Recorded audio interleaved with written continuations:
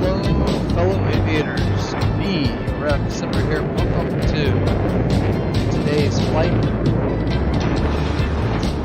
between the island of Saipan. We're heading over to Japan today, Fukuoka, and you can see there's some sort of a fighter jet. I'm guessing that's an F-18 that just took off out of Saipan. Watching them do some pretty wild maneuvers up here in the Northern Mariana Islands. So great to see that. That was a nice surprise. And here we are at the runway. It's the airport here. You can see there are 2 runways. However, they only use 6 runways 6 and 24 for taxiing. So one of the cool things about today's flight is we're going to be checking out the new GSX Pro MSFS DreamWorks, and I'm starting us cold and just in the airplane, so you all get to see what it looks like if you just load up straight away into the airplane without anything else already set up. So we're going to be doing a full pre-flight, full check today, and I think it'll be a lot of fun. I know most of my streams so far I have been I've already had the aircraft fired up, ready to go, and we've gotten straight into the brief and left. Okay, so I am going to be kind of doing a live review of GSX Pro, and you can see a nice thing here. You got the jet bridges that have the airline logo on it. Looks like there are a few scenery issues going on over here to the right. I'm guessing that's a glitch or a bug. It was not like that when I first loaded the sim up, so not sure what's going on there. One thing I did learn, so in the PMDG 737 you cannot get the GPU card that the GSX Pro brings. Does not give you any electrical power. It'll say ground power unit is not functioning. So I went into the MacDo here in the PMDG and requested the GPU cart. So that's just a technique that I learned earlier today, really. I was playing around with this just to make sure it wouldn't be a complete disaster on the live stream. So just waiting on the GPU to hook up, and good, we have some ground power available. Let's go ahead and get let's get some power on the aircraft. I did check and make sure we had the landing gear lever down and the AC hydraulic, the electric hydraulic pumps off. And we have good frequency and voltage on the ground power. Let's go ahead and flip that on, and we'll do a quick the logo light on, get the position lights on to steady, go ahead and get the IRSs into nav. It's going to take a few minutes for that to warm up to where we can get the IRSs aligned. But for now, let's go ahead. We're going to open up the GSX menu, which is up here in the toolbar. And we're going to operate the jetway. So that's going to bring the jetway down to the aircraft for us. And there it goes. You can see there's our gate agent driving the jet bridge down here for us. And once that gets connected, I'm going to go ahead and open up I'll go ahead and open up the left forward entry door now, just so we have that. And okay, so that seems to be connected. I am going to get us some conditioned air. It's pretty hot here, and I'm going to wait to start the APU until later. So air conditioning unit is on its way, which means we need to turn the recirc fan into off. That's one thing that's important when you have the external air hooked up to the aircraft. Just going to help the air mix a little bit better for those purposes. All right, we should have a chance to get the IRSs aligned now. The database is good. It's August 11th through September 8th. We're currently at August 20th here in Saipan, and our Papa Golf Sierra November is the airport identifier here for Saipan, and get our GPS position, and we'll drop it in right here. And now the IRSs are aligning, which is good, and you can get a good idea of how much longer they're going to be aligning. Right here, 5 minutes until it's aligned at this latitude. So the amount of time it takes does change with latitude here on planet Earth. So Saipan's gonna take us about 5 minutes, which that's good to know. Let's go ahead and get the fuel. I know it likes you to go ahead and get the fuel loaded before anyone boards the aircraft. Refueling truck is on its way. It gets kind of angry at you. Please don't load aircraft until the fuel truck arrives and ask to do it. There you go. See, please don't load the aircraft. It gets pretty angry at you if you try to. So while that's on the way, I'm actually going to start loading in our flight plan. As of right now, no controllers are online here, but we do have Oakland's radio is online, so we should have Oakland Oceanic once we get out over the ocean. So we'll do a cell call check with them. We're getting ready to enter the Class 2 navigation airspace. Alright, so we have our Posinet in. Papa Golf Sierra November is our origin. Destination, Fukuoka is Romeo. Fuel truck is in position. Juliet. Please use your Foxtrot, airplane Foxtrot. fuel system to set the desired fuel quantity. Okay. We can put the flight number in right here, and then I'll go do that. 1956. Alright, so our planned fuel today is 26,874 pounds. I'm going to load us up at 26,900 pounds. I don't know what is going on there. There we go, 900. Alright, it wants me to put that in there. So I guess I just kind of like instantly loaded it. You can see we have a lot of the ground personnel showing up now. That's really cool. They are ready to work. Okay, well he just drove right off. It says refueling completed. Well, we have fuel. Guessing there's a way they're supposed to hook up the fuel hose to the aircraft. Huh. Well, we'll, I'm sure, I would imagine a lot of this stuff is going to get better as they work out some of the bugs now that a lot of people have access to this GSX Pro. Well, we do have fuel on board now. Let's go ahead and get the boarding process started because that is going to take a little while. We're due out at 30 past the hour. So you can see we're already at 59. So we have about 30 minutes until we're supposed to leave. So request boarding. Boarding requested. And we also need to go ahead and get our catering done too. So there, requested catering service. So we should start seeing the catering trucks, and there go the baggage handlers heading over to the cargo bins. Excellent. All right, let's continue loading our flight plan. I'm actually going to pull it up here so that you all can see it on your end too. Let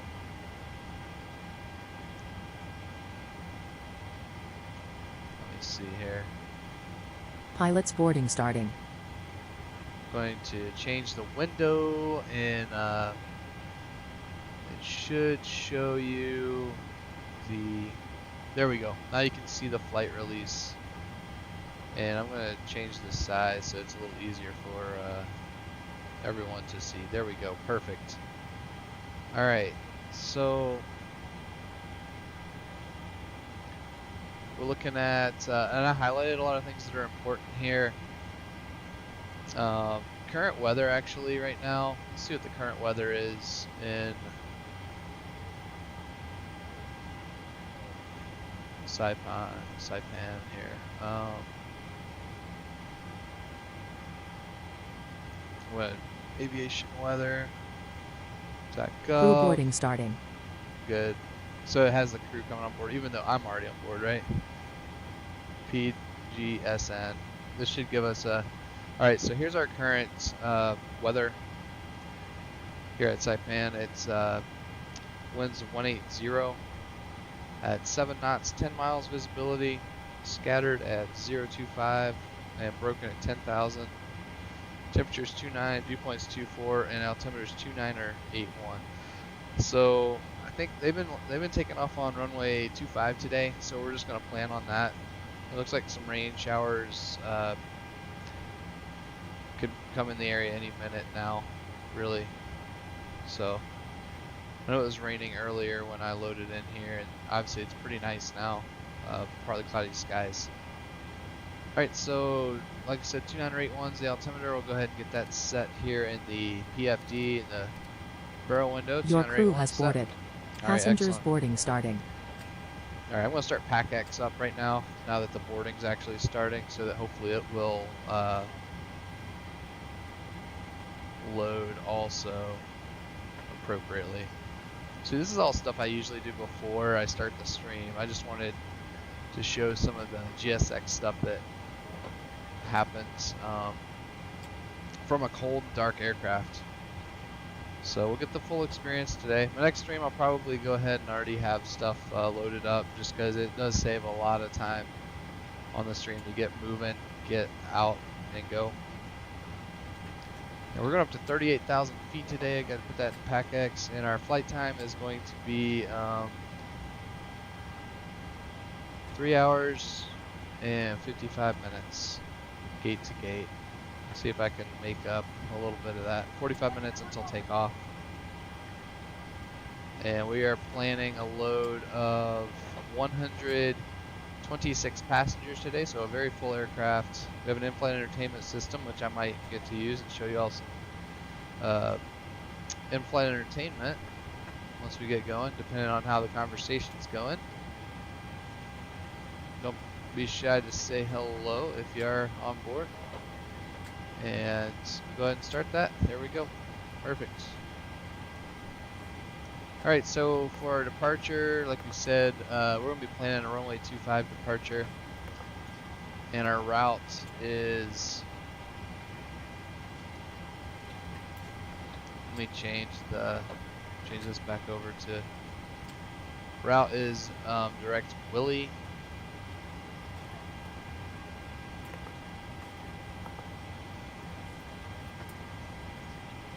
And then, or Wiley?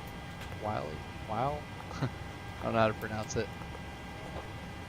So Willie, and then direct Shaw's. And Golf 339 to OSTEP. So my goal is to be done with all of this, all the checklist, and the briefing by the time they finish boarding in PAC-X. So that's the goal here, just so you all are aware. And arrival into Fukuoka is going to be the Malt South. So Malt SS, and we'll plan the ILS to 16. That's what they're planning today out there. So routes, let's make sure that all looks good. Willie Shaw's, we'll verify that in the briefing. Perfect nits. Actually do need to get that all set up. So let's go to payload. Like I said, we're planning 126 today, so there's our 8 in first class, 118 in economy.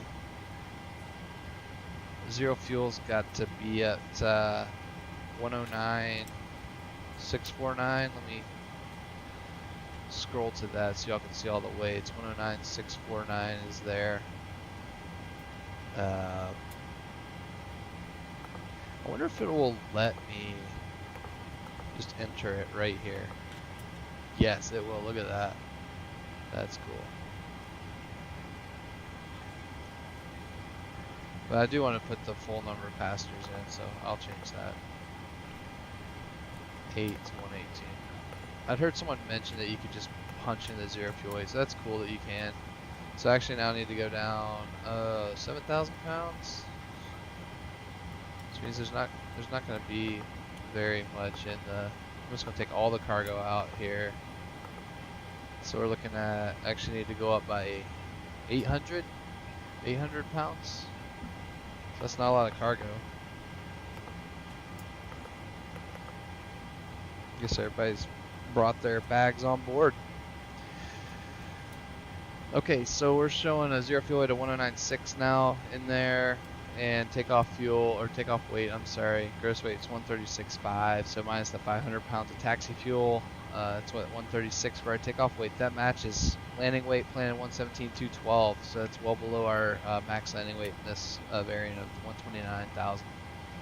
Alright, so that's all set. So let's go ahead, we can enter our zero fuel weight in on the perfect net. reserves today. So how we're going to calculate this, we actually do have ETOPS procedures since we're extended overwater operations. I'm actually going to look at our remaining fuel that we want to have when we get to Fukuoka, which is 7,563 pounds. I'm going to subtract 1,000 from that. So I'm going to say 6,600 pounds is our reserve fuel today for our flight. So that's how I determined that. You do have some flexibility in determining that, but that's just what I use today. Our cost index is 57, so put that in. And we're going up to flight level 380 for our cruise altitude. Cruise wind is showing 336 at 4 at top of climb. So that can change. And our transition altitude here in Saipan is standby 1 second. Well, I look at that on one of my plates here.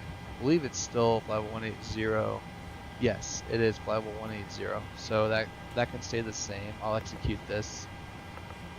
N1 limits, I'd already calculated this in Top Cat.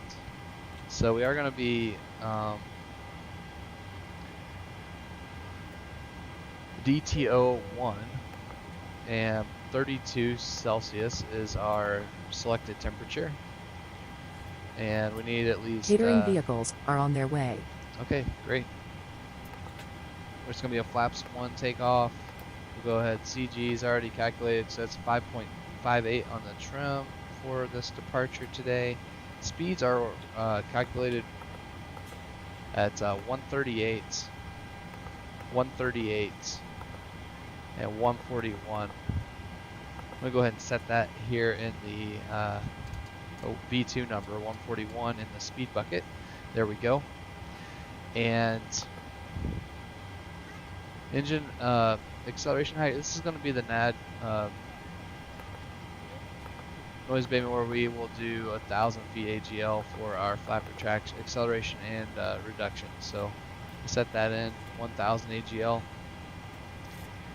And for the engine out acceleration height, I'm also going to plan on the 1,000 feet AGL if we do lose an engine. So that's all set. All right, cool. We got all of that going. Let me switch back over to the doors. I think some weird stuff happens with doors in okay, we'll see what happens here. Weird stuff can happen with the doors with the GSX Pro. But here's let's take a quick look outside at what's going on. You can see the catering trucks have arrived. Looks like the bags are all loaded. So I'm gonna go ahead and close the forward and aft cargo bins. Whoa, see all that going on? Just gonna let them do what they're doing. It automatically will open the doors for you. I don't know that it automatically closes them. So I'm gonna close the cargo forward and aft. There we go. So you can see those are closed now. Let's continue with our flows. I think here, if we look here in the back, we can see there's our catering truck. It's open, it's connected, and I think we'll see the guys going in and out. Yep, there they go, in and out. That's very cool. You can actually also see passengers as they're boarding when they come down the jet bridge. I don't know if we're let me see if I can get out to where we can see that.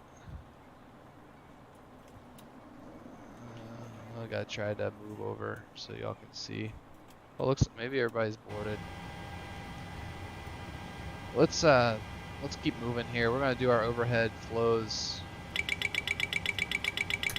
Gotta do some of the first flight checks. Hold this stall test number 2 down for 5 seconds. That's part of a reset. Okay, passenger oxygen looks good. All these switches are in good shape. All the IRS lights are good. I'm gonna check the leading edge device lights. Perfect. Fuel damper on. We are gonna be. We definitely have fuel in the center tank today, so we'll keep that in mind. And I'm going to check for any electrical faults, especially since I know weird stuff can happen in the PMDG. I have the failures enabled, so there could be all sorts of weird stuff going on. I don't want to be stuck out over the ocean with a crazy failure of some sort. Alright, after holding down the maintenance button for however many seconds there was, no fault stored. Okay, good. Everything looks good. And we'll move this back to ground power. Just keep moving up and down. Need to arm the emergency lights. We'll go ahead and turn on the fasten seatbelt signs. Let's go ahead and do our window heat overheat test. I haven't done that yet today. It's the first flight of the day, so we'll overheat. We'll have to go back to that in a bit. Brake temperature are down. I'm going to turn on the hydraulic B pump for a bit just to get that up. Actually turn both of them on and go ahead and check the hydraulic quantities really quickly. See what that's looking like. We're at 80 and 92, so it's a little low in the A system actually. But still legal to dispatch for oil quantity. A little low on the left side, but we're still legal, so we'll keep going. And let me switch to 6 view here. And then we'll turn off the B pumps. You can see we have pressure now for the brakes. It'll hold for a little bit. Test our cockpit voice recorder.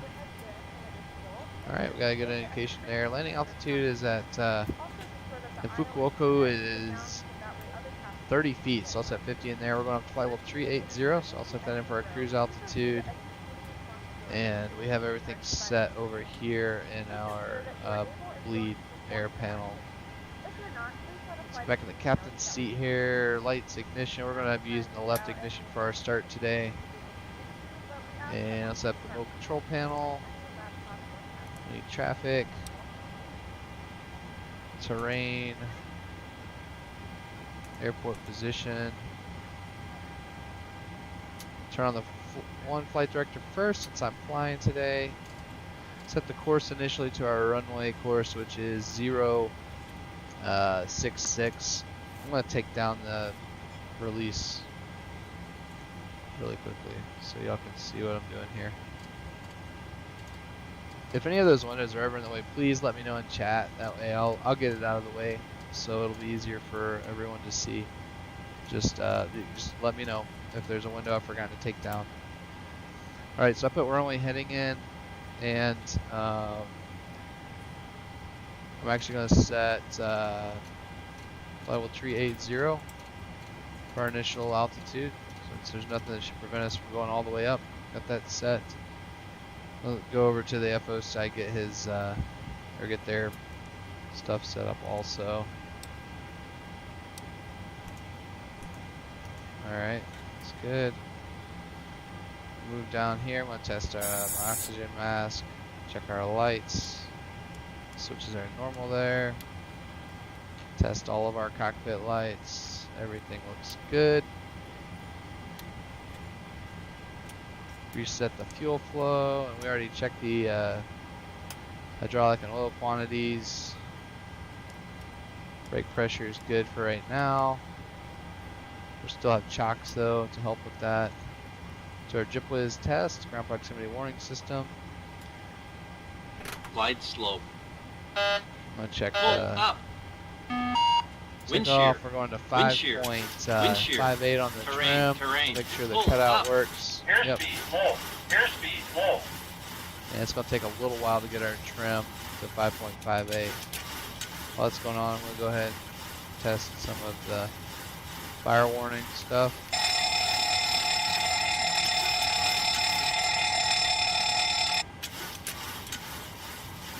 Well, we'll pass 5.58. Let's go down here and let's check the squibs for the fire extinguishing bottles. Okay, those look good. And the cargo bin fire test, that's going to be very important today.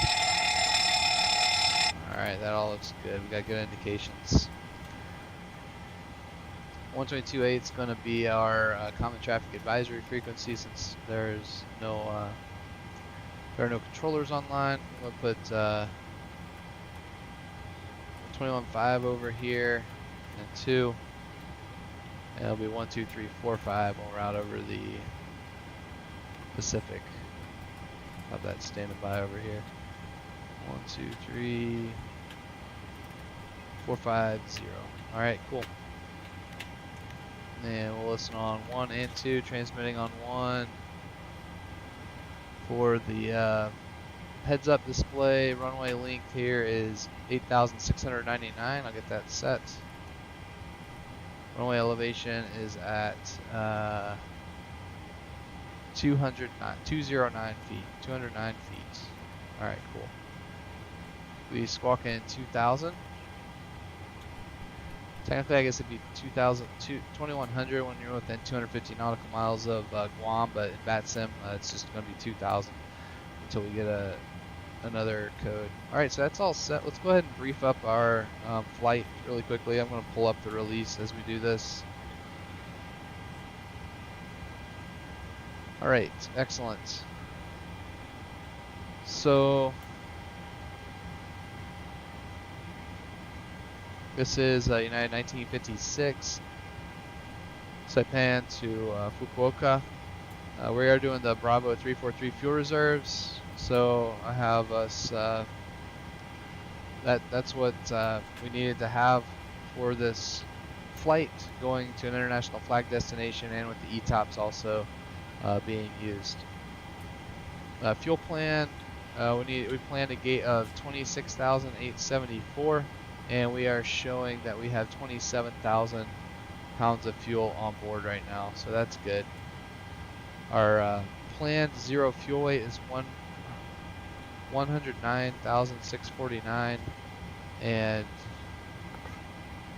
we are showing currently that we are at 109.6 and 136/8 the gross weight, so we're taking off at 136,000. So that all matches, that's all good. NOTAM wise, actually first before we get to that, it's the MELs. There are no MELs that the dispatcher was aware of. Let's double check here on our PMDG menu. Make sure there's nothing being shown as failed. Yep, no active failures, so it is a good aircraft. Mechanics haven't been doing anything here in Saipan. NOTAM wise, not much that should affect us today. I went through it in the crew lounge earlier. Here in Saipan, just if we did have to come back to land on runway 6 or even runway 24, the pulsating steady visual approach slope indicator's out of service, and there's also a distance remaining 5,000 foot distance remaining sign out of service on runway 6. In Fukuoka, the airport in real life is actually closed right now. That's not going to affect us in the sim today, but just something to be aware of. That's what most of these NOTAMs are referring to, is that the airport is closed. They're redoing the runways, taxiways, everything.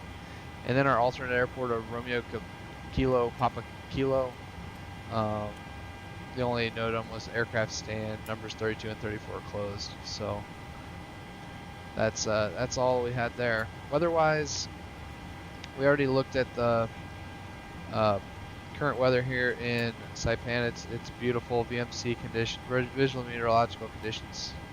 In Fukuoka, forecast is calling for really light rain and thunderstorms, few at 10,000, broken at scattered at 1,500, broken at 2,500, and few at 2,500 cumulonimbus temporarily during the time we're going to get there. And becoming winds 150 at 12 knots. So, and then there's still a chance of thunderstorms all throughout the day. So there could be some weather up there, light rain showers right now in the forecast. So we do have an alternate of Gimhae International. Weather there forecast,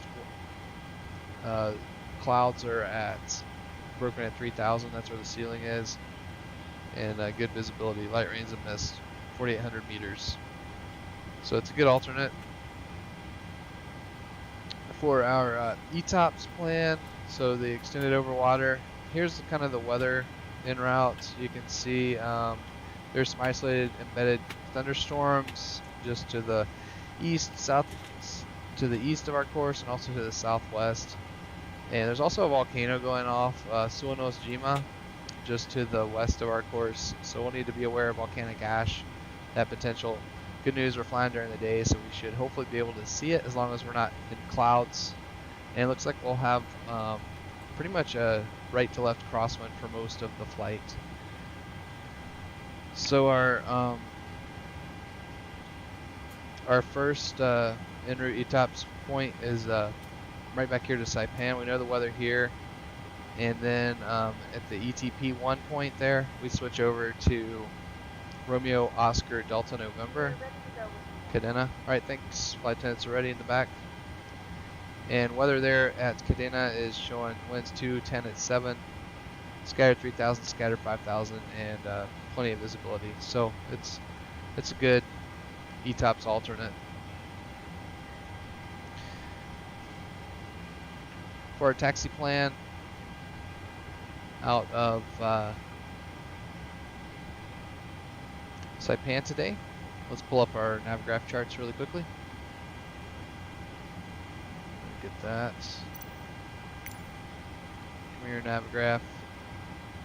So we're due out in 7 minutes. That's when we need to have our brake release. Saipan, here's our taxi diagram here. So you can see runway 624 open for taxiing only. So we'll push back, and I'll probably get us tail to our left, and we'll taxi out Charlie onto runway 624, back taxi 24, and then echo over to 25 and take off.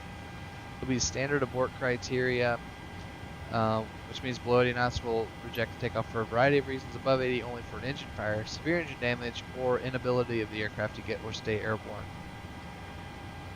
We'll more than likely come back here to land if there's a problem. Weather should be good.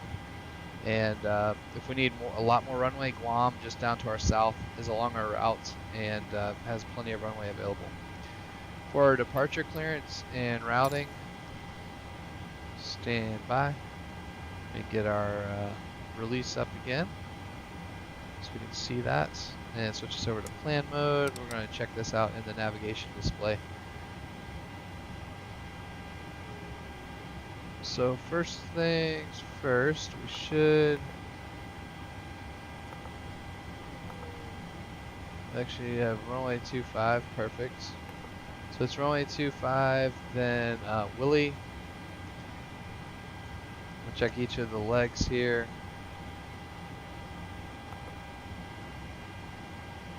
Shaw's, Riddle. Need to pull it down on the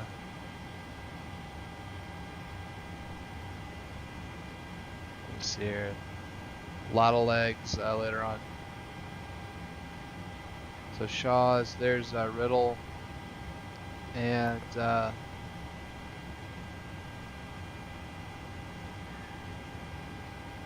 Nats, Pacto, Sabgu, Kenai, Big Sack, Hideck, Volsack, Mimod, Agika, Kalgu, Lukra, Nakatane. Maybe pull to the next page for you all. There we go. Nakatani, which is Tango Golf Echo, Kagya, Tozak, Kinko, Kagoshima, Sapis, Sasik, Hainag, Fugan, Tame, Omuta, Ostep, Honok, Ameo, Kia, Noko, Maltz, and that's the approach to runway 16. So we're showing a total distance in here of 1,526 nautical miles, and our planned distance is 1,557. So that is very close. So that will work. That's perfect. Let me put this back into map mode. 10, and only obstacles we have off back to our northeast, there's a mountain that goes up to 1,500 feet, so we'll be aware of that. Stay away. And transition altitude's flight level 180. We did have that set. And automation.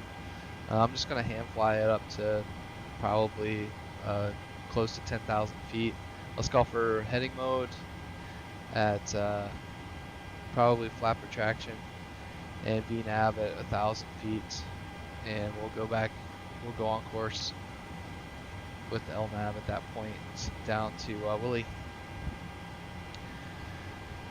Okay, let's go ahead. We do have the Class 2 nav ETOPS checklist that we need to carry out today, since we are going into Class 2 airspace, which means we're away from those ground-based navigational aids like VORs, because we'll be out in the middle of the water.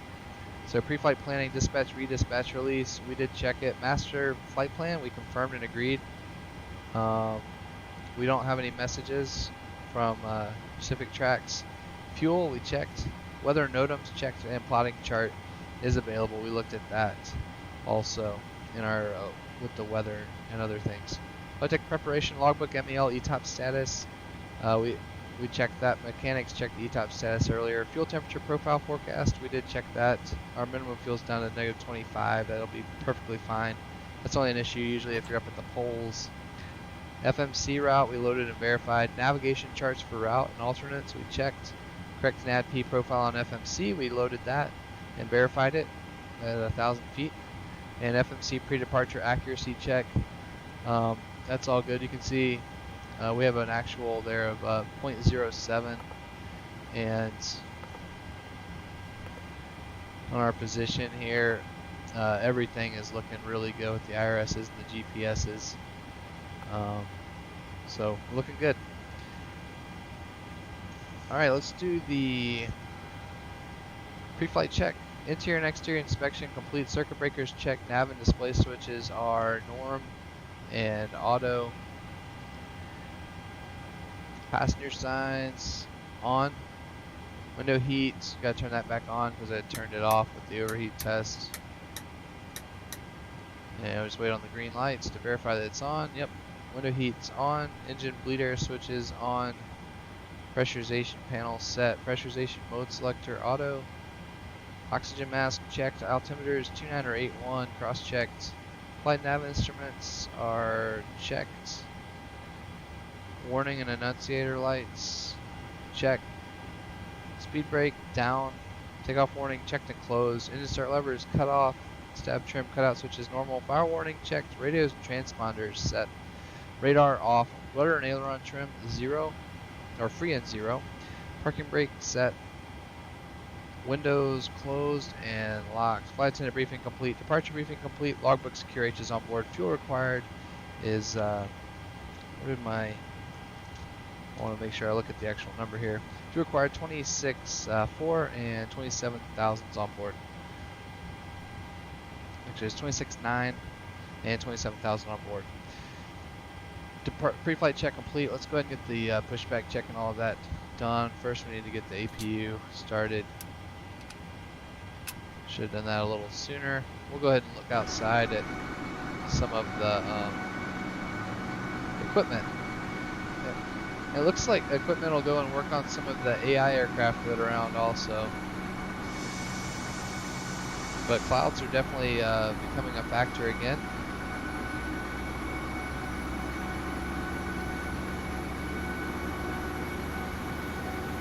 And I can hear the APU starting up. Look, so the doors are still open on the where the catering trucks went. So let's go ahead and get those closed while the APU is starting up.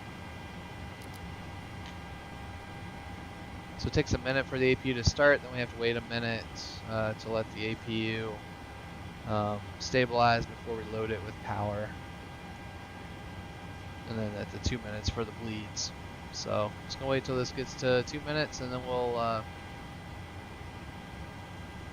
be able to get the bleeds on and get the doors closed, get everything disconnected, and get out of here. Let's get these doors closed really quickly for the catering trucks. They forgot to close the doors. There we go.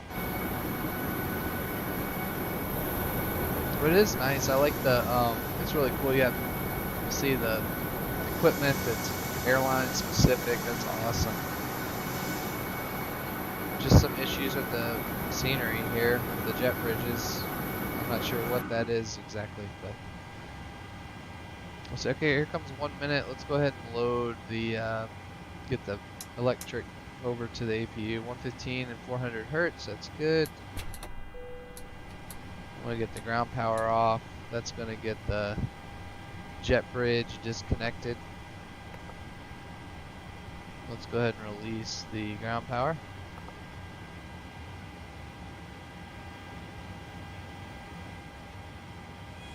There we go, jet bridge is off. And release the air conditioning unit. Looks like we're leaving a couple minutes late, but that, I think we can make it up in the air.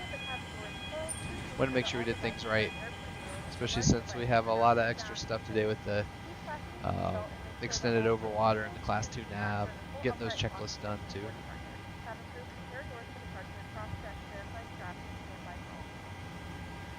Alright, there's our 2 minutes. Let's go ahead and get the bleed switched over. Alright, let's close the door.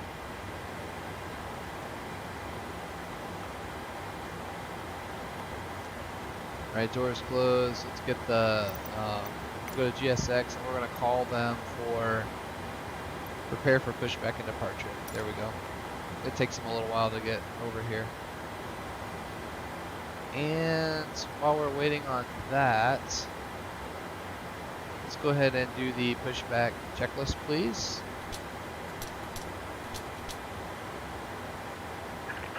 Hello, Captain. We're ready for pushback. Alright. I think I have to remove the chocks myself. Yes. Okay.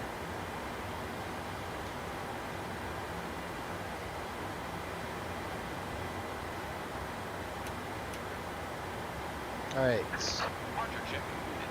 Bypass pin inserted. Raj, let's take a look at what they're doing outside. Yep, I see them there. And here comes the pushback tug hooking up.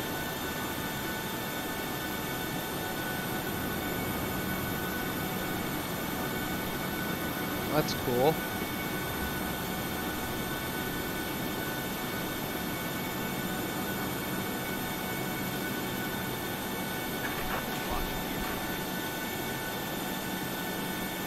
Alright, he's up there in the nose wheel area. And it looks like they're gonna raise up the bar, maybe? Potentially. Oh yeah, there he goes. He's pumping it up. That's awesome. Alright, I'm gonna do a quick edit pushback. So this is cool because you can actually edit where you want the aircraft to be pushed back, which this is the first one of the, I think there was one other software that was out there that would let you do this, but you just use the arrow keys here. You're basically in drone mode for the view control.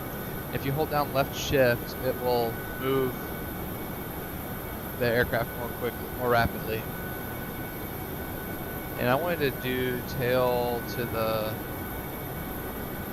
left.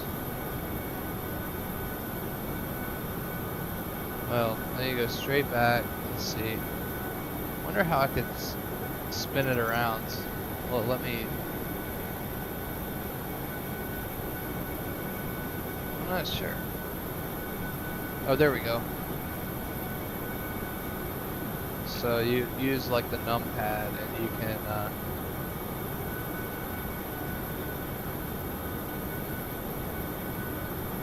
okay, if you use like the number 1 and the number 3 on the numpad, it will let you turn the nose.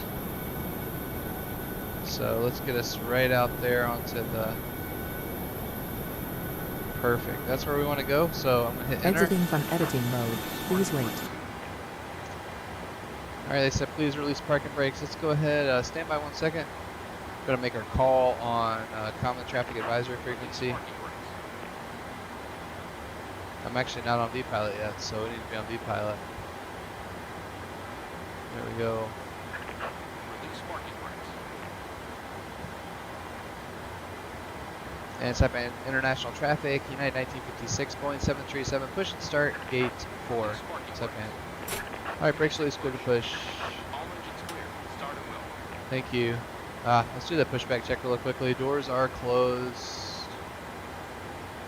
Hydraulic panel set, fuel panel set, flight deck door closed and locked, and transponder. Pushback check complete. Start 2, then 1, please. Turn the packs off. Here we go. They said we're clear on both. Awesome.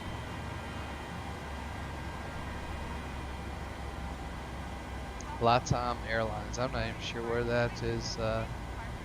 Never seen that airline before.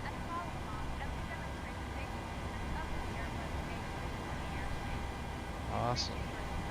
There's N2, oil pressure, N1, EGT. Let's go ahead and get some fuel in there. Fuel flow, light up. And the engine valve closed, spark valve closed, lights went off. That's good.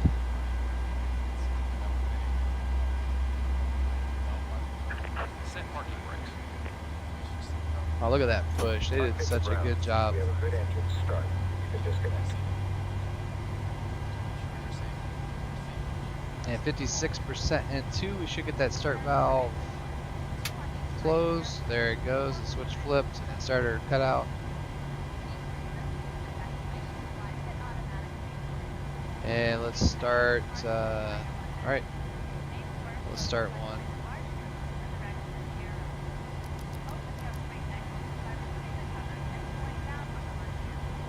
And 2. There's Mariana. Unlocking gear. Oil pressure, N1, EGT. Let's wait for 25% N2, then I'm gonna throw the fuel in. Here we go. There we go. Fuel flow, light up. Tow truck disconnected. Bypass bin removed. Cool, there they are, they're moving away. Left is clear. Right is clear. Thank you. And 56%, we should have the starter cut out.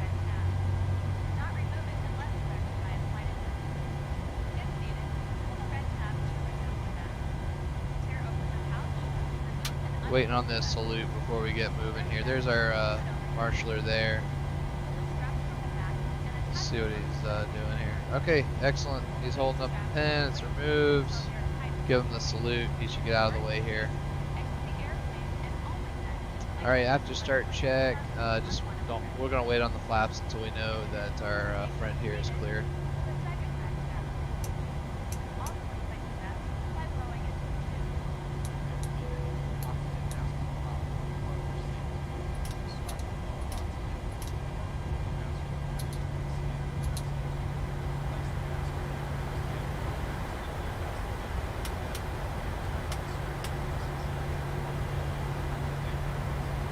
Alright, there he goes. Flaps 1. Watch your knees. Do the control check really quickly.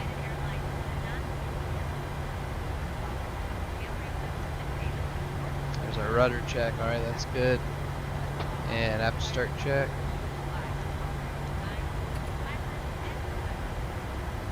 Generators on, Pro Heat on, anti-ice standard, air conditioning panel set. Recall check, auto brakes R2, after start check complete. Here we go.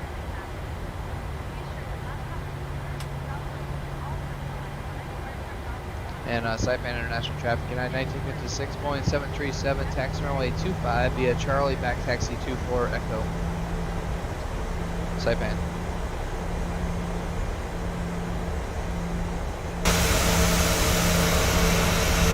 And we are heavy. I gotta get a little more thrust in here to get us moving.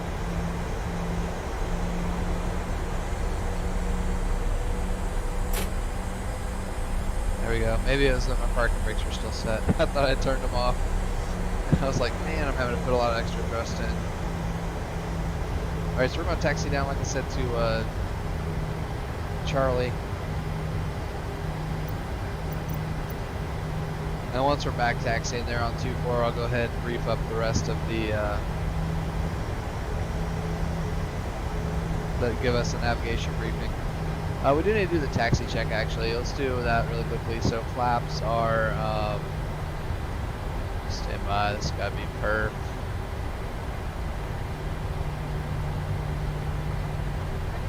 There are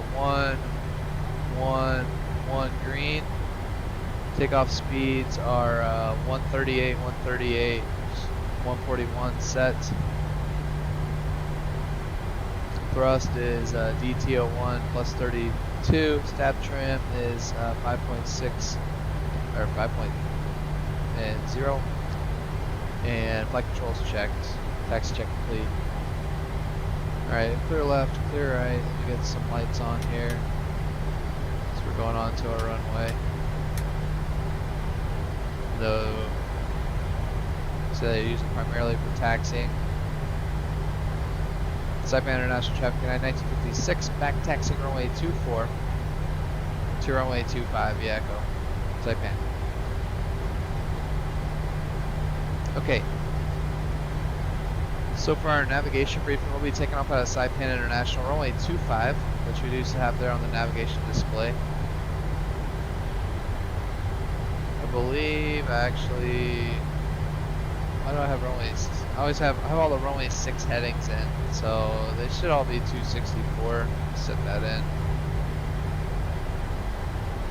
I'm sorry, I got confused there. It's getting late where I am. 066. We are going to runway 6, so we actually have the wrong runway in the Mech 2. That's why you do these checks. We're taking off runway 6, right? Or no, 25. I'm sorry. We're taking off runway 25, so that is correct. So I'm going to set in our departure course of 246. 246.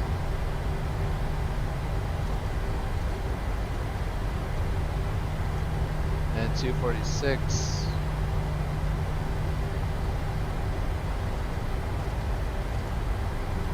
Alright, that's all set. And we'll just verify our takeoff data, make sure that was all correct.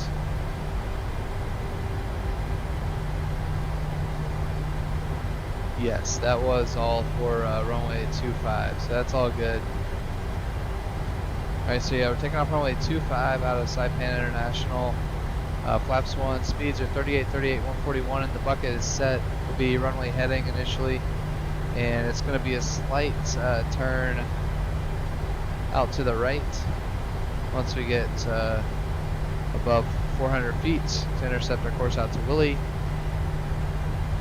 We'll do flap retraction and VNAV at 1,000 feet. LNAV at that point when we turn on course, and standard abort criteria. Likely leave the continuous ignition on until we get it clear of all the clouds, and we will also be having a transition altitude flight 180. Minimum fuel for takeoff is 26,374 pounds. We still have 500 to burn off before we get to that point. Any questions? No questions. Let's go ahead and do the. We'll stand by on the before takeoff check. I'm going to go ahead and get the continuous ignition on though.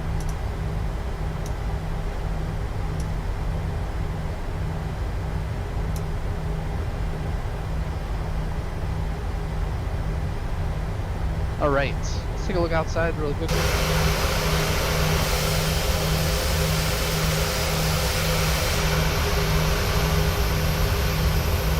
Yeah, clouds definitely kind of descended on the area here. And it looks like Oakland radio is still on at 130.8. So let's put this in standby on 1. We'll check in with them after a little while. Alright, we're getting to the end of the runway. Let's go ahead and do the we're turning off at the end here on Echo to 25. Let's go ahead and do the before takeoff flow.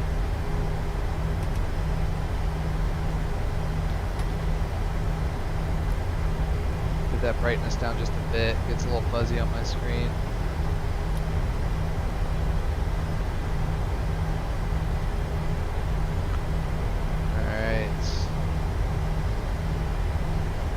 we go.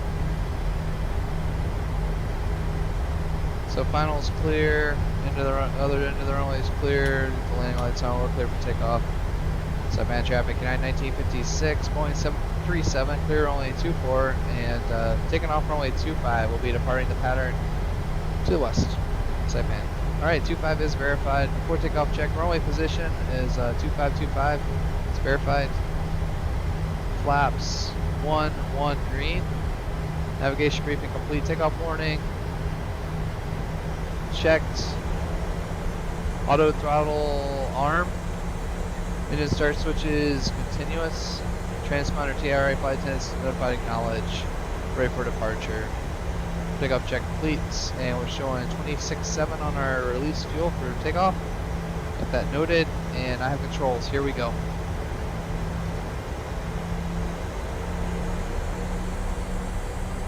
Alright, there's our 40%. And Toga, N1, Toga. And check thrust.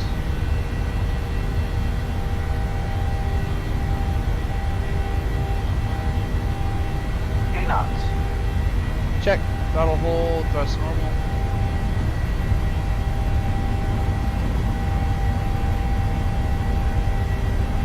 VT.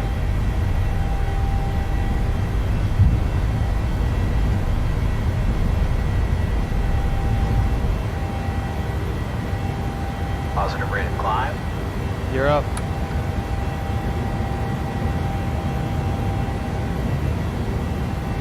We are heavy.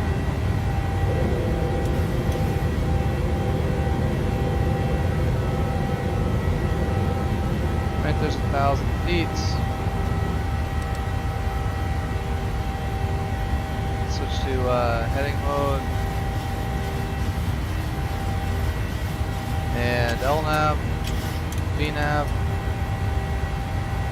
And a quick historical note right off our nose.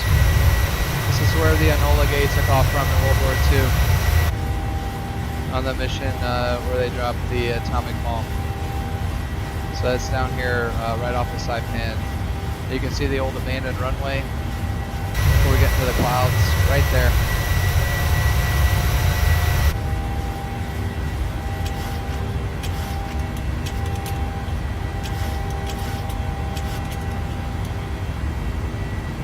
Yeah, HUD's coming up. LNAV's armed. Flaps 0.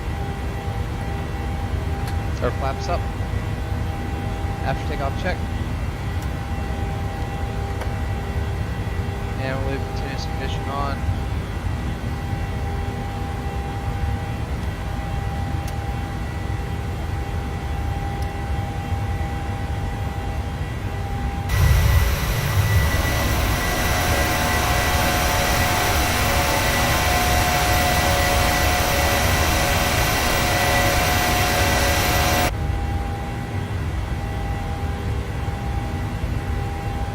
Taking a quick picture of the airfield there. Looks like we do have somebody on TCAS 20 miles out, right at our altitude. We should be climbing up above here very shortly.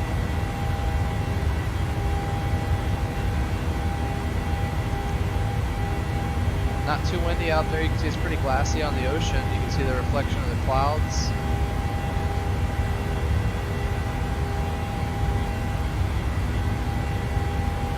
And for our after takeoff check,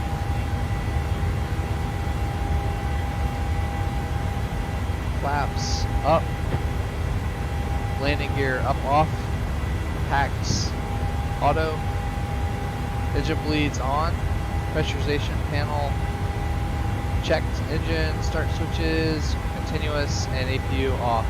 After takeoff check complete. Alright, autopilot's coming on now. There we go.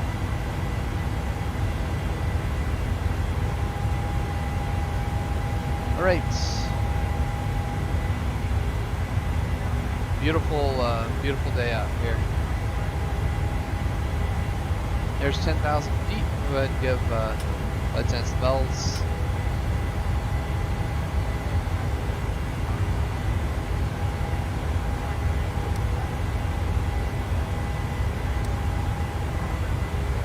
accelerating now.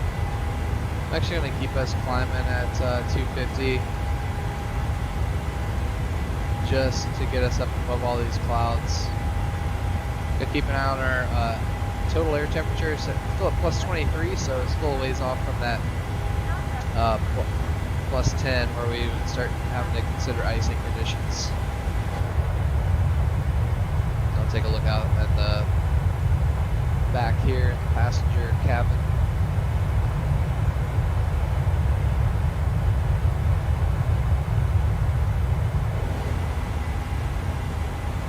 Alright, looks like we're starting to break out now. And that'll let us get back to just a typical VNAV speed. Let me take a look up ahead really quickly. Oh yeah, it's looking good. So we're gonna go back to normal VNAV speed. Perfect.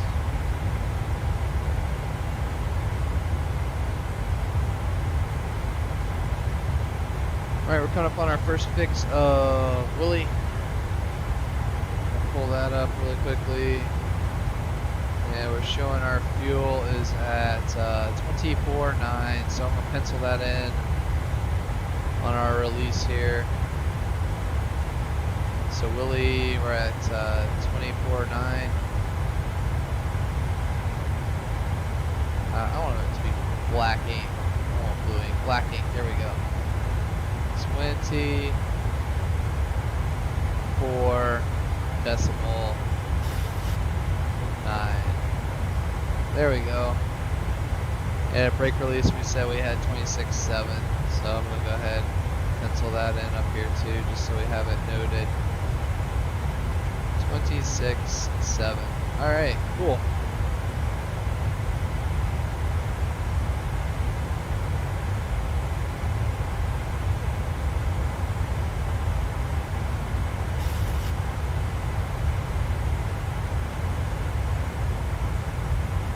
Trying to see if we have any other islands that are visible at this point in the trip. I don't know that we necessarily do. I am going to go ahead and get a quick check on Willie off of the, I'm going to check one of the ground-based navigational aids, which is at Guam. You can see here.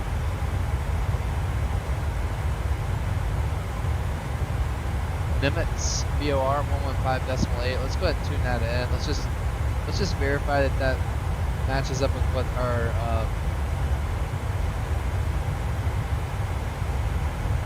FMS is, our McDo and everything is showing. It's showing a radial at 014 there. 013, 014. And let's just look at some of this stuff here.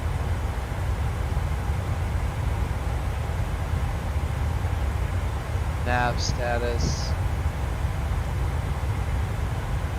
158. Scanning DME fail. It's probably because of the distance. We're showing 91.1 there, 91.0. So let's see if I put in UNZ, what's it going to show on our GPS? 90.5, so it's like 1/10 of a mile, so that's looking good. Alright, sounds like we just got a ping. This is an automated message to confirm CPDL to ZAC. Of course, we changes. Let me tune in 130.8 and let them know cell call check was good.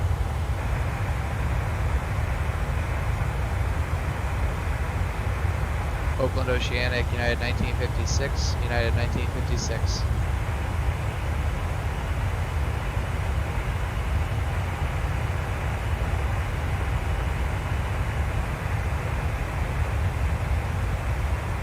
It's actually Oakland radio, but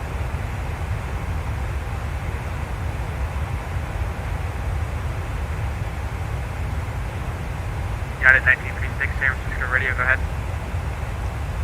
Yes, United 1956 cell call check was good.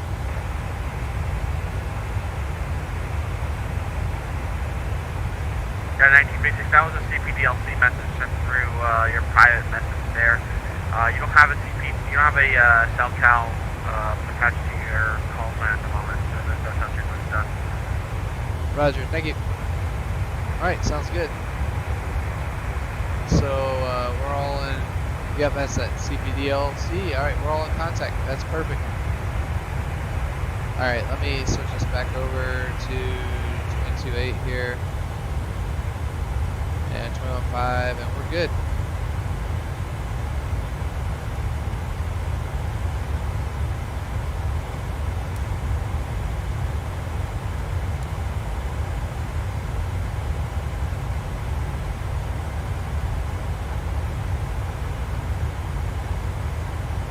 And we'll get our range out just a bit here.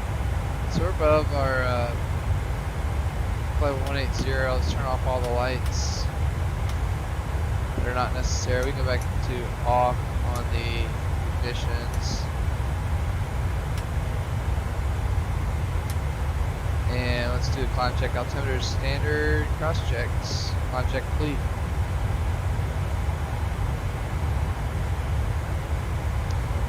I don't know why I was thinking I needed a cell call check. I think I'm thinking of the Atlantic, across the North Atlantic. So everything's just digital off that CPDLC. Never done that in real life, but it'd be cool. Alright, 115.8. It's just going to keep showing us where that is. 356 radial. 85 miles out now.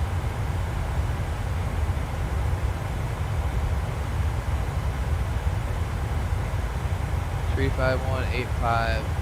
Huh, that's cool.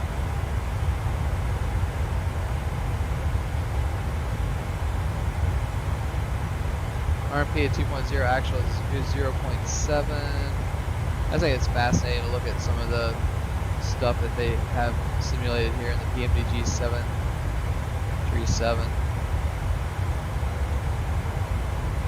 And all of our IRSs, GPSs, everything's within like a tenth of a degree of each other, which is good.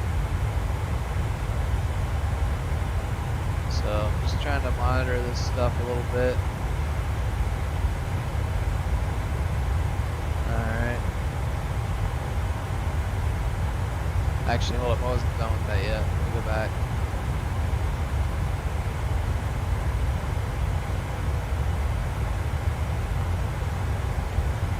Nav status, that's what I wanted to look at. Cool.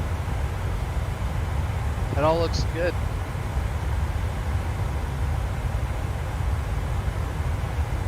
Alright, so let's take a quick look at the plotting chart. Basically just our navigaph plate here. So we're going all the way out to Shaw's out here, and I think that's just continuing straight out to that. Alright, let's take a look at our flight release really quickly. Our paperwork. We're going to have a little bit of work to do. So once we get to Shaw's, we're going to be entering Class 2 airspace. So what do you need to do? Some of these checks. Magnetic compass deviation check. Gross nav error check. Slop in. That's something we're going to do. We're actually going to, it's a lateral offset procedure. Just to keep the aircraft in those areas that don't have any radar coverage. Offset from each other so their wake, all the turbulence coming down from the aircraft isn't hitting the other aircraft behind, and just there are a variety of reasons to use that. So we're gonna, you always offset to the right. We're gonna plan to do 1 mile right today, so I am gonna set that in down here. Go ahead and try to get that set up for us.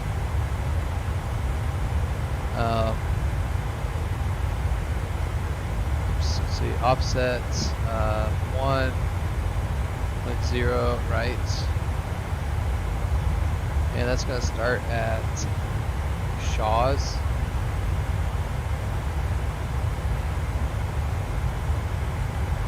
And let's see, where does that end? So see, we can go ahead and program this in. So we exit Class 2 airspace. Looks like it.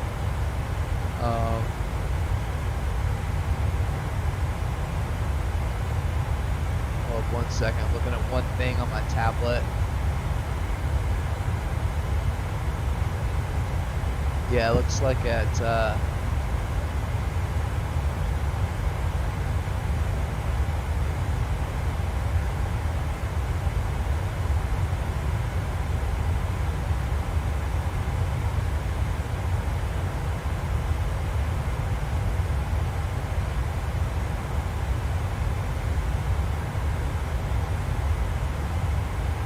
Olsek. So we'll put in Olsek. O-L-S-A-K. O-L-S-A-K. And execute.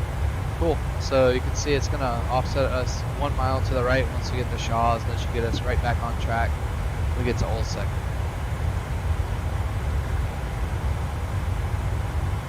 So that's looking good. We do have a Class 2 nav ETOPS checklist. We did everything on the before takeoff. En route prior to Class 2 airspace, we'll go ahead and do that right now. Oceanic clearance, if required, obtain and review. We didn't have to get an oceanic clearance, but we got the CPDLC check from Oakland Radio. Class 2 oceanic waypoints, we're supposed to confirm those, so let's go ahead and do that right now before we get so much farther along here. I'm going to pull that up because we're getting close to Shaw's, where we'll be beginning that. So we'll go to plan mode again and we'll check all of these really quickly.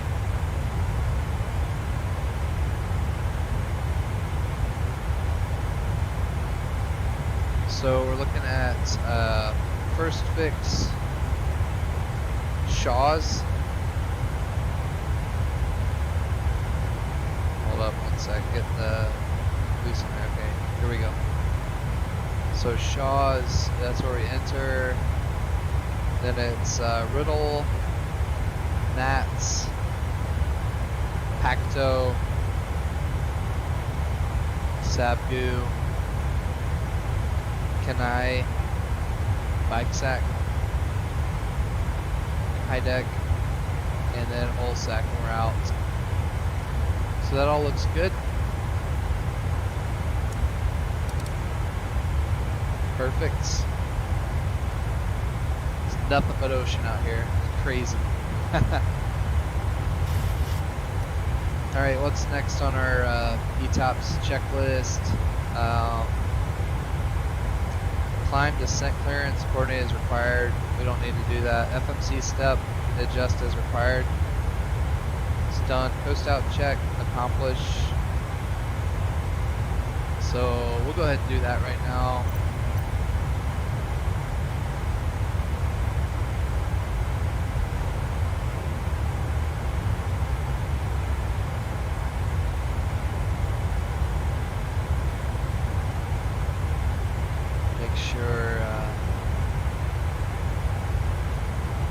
Alright, so we need to do the magnetic compass deviation check. Alright, there we are at Shaw's. We're showing a fuel of 22.9. Let me go ahead and write that in. 22.9.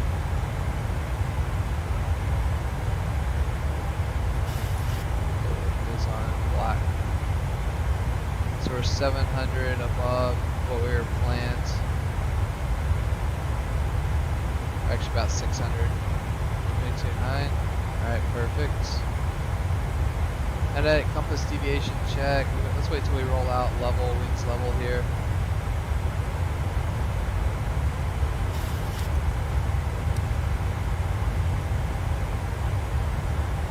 It's going to offset us 1 mile to the right, of course.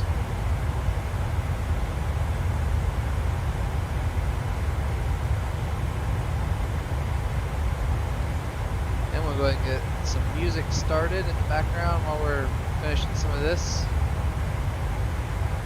So.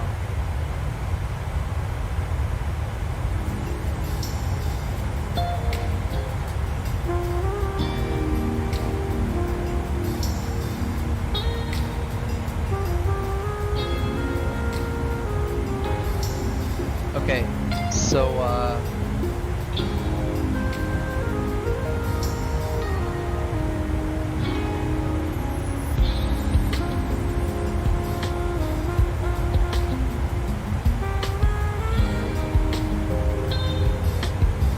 start magnetic deviation check really quickly.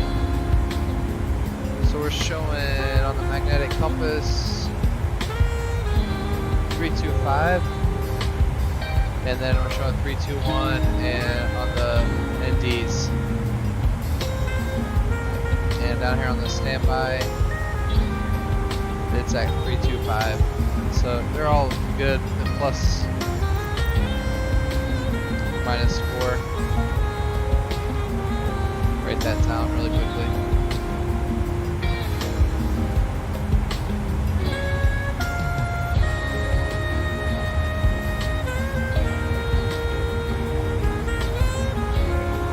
Nav error check.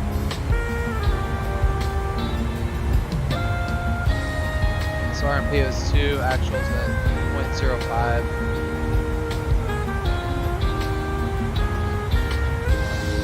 And all our navigation looks good.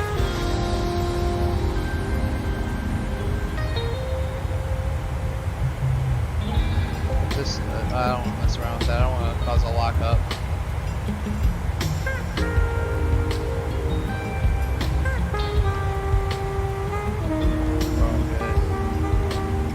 Alright, let's continue. What's the next item? IRU ranking nav source validation, that's good. Oceanic clearance. Looks like we're leveling off now. Actually, no, we're not. Man, climb for us 100.4, then 1. That's crazy. Huh.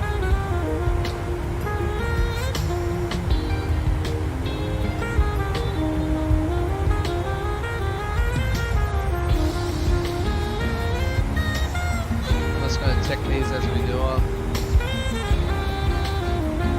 We got our clearance. We don't have to do HF frequency on CPDLC. We already got our checks in. Emergency frequency 121.5 is set. 2345 standing by.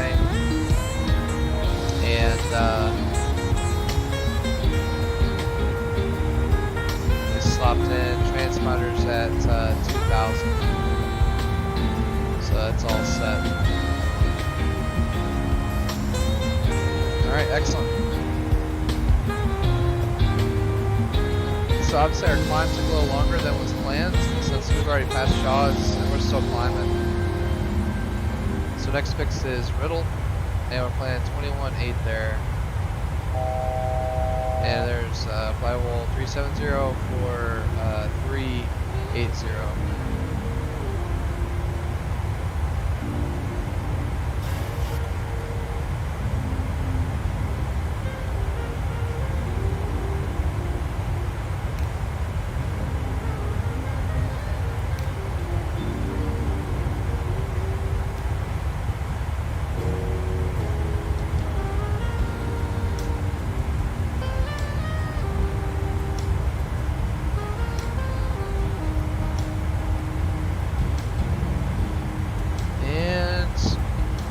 Capture here. I'm gonna keep an eye on the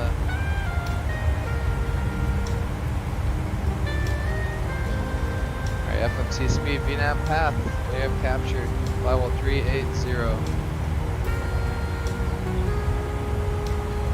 And we're showing 22.3 at the top of climb. So I am going to notate that release just so we have it.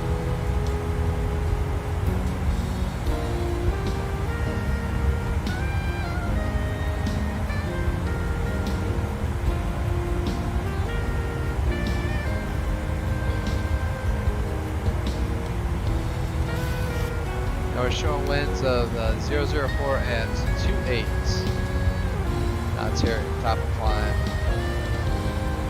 So a little stronger than what was forecast for this area.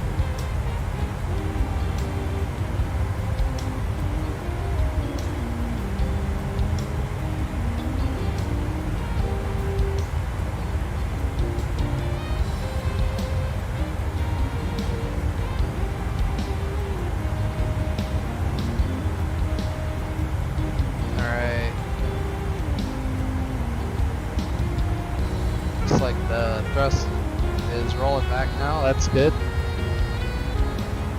because I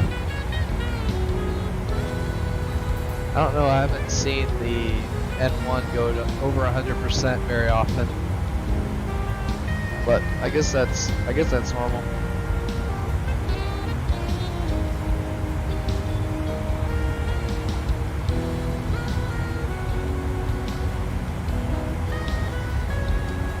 But we'll check in every now and then here. I think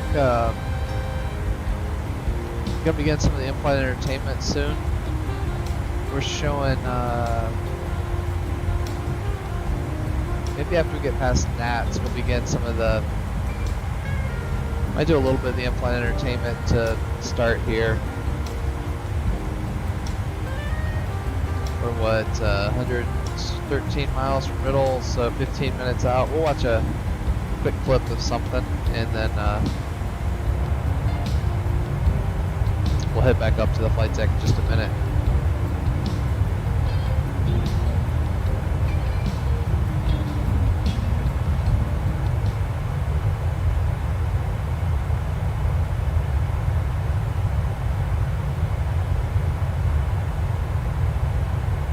So what we're going to be checking out, it's actually a, so I also like disc golf a lot. For those of you who might know me, might not know me, that's fine. We're going to watch some footage from a disc golf match in Columbia, Tennessee from back in 2018. I'm going to actually had a preview of the round of 16, so I'm going to play that really quickly, and then we might check out some of the action a little later on.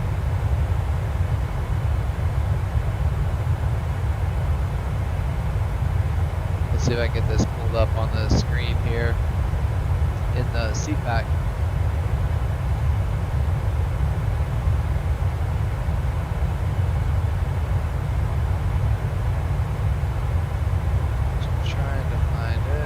It's going to be the, oh, that's why.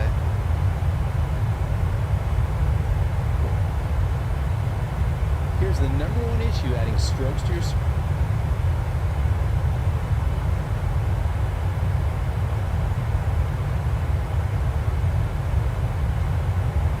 All right, here we go.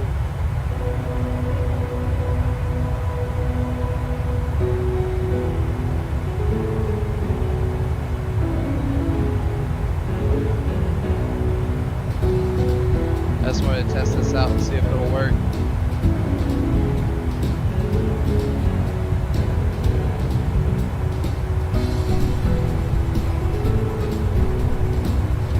Good afternoon, everybody, and welcome to Woodland Park. I'm John Dale. I'm here with Drake Abernathy, and we're here to talk about the upcoming 2019 U.S. Amateur Match Play Championship. We have a local bracket here at Woodland Park in Columbia, Tennessee. And, you know, I'm really excited about it. How about you, Drake? I think we've got a lot of good matchups this year. Excited to see. Yeah, so let's head straight to those brackets. Yeah. So up first, we have Ben Kelly and Swiss Afalter. You know, I think this is going to be a good match. It's the #1 seed, Swiss, versus the #3 seed, Ben Kelly. You know, they say, I think Swiss is one of the top 5 putter throwers on tour right now. They call him Swiss for a reason. He's got so many holes in his game, and I really see Ben pulling this one out. I'm going for the upset here. Okay, and that's... I think, you know, they're both about equally skilled, but, you know, I think Woodland Park plays it against him. Okay, well, next up we have Clint Wright and Bradford Watson. What do you think about that one, Drake? Well, you know, John, I think the only hope for Bradford Watson here is if they decide to do this match as a fist fight. I think that's his only chance of winning. Wow. Yeah, that could get a little bloody. Might not work out too well for either of them. I've seen him bench press 405 pounds. Okay, impressive. That doesn't help your disc golf game. Well, moving on. Next up, we have Jimmy Elkins and John Dale. So I'm going to excuse myself from this part of the conversation. Well, I really don't know if either one of these guys deserve to be in this tournament. You know, I think if John can make it past the 10th hole, Jimmy's so old, I think he'll start getting fatigued, and I think the later holes is where John can make his strokes, make his run on it. Yeah, I know I'll certainly just have fun out there and try my best. How are you doing? Next up, Blake, David, and Yeah, Dave this is a Clint. this is a The test. infamous I wanted to see if DP. this You would have a little work. bit of experience with him, Drake. I do. I actually played with him today, and it wasn't that impressed. He didn't shoot that well. However, Blake is currently injured, and I don't know if he's going to get better in time for the match. He might have to forfeit, and if he does come back, I don't think he's going to be at 100%. So, you know, this concussion might play a factor. Yeah, injuries are never a fun thing. However, it did work to Dave Clint's advantage a year or two ago when he beat you with his bionic arm. So, Well, you know, I don't consider that a loss. I mean, there's some cheating involved. I mean, I was paid off, you know, but we'll go on to the next one. yeah, there were a lot of other factors, there's including that. Bunzilla, but let's move on. Yeah. Next up, we have Darius Turrentine and Andrew Tester. What's your thoughts on that match? Andrew Tester, you know, that name really fits him because he has a lot of Tester putts, and he putts less than 50% inside circle one, and I just don't see how you can win like that. So I'm going with Darius there. All right, and then last but not least for the actual matchups, we have Grant Kelly and someone named Mr. Number One. Yeah, Mr. Number One, I hear he's a pretty good player. I think he is the Bubba Watson of match play. The Bubba Watson of match play. Have you been watching the Dale match play? Oh, I know Bubba is a great golfer. He is great at match play, and you know, I think Mr. Number One has the most experience in match play against, and I gotta say he's going to take it. But I think this is going to be the match of the tournament. And then also, there are 2 buys this year in the first round. What do you think about those buys and the fact that we have them? Well, you know, it's going to be Michael Tucker versus Seth Singleton in the second round. So I'll go ahead. I'll give the little sneak peek. I think my prediction. I'll go with Seth on that one. You know, Michael. I think his backhand he struggles with it. He's going to be relying on his sidearm too much, and I think that's going to cost him a match. Okay, well, great insights there, Drake. And we'll be back for second round discussions once all of the matches are played. We'll also be bringing you live coverage of matches when we're able to. But for now, let's send it over to Nigel Atkins, who has some NIT picks for us.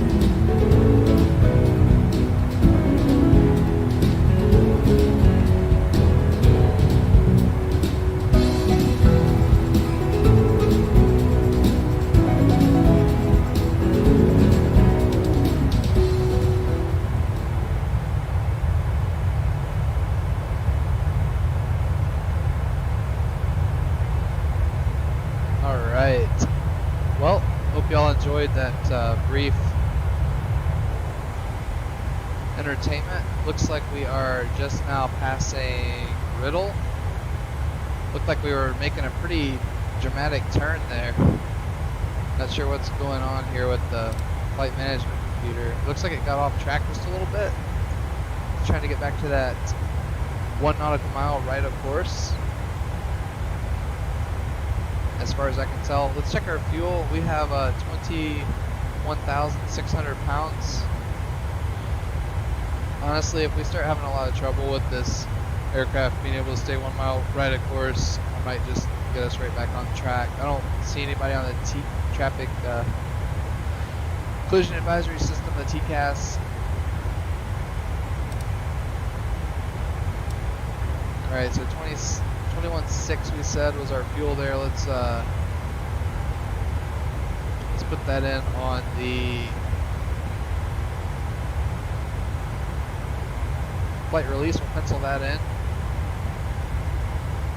So 21.6 at middle. So we're about 500 pounds over what we were planning to have. So we're slowly, looks like we're slowly burning a little more than what was planned.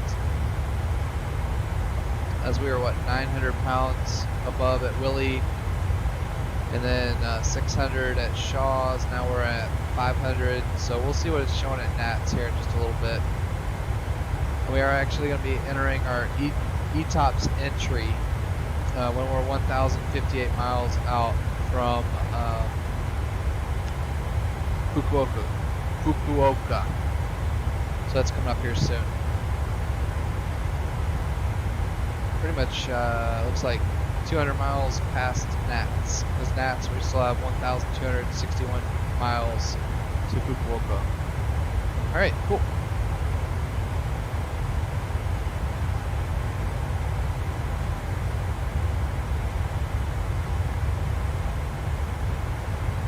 Get some music playing again in the background for the ambiance.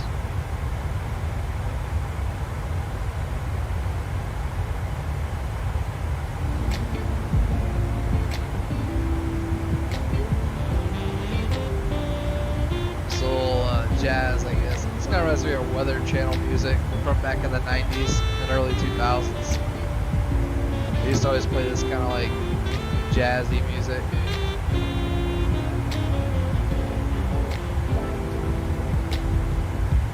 I actually had an older relative who he'd just leave the Weather Channel on all day and just have the music on in the background and just kind of like checking on what was going on with the weather around the country.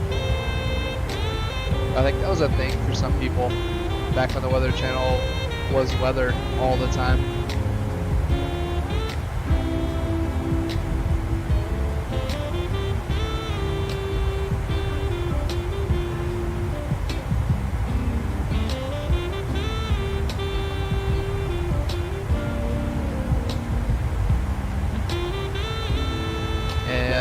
We're only 12 miles out from Nats, so that's not going to take long.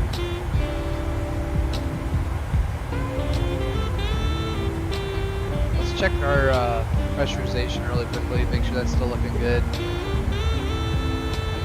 So our differential pressure is actually in the caution range there, 8.5. Cabin altitude's up at 7,000 feet, but we're holding a steady pressure here, so that's good. And it's pretty smooth air. We weren't really showing anything in the forecast from what I remember. Let's take a look at the weather plot really quickly again and see what it was showing. Yeah, nothing about turbulence. As we're getting closer to Japan, we'll need to watch out for that volcanic ash, but that's really it. Alright, I'm going to stay in the flight deck for a minute. Let's make sure we get a good fuel reading here at Nats.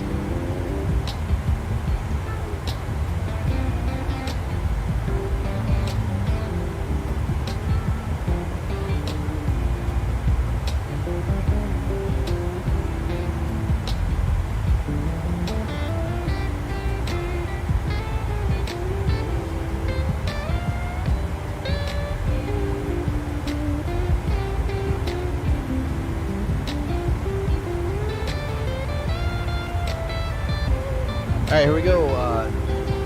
21,200 pounds. That's how much fuel we had at Nats. So let's go write that in on our paperwork.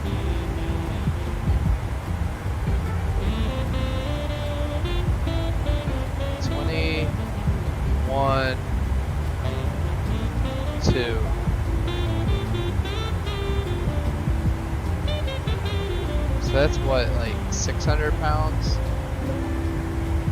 About 500 pounds still over, so that's good.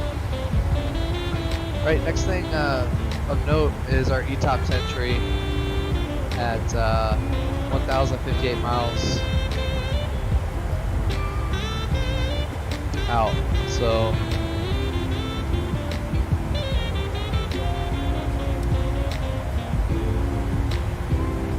but still at this point, if we had a problem, we're going back to Saipan. That's our plan. We have the fuel to do it, and it's planned to do it at single engine at 10,000 feet. Or if we had depressurization, which could happen, we had to do the emergency descent down to 10,000 feet. We'd be turning around, going back to Saipan.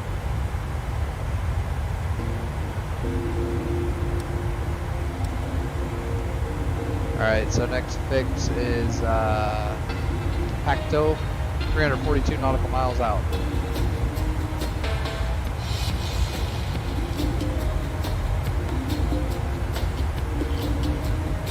At least we have a nice fast cruise today at 0.80 Mach, so 80% speed of sound. That's pretty good.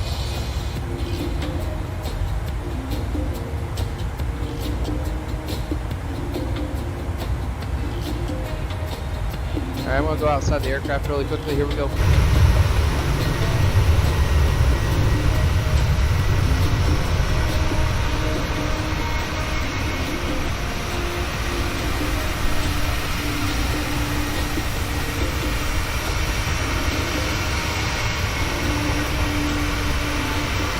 Just a little bitty speck of the clouds here.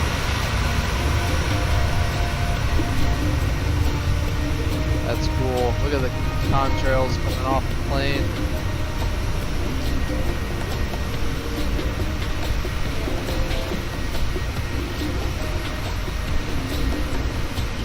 Still trying to see if I can see any ships down in the Pacific.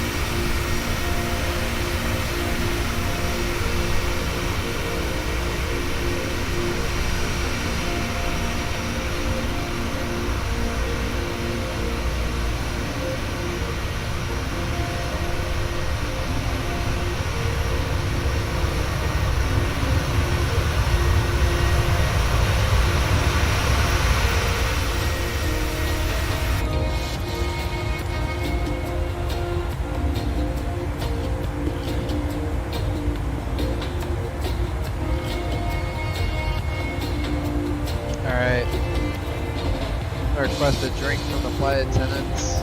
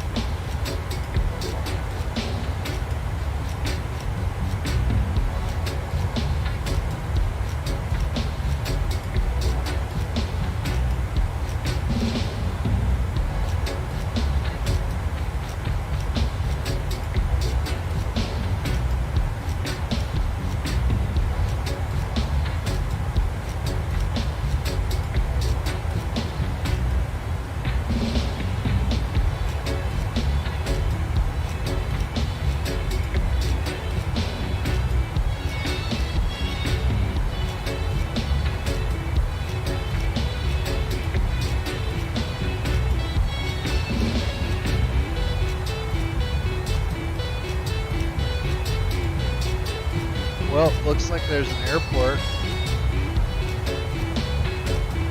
Romeo Juliet Alpha Whiskey at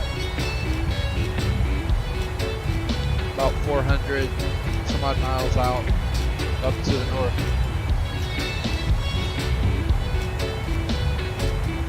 Let's see, kind of curious what airport that is. Let's take a look. Romeo Juliet Alpha Whiskey.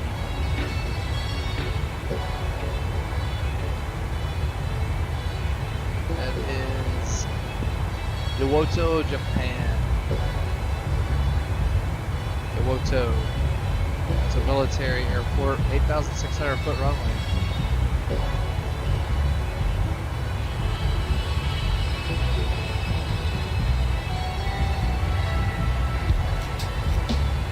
Here's the first flight, or the airport diagram. Prior permission required, obviously. It's a Japanese military base. Cool.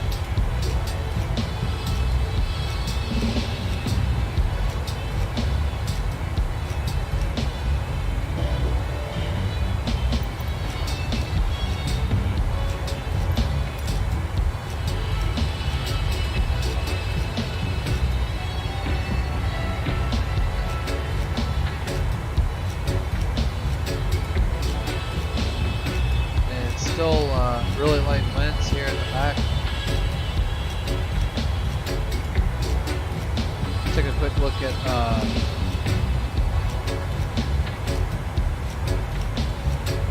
TACX, see how the passengers in the back are doing.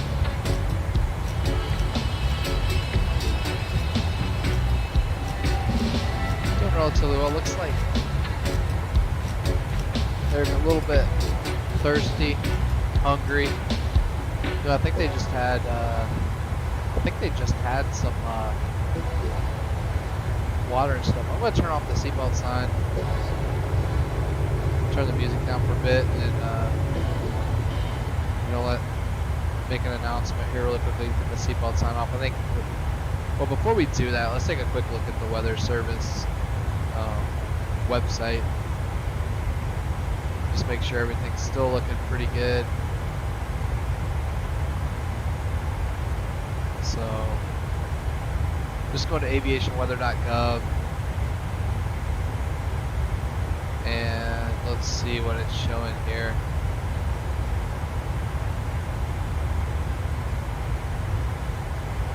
There's Iwo Jima. Iwo Jima's, it's a nice day there. Winds are out of the west-northwest, 7 knots. Showers in the vicinity, good visibility. In Iwo Jima. Looks like we are going to encounter a few more clouds as we head north. I really do wonder about that volcanic ash. I'm not seeing any other reports of it. I know we had that warning in our flight release to be on the lookout for volcanic ash. It's pretty windy here at Tanegashima. Winds are out of the west, 16 gusts to 26 knots, but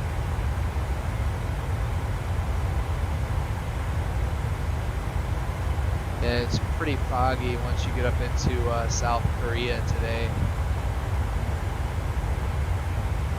So I know our alternate airport was actually, here let's look, where was our alternate airport is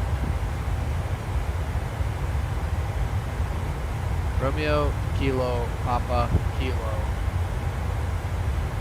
Romeo Kilo Papa Kilo. So the weather at our alternate airport has actually gotten pretty bad.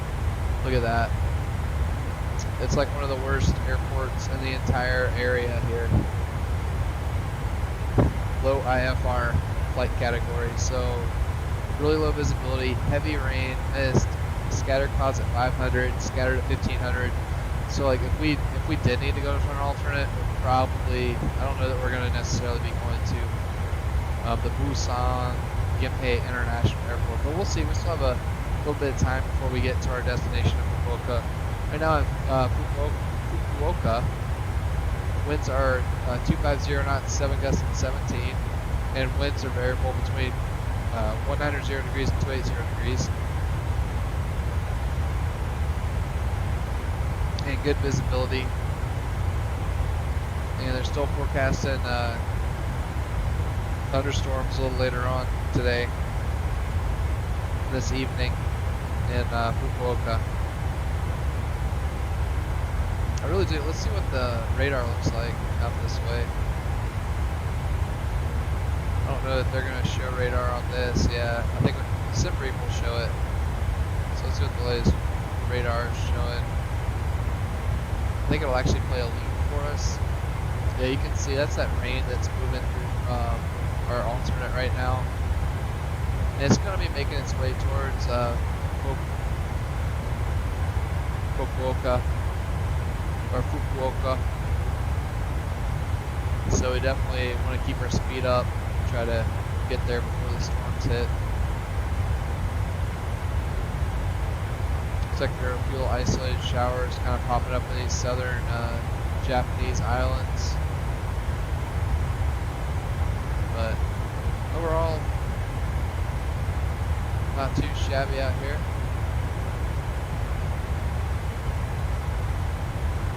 Let's see what else we get. We have any aircraft reports out over the ocean. Nothing. Turbulence. Take a look at. I don't know. I think they're only going to give turbulence in the United States.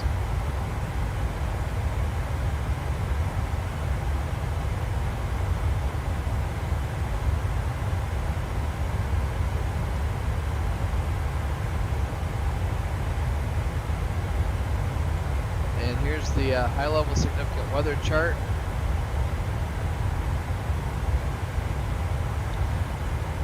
And that's this one from 12Z, 20th of August. So this is the one we were looking at earlier. There's the volcano threat that's to the south. Show that going away, the volcanic ash. Just a lot of storms out here in the Pacific, obviously. And as we get to the southern part of Japan, which we're going to, looks like the jet stream picks up right there over South Korea and that eastern part of China, flowing down over North Korea into South Korea. So that's definitely going to be affecting the weather quite a bit as we get to Japan. So we'll just have to keep an eye on it. Could have a pretty interesting approach as we get to the end here. We'll just have to see.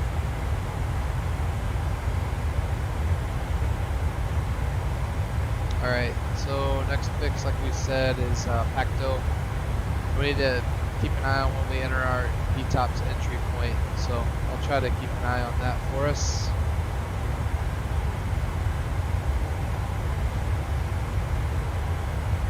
And we'll continue our cruise. Late night where I live in the United States, eastern United States, but maybe not for somebody from Europe.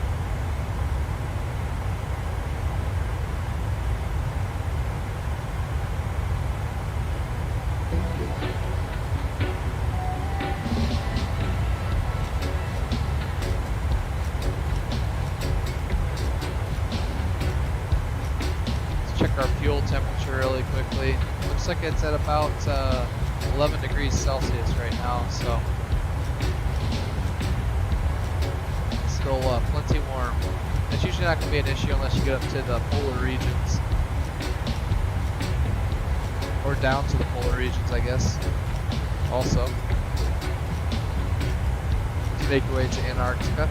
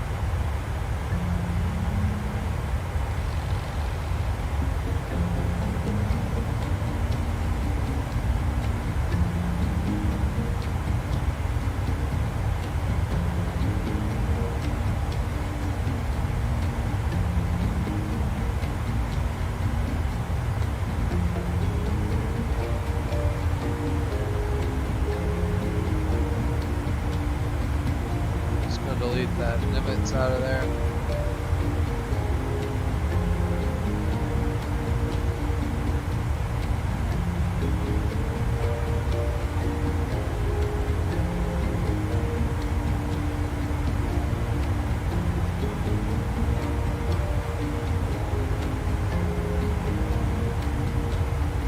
Alright, so looks like we're about, let's see how far out we are from our destination now. So we're at 1,122 nautical miles, and like we were saying on the release, we officially enter ETOPS at 1,058 nautical miles, so in 70 miles we'll be there. So not long. Cool. Just want to keep an eye on that.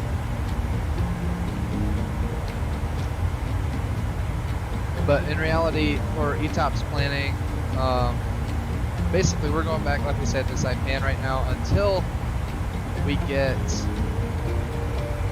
here's the map here, to this ETP 1 point. When we get to that point, that's when we would be moving on to Romeo Oscar Delta November, which I've got to look up the name of that airport because, so this is all the ETOPS planning fuel numbers here. So like if we go back to Saipan, as like worst case scenario, we would need 10,935 pounds with one engine going back, 11,355 with two. That would be like if we depressurized, had to go down to 10,000 feet, couldn't hold pressure.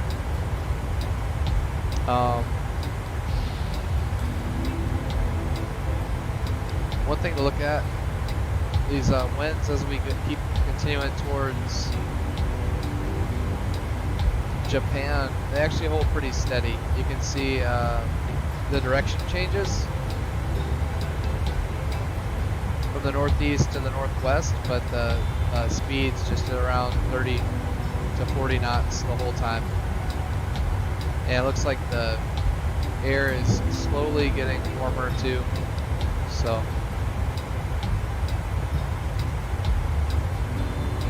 cool.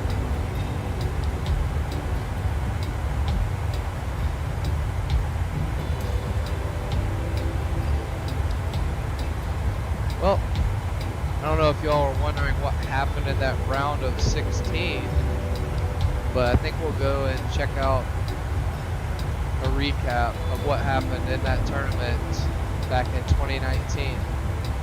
So we're going to go watch the recap and the previews leading into the quarterfinals of that match.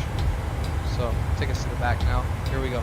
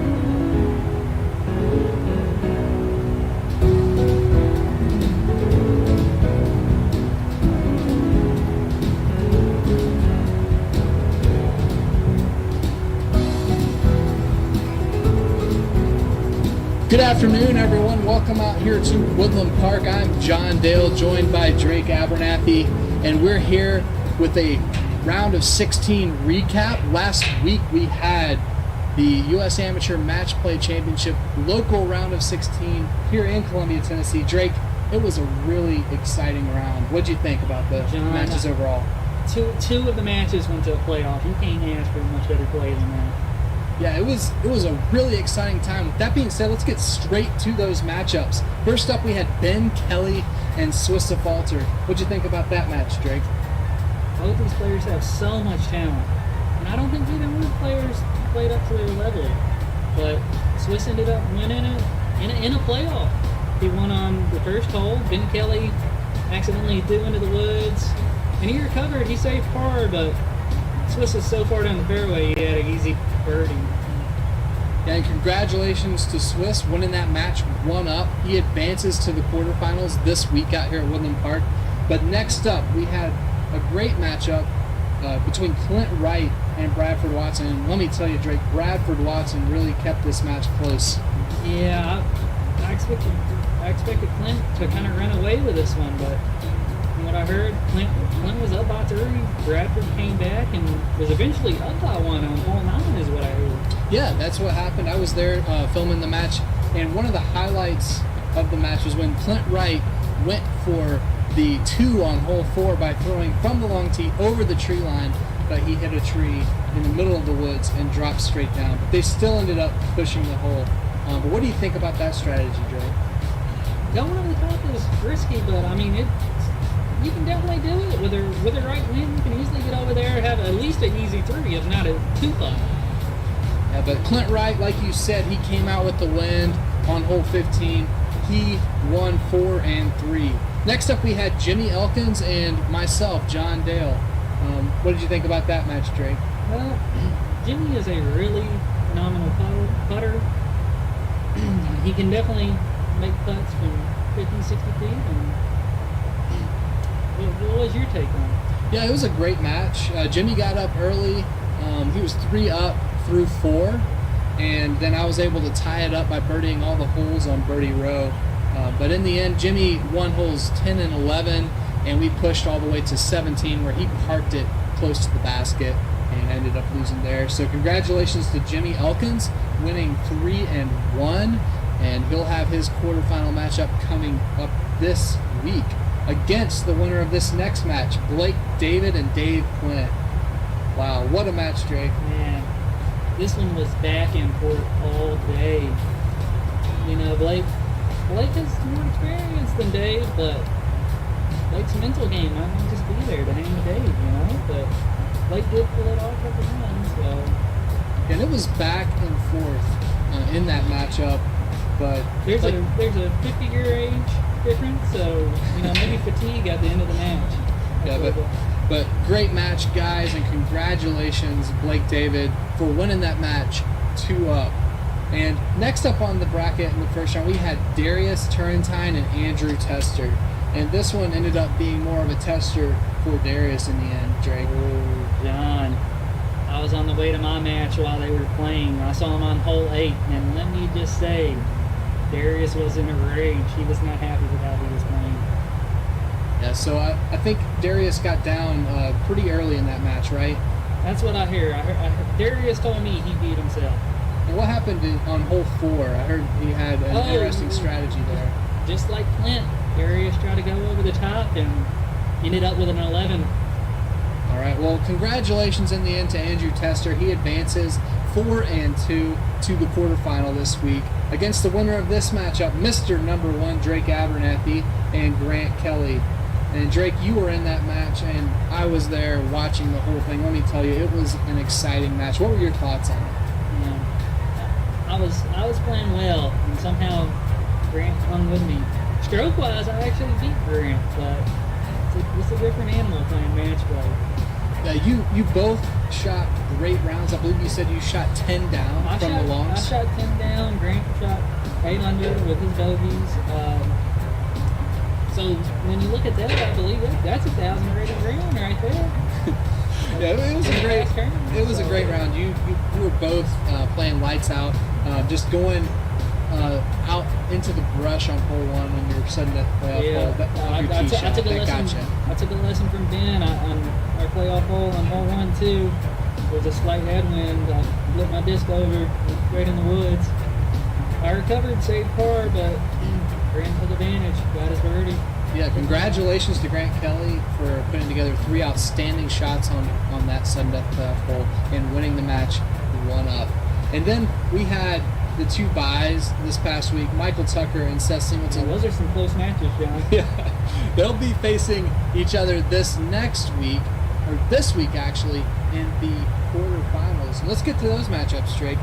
We have some great ones. I would say the highlight is probably this first one we're going to talk about, Swissafalter and Clint Wright. Yeah, and I believe it's going to be the highlight because both these guys, they have so much distance. They're going to go for big shots. We saw Swiss hit an eagle in hole 10 last week, so it's going to be a battle of distances. You know, both of them have good short game. That determines the winner here. Yeah, so who do you think is going to win between those two? Do you have a pick?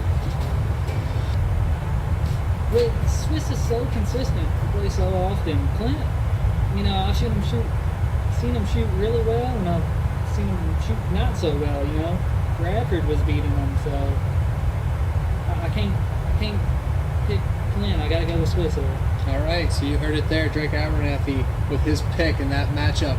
And next up, we have Jimmy Elkins and Blake David. What are your thoughts on that one, Drake? Two different playing styles, definitely.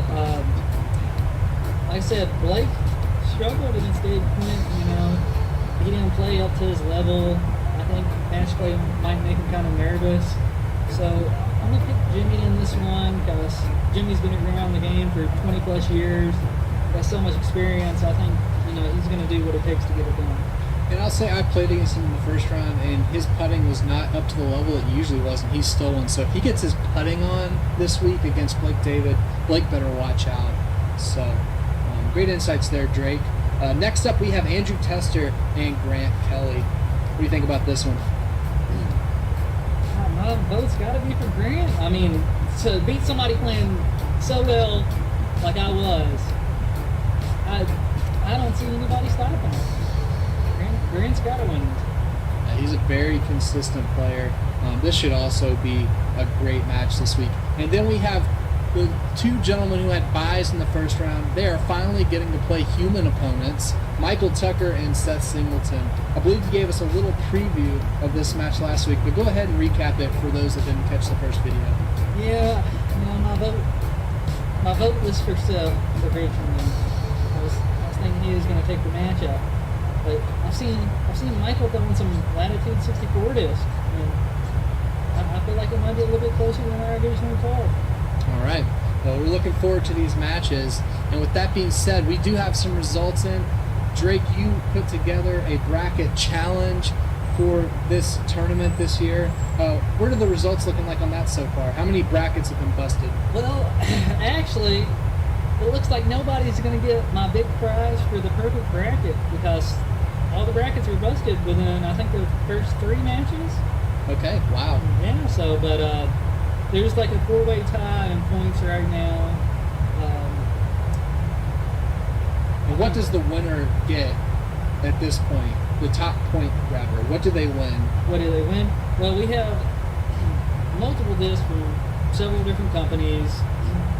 A little bit of West Side, Trilogy, Innova.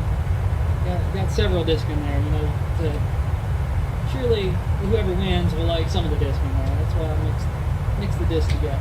It sounds exciting, and I know you'll keep us up to date with the standings. Look forward to seeing those.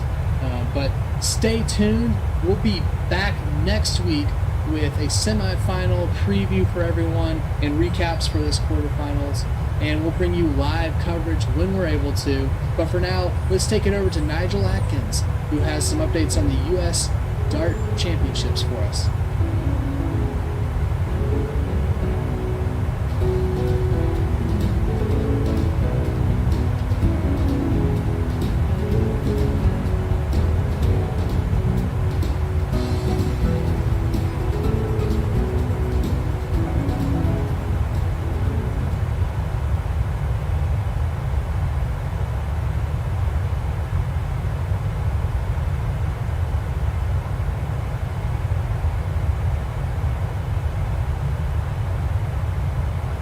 Alright, well let's head back up to the cockpit really quickly.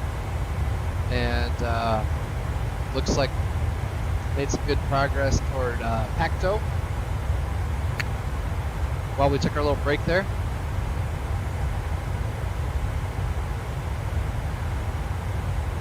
And looks like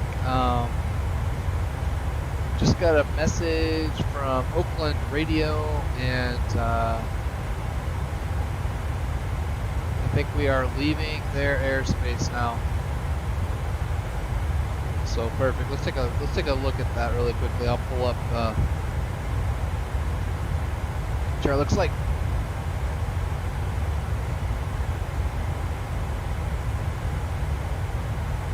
I'll say good day.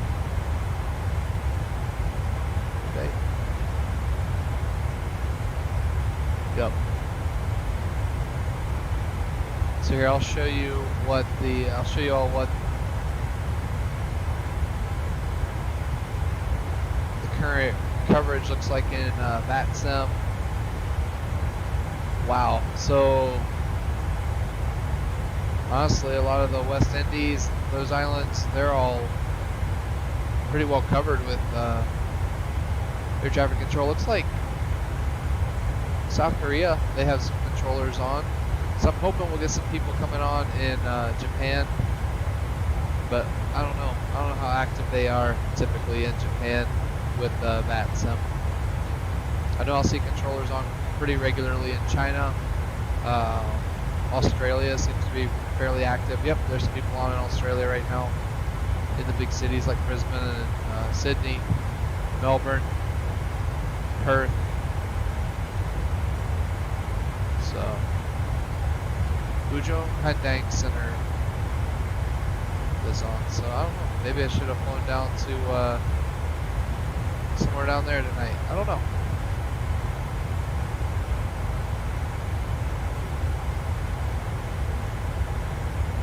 Alright, so like we said, our ETOPS entry point was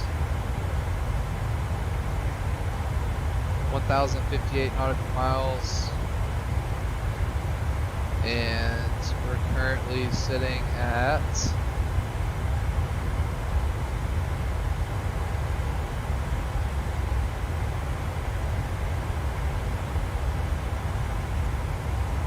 .996, so we are officially into ETOPS zone.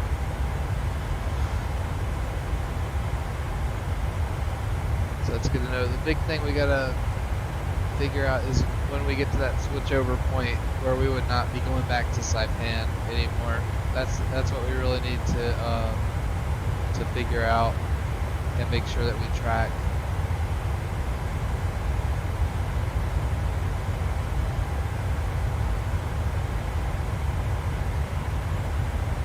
So it's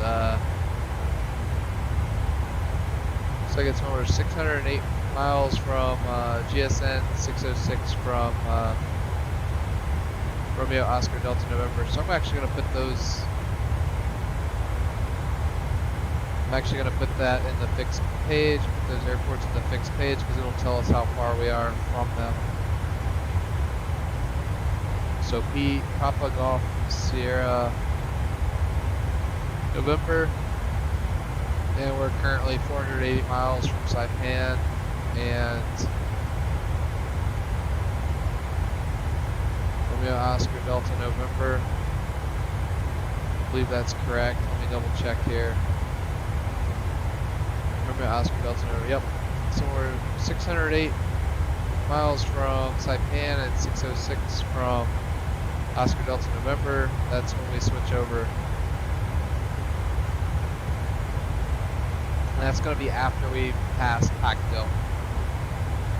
So we'll, I don't think it'll let us put a ring out at 606 nautical miles. Let's try it. Yeah, no. I'm not sure what the,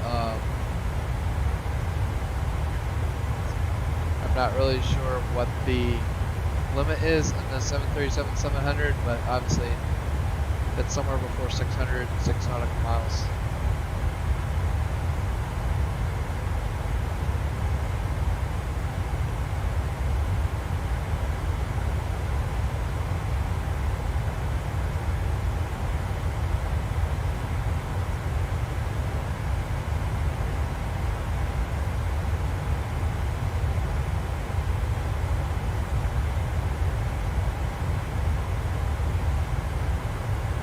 Alright, turn on some music again. See, there's really quite a bit of time just chilling, looking at the water. But we'll listen to some music while we cruise along here for a bit. Just check on some of the systems, check on pressurization, and our fuel temperature, things like that.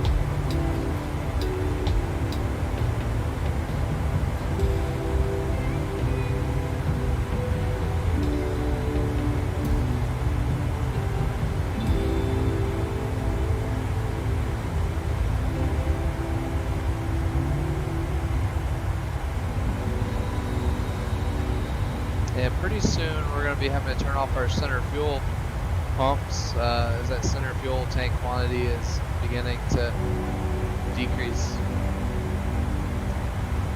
So we will be getting a caution message here in the next little while. Fuel caution message.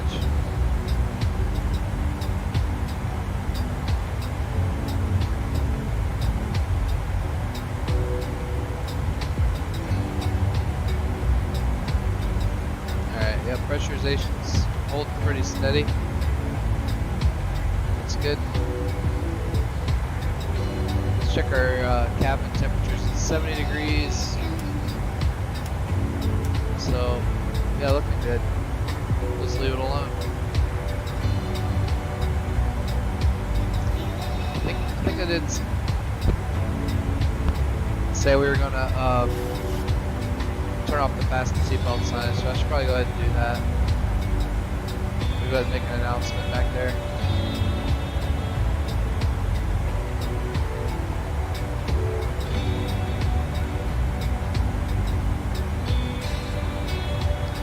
And ladies and gentlemen, quick update from the flight tech.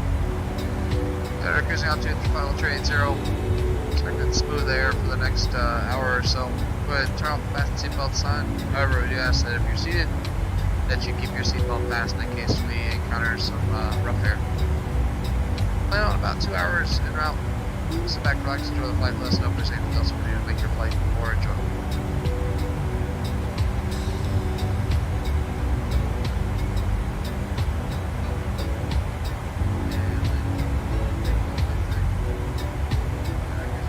Alright, so we got the announcement done. Seatbelt signs are off.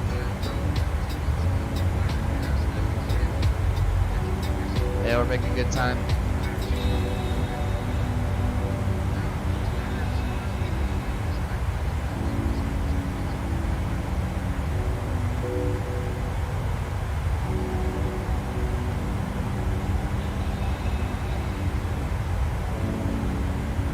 And I think now is as good a time as any to, we do have an en route checklist to do.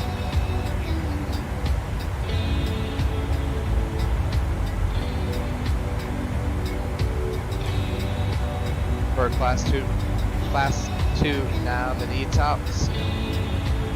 So mock restrictions adjust CI and cruise as required, and we don't have any mock restrictions today because no aircraft are out here right now. And I mean, we were looking at the VATSIM SimAware just a little while ago, and there's no one really interfering with us out here.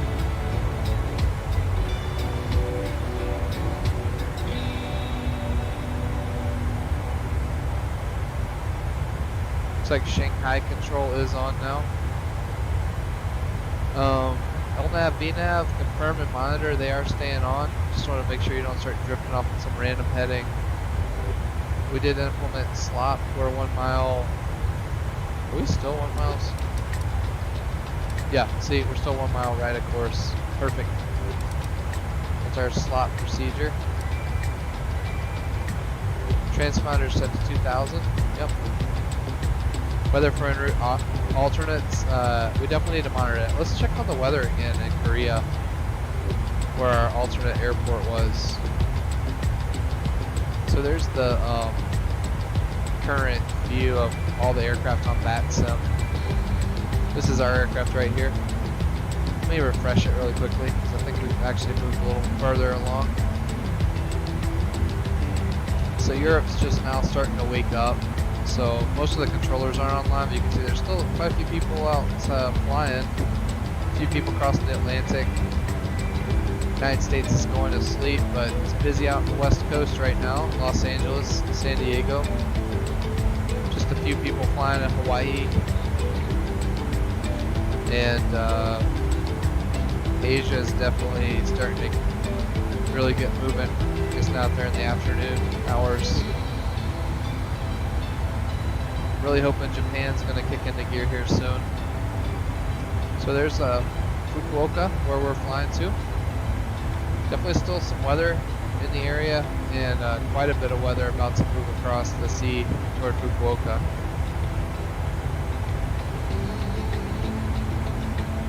And there we are.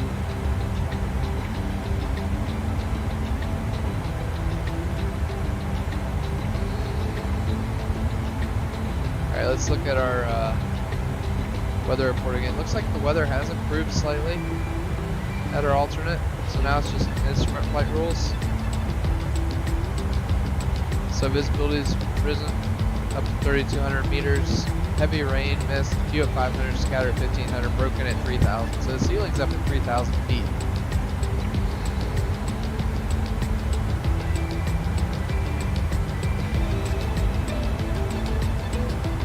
It's actually really nice weather.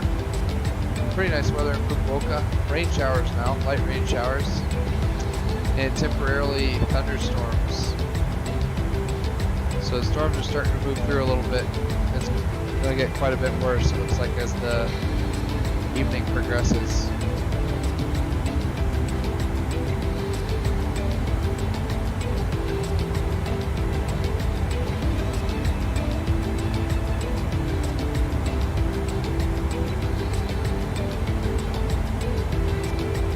And it looks like there's an event out here in Okinawa in about 6 hours from now.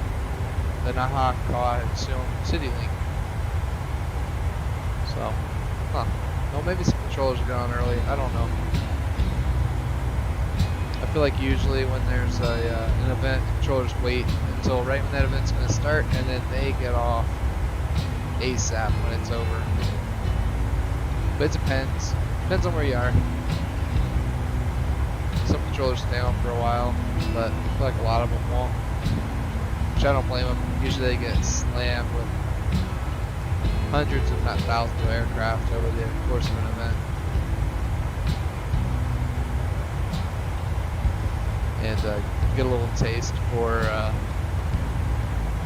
of being a real-world controller for a bit, I guess. Some of those really busy airspaces.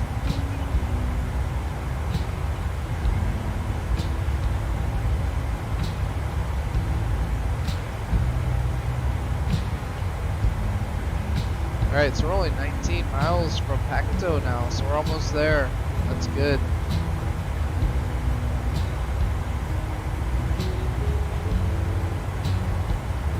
So 554 miles from Saipan, 656 from RODN. I want to figure out what that's called. Let's punch it in Navigraph really quickly.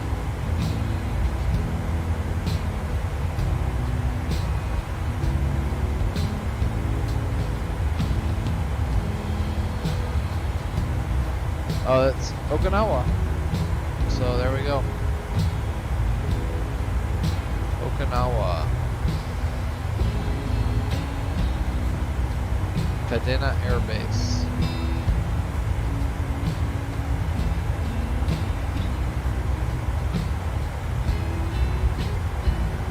It's actually a really long runway.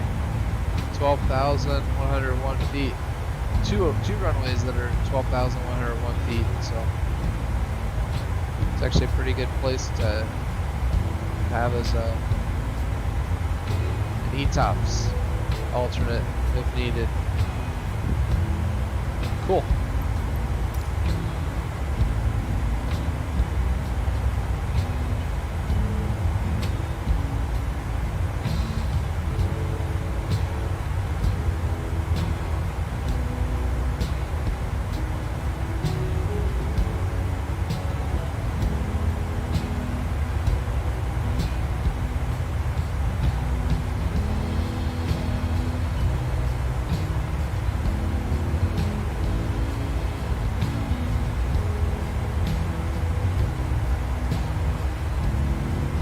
talk to the flight attendants real quickly.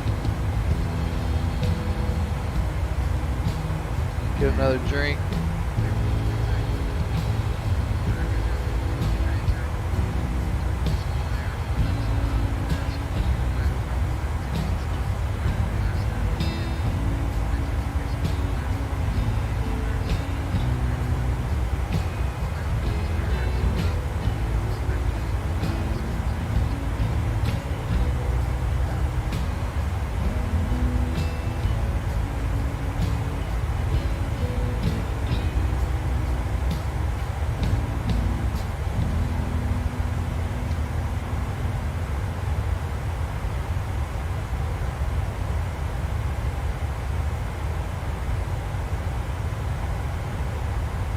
Alright, got my drink from the flight attendant. Looks like we just made it to our Pacto fix, so we're showing 17,500 pounds of fuel. So let's go, let's enter that onto our flight release, our paperwork. So let's do that really quickly. Move my drink kind of got in the way for a second. There we go.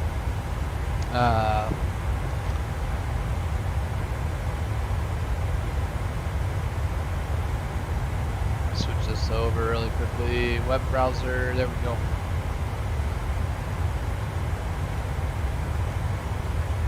Out in the middle of the Philippine Sea.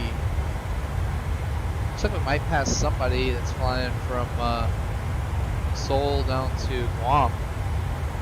It's a Mr. Junyoung Yoon. Cool. Well, maybe we'll see him. Should pass relatively close to each other here in the next little while. So we had 17,100 pounds at Pacto, and we were planning to have 16,911. So we're at 200 pounds over what we were planning to have.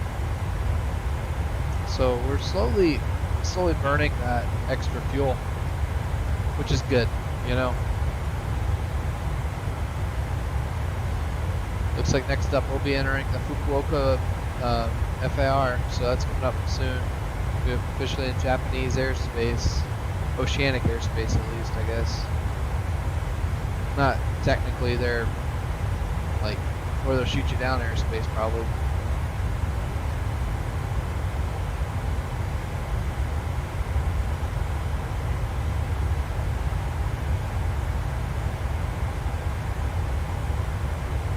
Well, cool. We'll keep tracking our fuel as we go along. Let's see, the local time in Fukuoka is, let's see really quickly. Local time is 3:17 p.m. So they're 9 hours.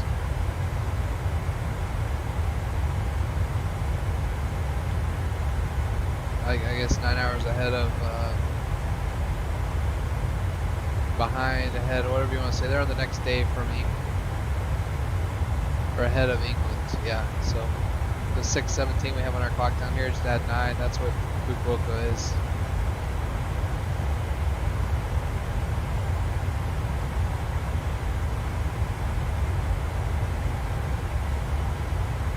And we're 868 miles out, so yeah, we're making good progress. Excellent. Oh, there's our fuel caution message. So we are showing 200.02 ounces of fuel. I'm going to turn off our fuel pumps there, and there we go. Now we're going to be burning out of the wing tanks. So while we're up here, let's take another glance at our fuel temperature. It is slowly decreasing. We're to 6 degrees Celsius now, so significantly cooler.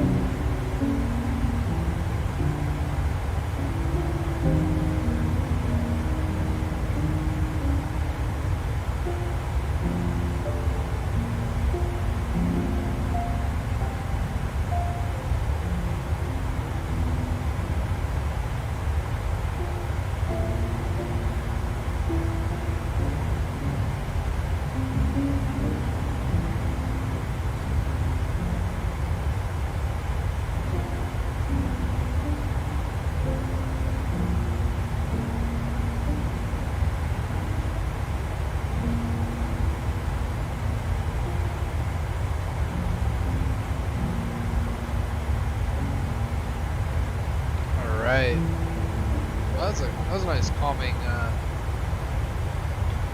jazz piece we had there. This Saturday afternoon out over the Philippine Sea.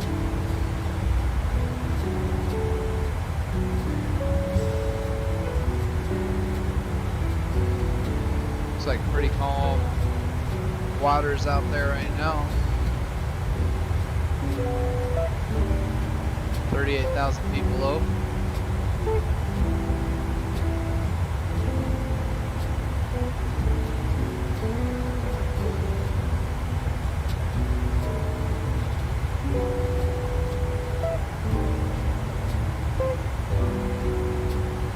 Just looking at the, there's the toga button and the auto throttle disconnect.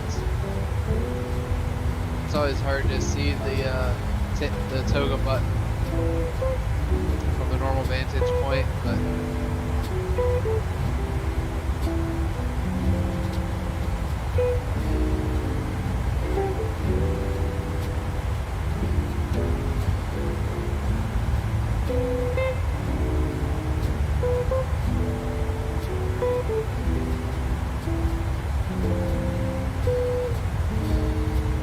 let's head over to the first officer's seat really quickly. Oops, I'm way in the back now. Well, I guess while we're back here, we might as well go to the bathroom. I wonder if he'll let you go in the bathroom. Let's see. Oh, it doesn't have it modeled. You go through the door, you fall into the Pacific Ocean. Yeah, I don't want to do that. It's about the other side. Same thing. They do not have the bathroom modeled. Alright, we'll get back up here. Let's go over to the first officer's side. We'll look at a couple of things over here really quickly.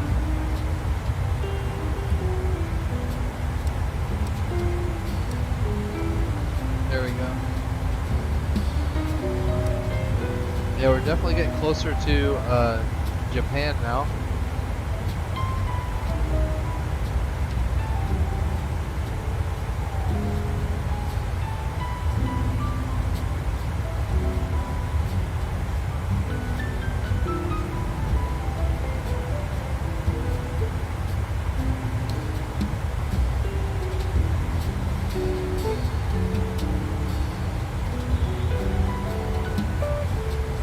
I don't want to hit the winds request and cause the aircraft to freeze up. I know they're still working on a few bugs with the aircraft. I just don't know if that'll work.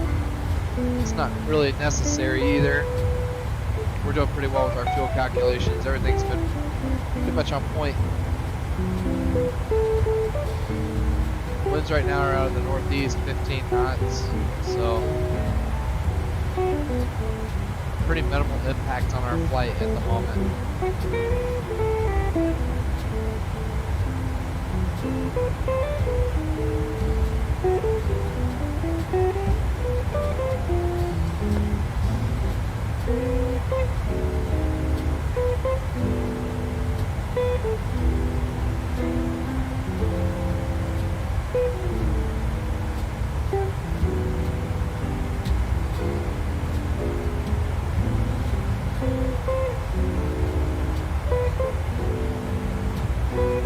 Spare bulbs.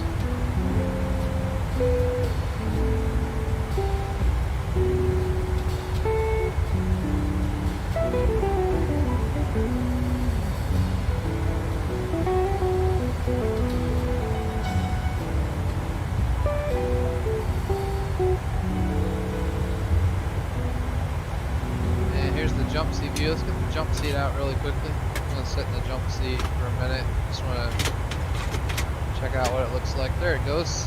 Cool. Let's hop into the jump seat.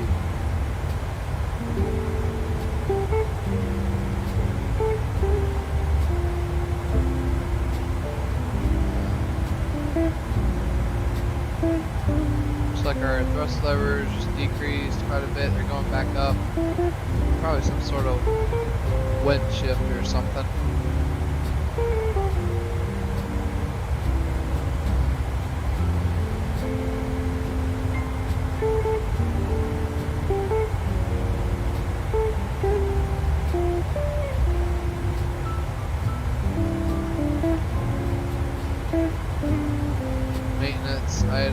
there. Here's the oxygen mask.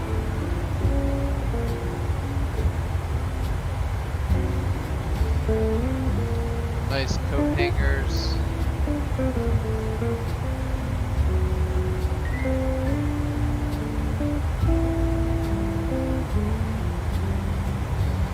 Hop back up to the captain's seat.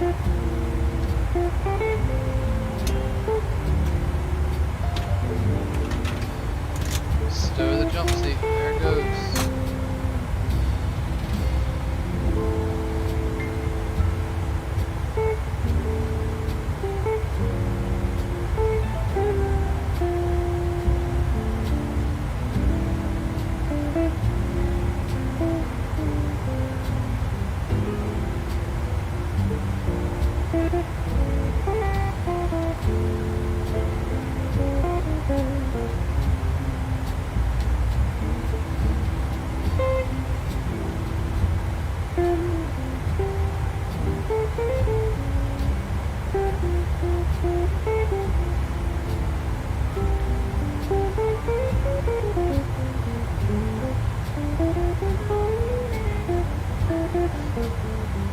Okay, so 608 feet, or sorry, 608 nautical miles from Saipan, 606 from Okinawa is the changeover, crossover point, or 672 from Saipan, 546. So we're no longer going to Saipan if we have an engine problem or depressurization. We're continuing on to Okinawa now.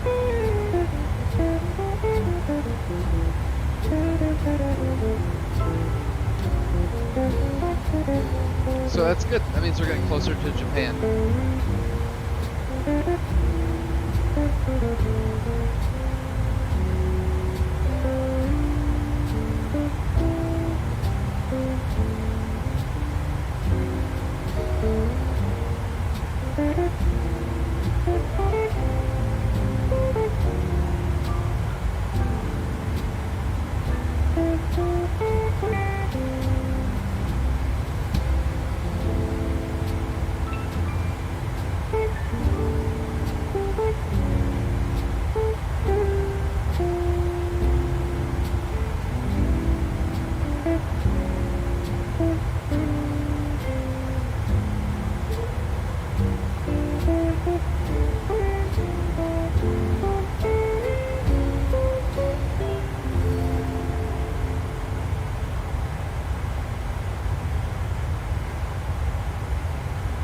Yeah, it's definitely coming alive down, what is that? Bali, down towards Melbourne. There's a whole line of aircraft heading between those airports.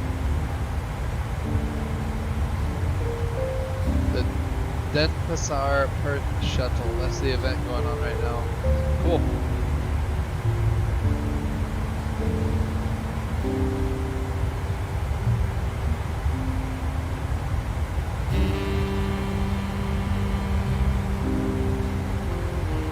See how the weather is doing up in South Korea now, another alternate. Looks like the rain's in it for the time being. Still some kind of low clouds. One thing to keep an eye on, temperature dew point spread really close. 26 degrees for the temperature, 25 for the dew point. That means visibility could drop pretty rapidly with that being the case. Let's take a look at the clouds here. See the, let's get the time lapse going really quickly. Kind of want to see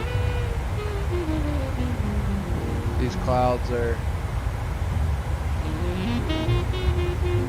Yeah, you can see there. They seem to be kind of moving on, kind of towards Japan.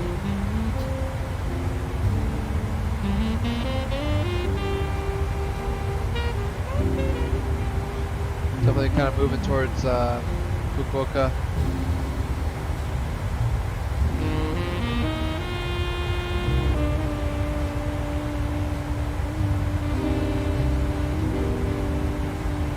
So right now, light rain showers, winds are variable between 280 and 350. So they'd actually be landing to the north right now.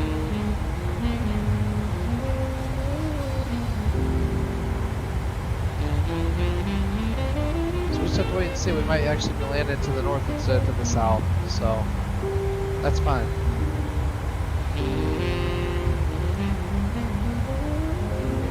But just gonna keep monitoring our alternate weather.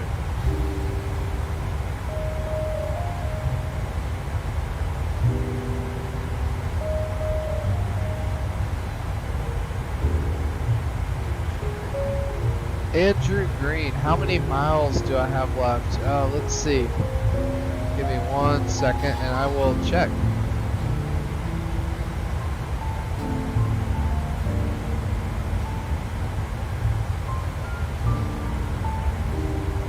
Let's see, we have 750 nautical miles to go. 750, and we're cruising, you know, at 470. So, what is that, like an hour and be there 8:18. Like an hour and a half, hour 40. Something like that. So, yep. Looks like the weather's clearing up ahead out over the Philippine Sea. Clouds are dissipating a bit.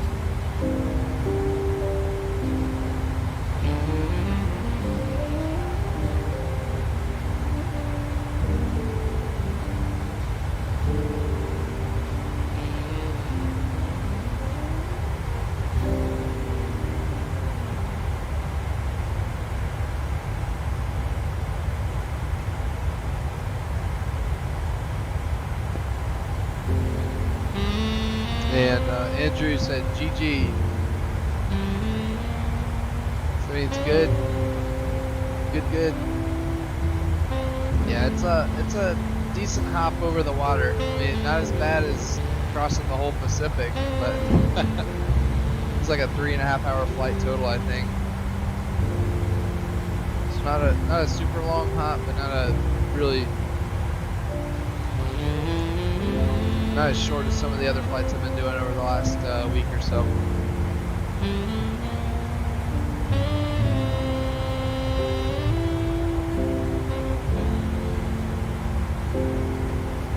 But appreciate you checking in, making sure I'm still awake. It's definitely not afternoon where I live in the eastern United States.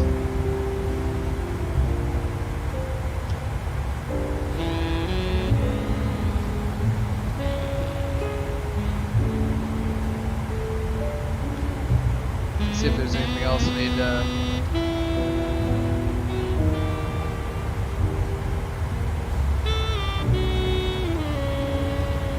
I think that other thing might be worth us monitoring is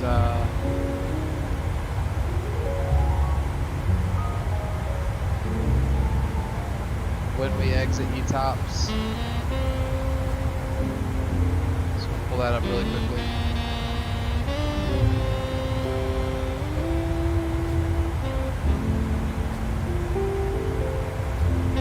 So 627 nautical miles from Okinawa, that's when we exit ETOPS.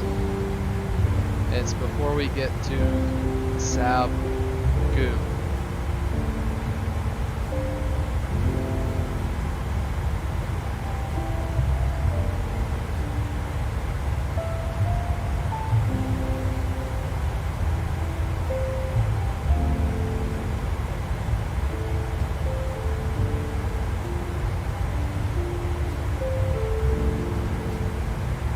Out of the way for a second.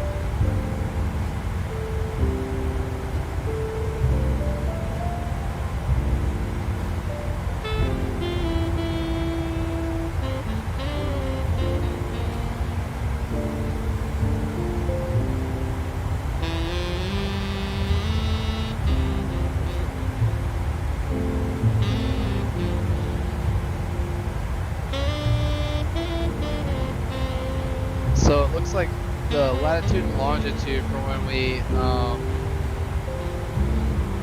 exit ETOPS, 25 degrees north. Let's go check that up here on the. Oops, let's go check that up here on the overhead. What's our lat and long right now? So we're 23 degrees north, 136 degrees east. Alright, cool. So we still have a little ways to go. So we're 627 nautical miles from Fukuoka. That's when we're out of ETOPS.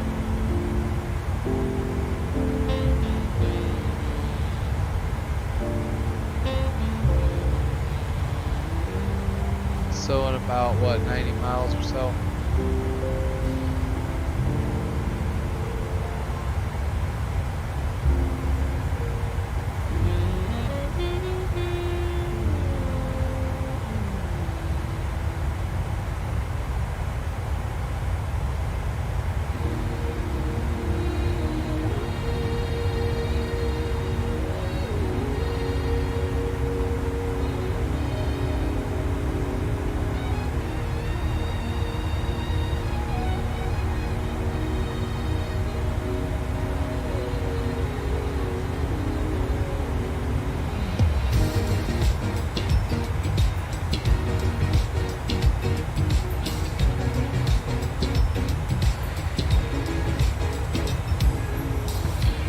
Take a quick look outside the aircraft. So here we go.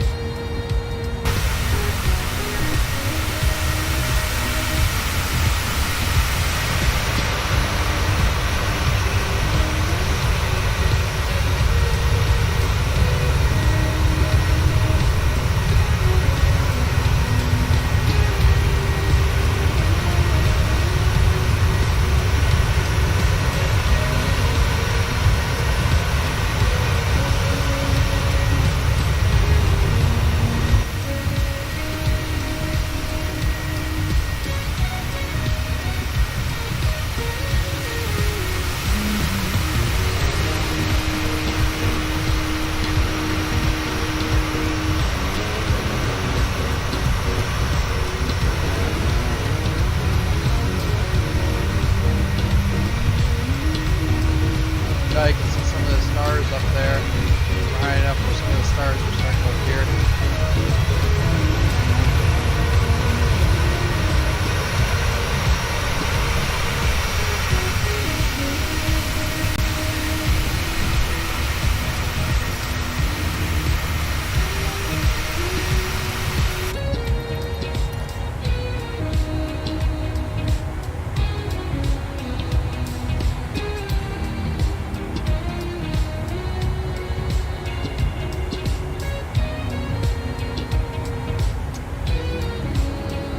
Let's see, when we get to Sabgu, what were we planning our...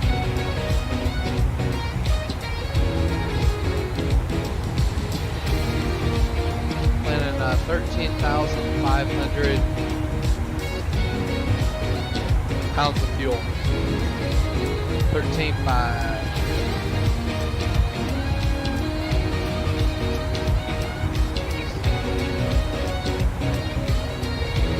This projection will have 14.7. We'll see.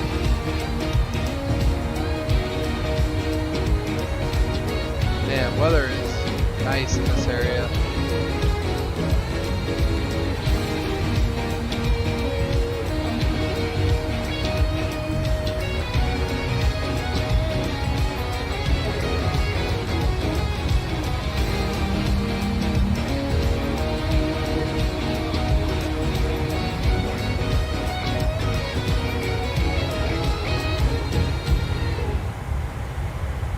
Alright.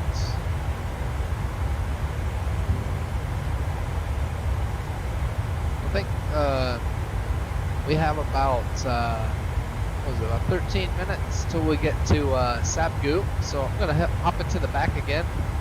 We'll check out some more we'll check out what happens in the next round of that disc golf event that we've been following in on.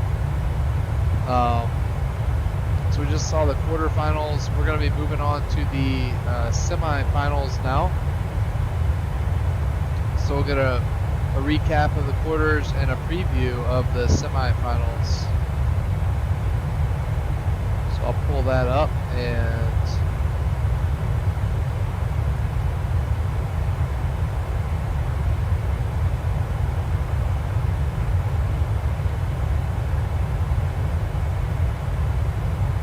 here we go.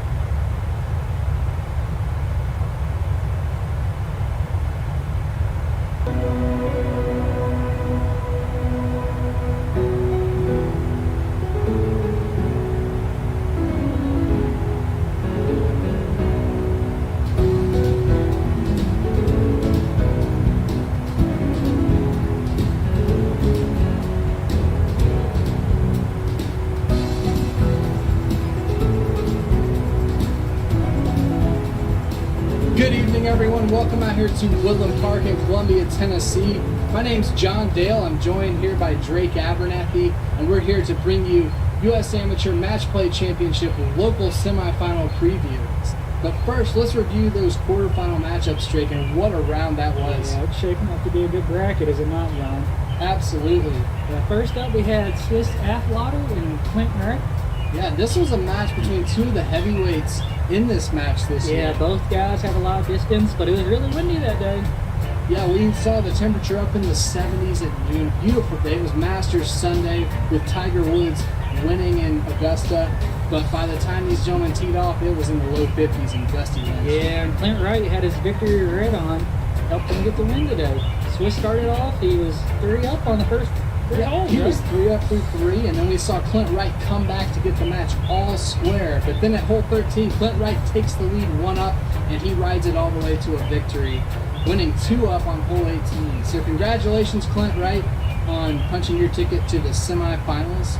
And we'll see him match up against the winner of this next one, Drake, between Jimmy Elkins and Blake David. And wow, this was an emotional match. Yeah, I predicted this in the preview. Blake David mentally got himself and ended up costing him the match. Yeah, and Jimmy Elkins, he turned his putter on. We especially saw that on hole 12. Yeah, that was a great putt by Jimmy. He's turning his putting on. That's what he needs to win. And then late in the match, we saw him win hole after hole, all the way to his victory over Blake David, 2-1. Congratulations, Jimmy Elkins. He advances to the semifinals against Clint Wright this week. Jimmy, there was a lot of notable frustrations throughout the match between you and Blake.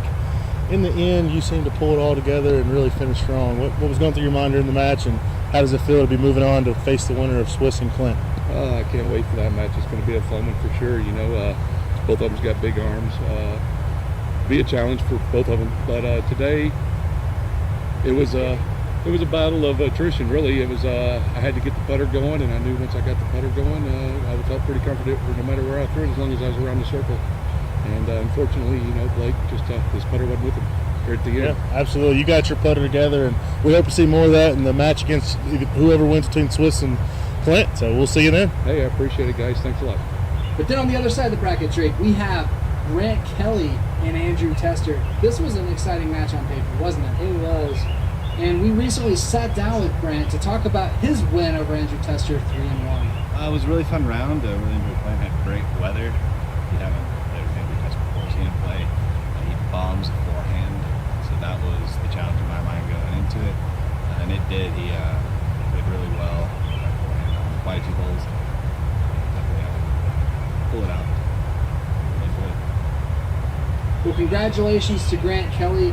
Great win for him there, and he's going to advance to face the winner of this next match, Drake, between Michael Tucker and Seth Singleton. Oh man, this was a blowout right now. Yeah, we saw Seth Singleton throwing his routine putt from 50 feet out, 30 feet out, didn't matter. He was nailing them, Drake. Yeah, Michael Tucker, he was not putting good at all. No, he came close. He showed he belonged in this match, but in the end, it was not enough. Seth Singleton wins 7-5. Up next, you got Grant Kelly. He's been playing very solid. You know, you had some time to practice. That's how you guys will be playing next week. Yeah. What are you going to do to prepare for that match? It's really the big mental game. Like the first 3 holes were just shaky putts. I missed a 10-foot putt by 4 or 5 feet to the left. So absolutely, you know, you got to really dial it in. Like I said, Grant, I believe he shot 10 down the other day playing against Drake. And again, it's just going to be a match play, playing smart. I think you got it. You got up early. What was your mindset there? Even up early, it was still like he's going to catch me back quick, especially when he almost had me again on hole 3 after an OB. I was just like, I knew he was going to catch me again. But. Yeah, absolutely. We saw some nerves there, and I think with this being your first match play, you know, you had to buy the first round. I think you'll really start dialing it in, and we're really looking forward to see that match. Well, congratulations, and we'll see you in the next show. And which brings us to the semifinal matches we want to preview for this week, Drake. Yeah, we had Clint Wright versus Jimmy Elkins. Yeah, that's first up. What do you think about that matchup? Man, there's 6 par 4s at Woodland Park, and Jimmy doesn't have quite the distance. So I think that's 6 holes Clint can get on it. And then on the other side of the bracket, we have Grant Kelly and Seth Singleton, 2 of the blue bloods of Middletown Disc Golf. This should shape up to be a great one. Yeah, they're about equally talented. Who do you think's going to win it?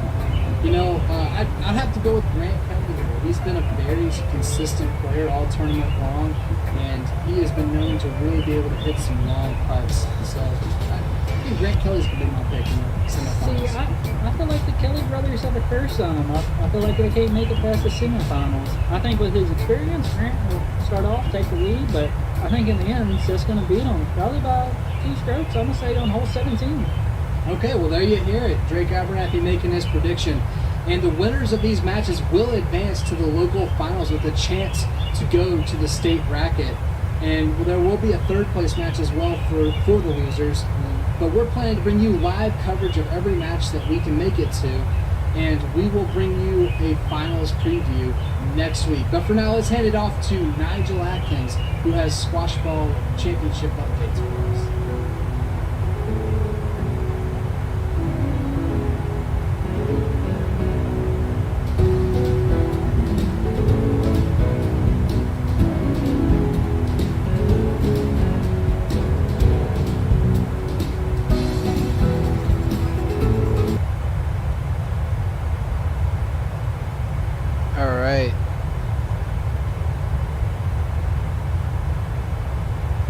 Well, that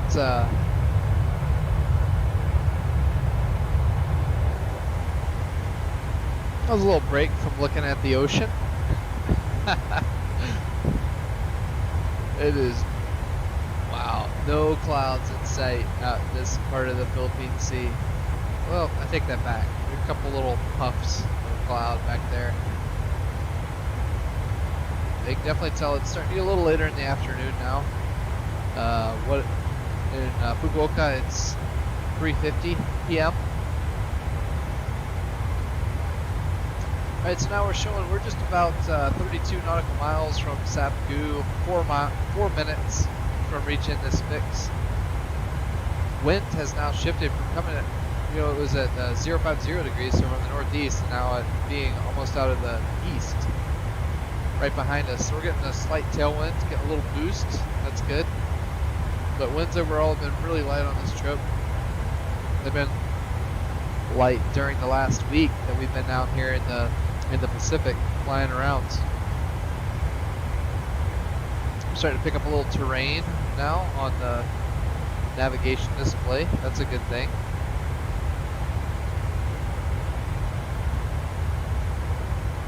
But wow, the Pacific Ocean is absolutely massive. Absolutely incredible how long you can fly and not see land or really anything other than just water. So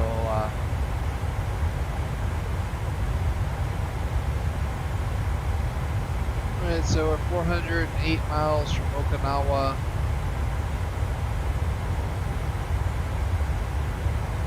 $604 miles from Fukuoka now. It's making pretty good progress towards our destination. 603 is what the last one I saw. Which means, let's take a look at that ETOPS progress again. There we go.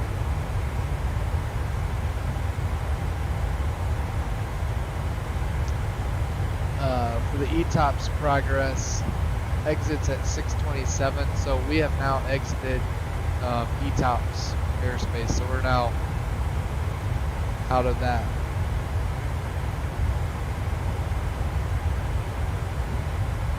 We still have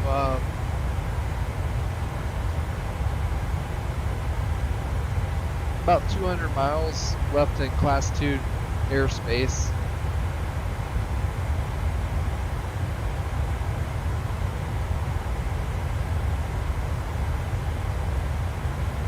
But we'll see what our fuels look like when we get to Savgu. Weather-wise, let's see how the weather's doing up in Korea here. At Busan Gyeonghae International, pretty similar to what it was last time we checked. I don't think they've come out with a new report yet. And Fukuoka, 6:30 Zulu, winds 310 at 12 knots, thunderstorm, showers in the vicinity. View 2500, view 3000, cumulonimbus scattered 3500. Okay. So weather has gone downhill a little bit, and it looks like when we're scheduled to arrive there, thunderstorms. View clouds 10,000 feet, scattered 2,000, view 2,500 feet, cumulonimbus broken at 3,000. And wind's going to shift to the southeast. At 8 Zulu. So, I mean, there's no telling. We could be landing to the north, we could be landing to the south, but the thunderstorms have made their way into Fukuoka now.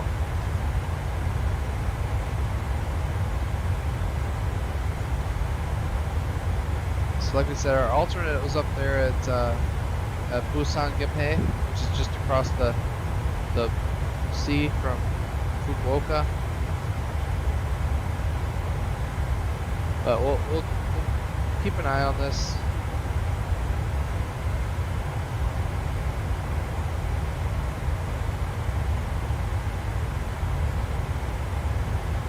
Alright, we're getting ready to make it to,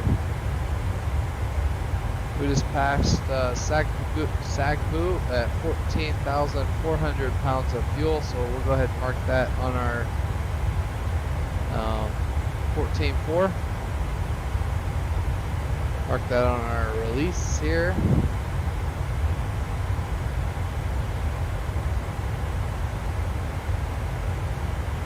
So we're 900 pounds of fuel ahead of schedule.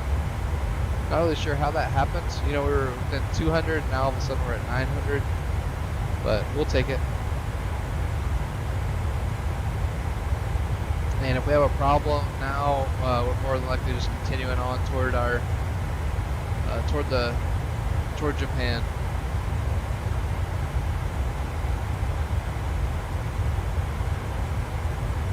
And we have a bunch of fixes that are really close together as we're getting into to Japan, like 15 miles apart, 13, 12, 5. Our fixes are going to be changing constantly, so we'll probably want to try to get our approach in there soon. Looks like flight attendants are just now serving some snacks. That's nice. Let's take a look at our at SimAware, see the controllers that are online right now. I'm hoping we'll get some controllers online.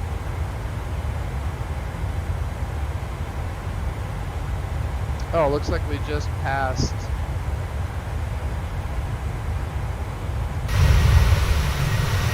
that aircraft that was going down to Guam.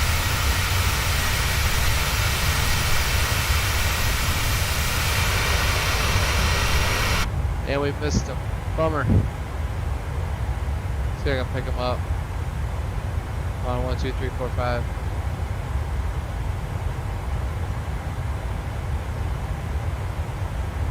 I'll see if I can get him.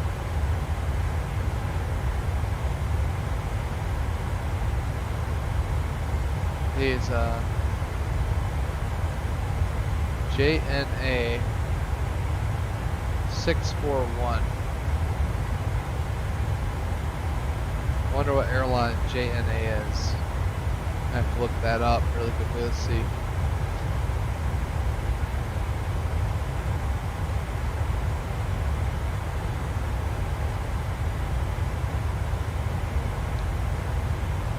Gen Air. Yeah, it's Gen Air. Okay. I'll give him a call. Gen Air 641 on 12345.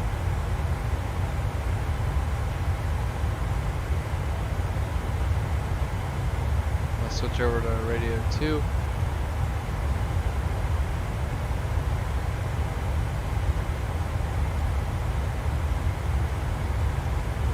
And Gen Air 641, are you up on 12345?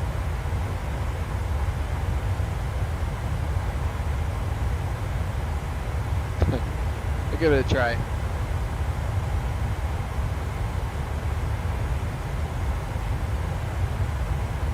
Just gotta make sure I switch back to Comp 1 and 122.8.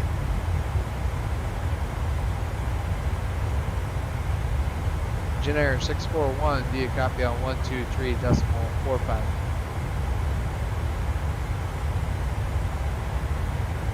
Yeah, I don't think he's on.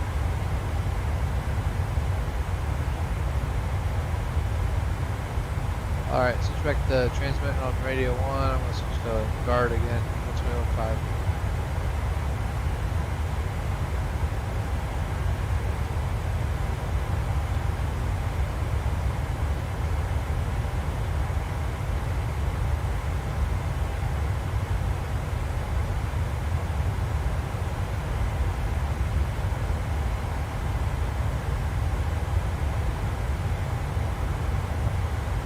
Alright, so we're only at 50 miles to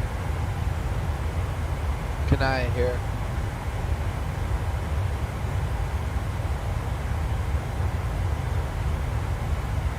Check our nav status here. All looks good. There's the class 2 navigation. I mean, it's all our inertial navigation, our inertial reference system here, IRS. GPS, all of that. Pretty cool that aircraft can do that. Really looking at flying a flight in the 747-200 on X-Plane 11 because I know that plane does not have GPS on it, so that'd be fun. Just using the IRS to get across the ocean. Just fix to fix, so that'd be fun. Might give it a shot. Concorde's the same way. No GPS.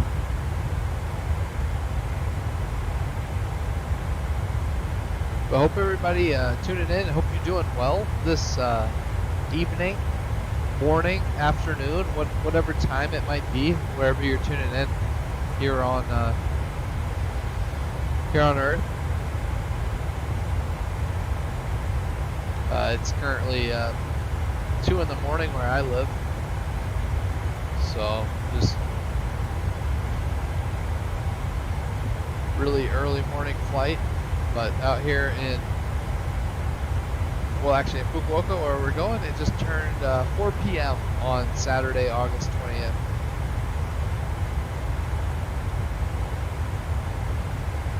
Let's take a quick look. I'm kind of curious about when the clouds are supposed to start back up for us. Right now, I mean, you can see we just have a couple of little cumulus clouds out over the ocean, but it's mostly clear and beautiful afternoon out here. Winds seem like they're pretty calm. The sea looks pretty calm. Everything I can see down there, and let's check it out really quickly. So we'll go over to the Aviation Weather Center, and we must be, I wonder where we are. We're either in this area or we're up in this area. let's check out our Navigraph really quickly. Let's see.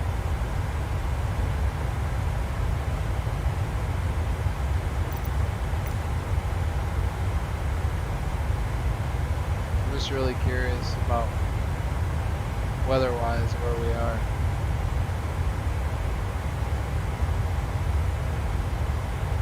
So that airport is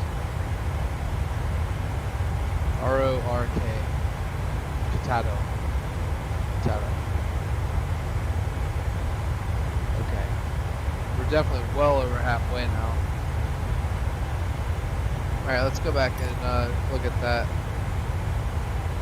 again.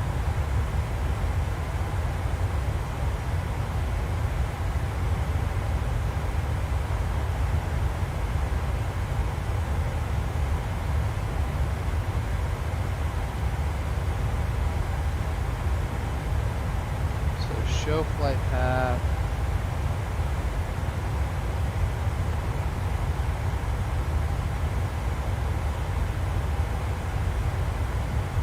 I'm guessing we're just like somewhere in this area right here, right now. But we'll definitely be getting into the clouds again as we get closer to the airport.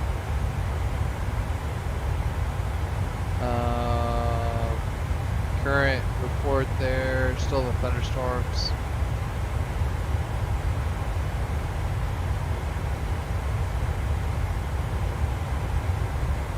I'm kind of curious about what the minimums are at our destination and at the alternative, our RK Romeo Kilo Papa Kilo Busan Gimhae International. So let's check that out really quickly just to make sure we're definitely in the clear.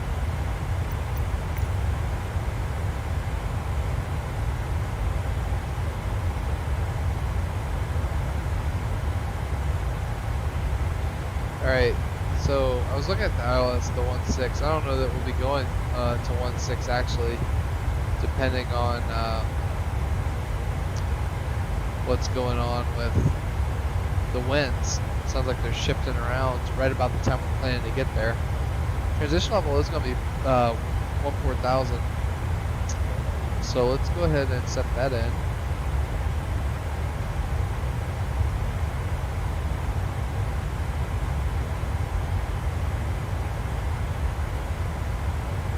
So 14,000, that's going to be our transition altitude. Get that set just so it's ready. That's good to know. But the minimum's 200 feet and 550 meters. And RKPK.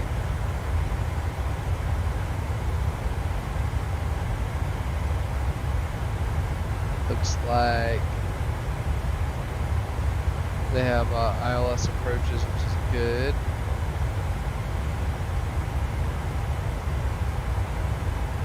And 1,800 meters. Perfect. There's a lot of kind of hills, mountains around that airport up there in Busan, Korea. Interesting.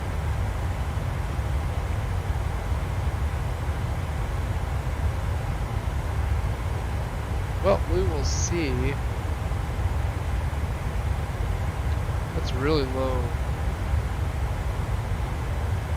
visibility. They're down to 550 meters.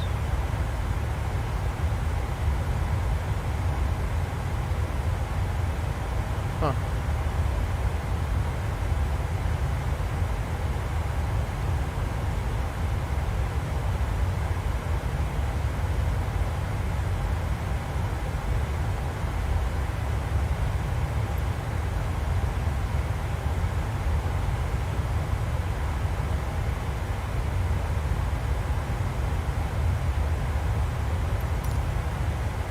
Alright, well, we'll get a little more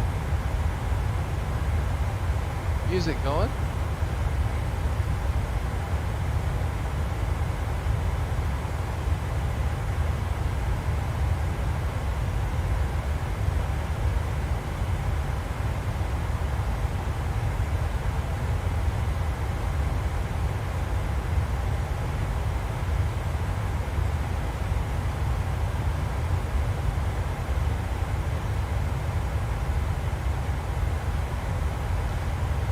Alright, looks like we just passed our fix of Kenai, and we have 13,500 pounds. Let's go ahead and enter that in on our release as we track our fuel. So 13.5 at Kenai, and we will update our flight log accordingly. So we're 1,000 pounds ahead of schedule now.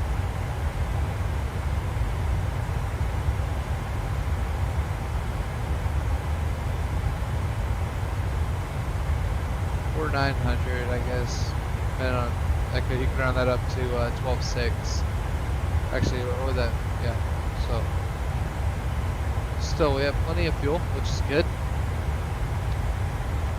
We'll be exiting the Class 2 airspace here in just about 110 miles. So we're getting close to getting within range of some ground-based navigation aids, which is great.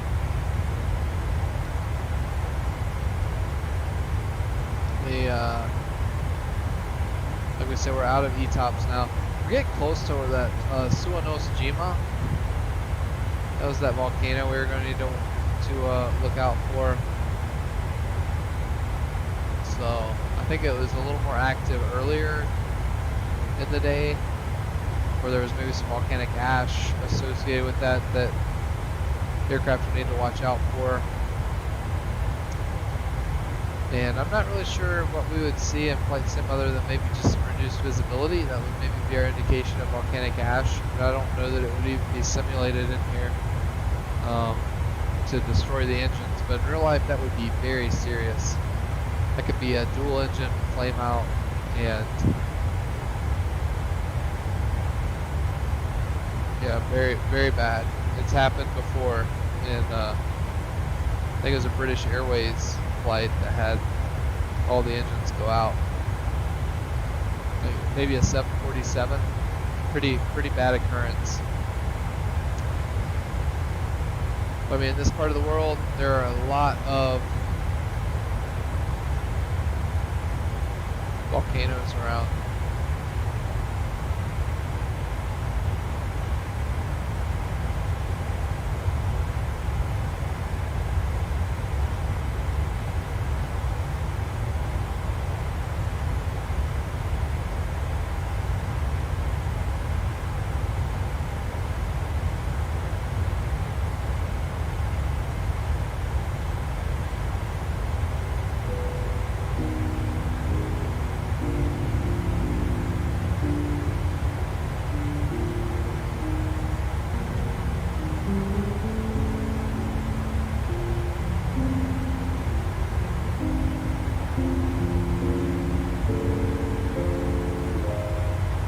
Yeah, it looks like the, so I use this thing called Fly Live Studio to keep track of the distance and altitude, speed. Looks like it is completely lost on where we are right now.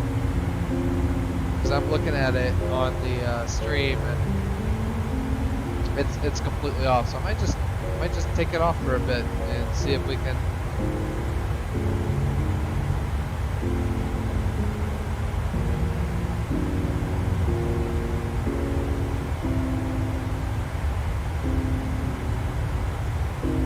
It's just completely lost. I'll try to restart it and see if it'll see what that does.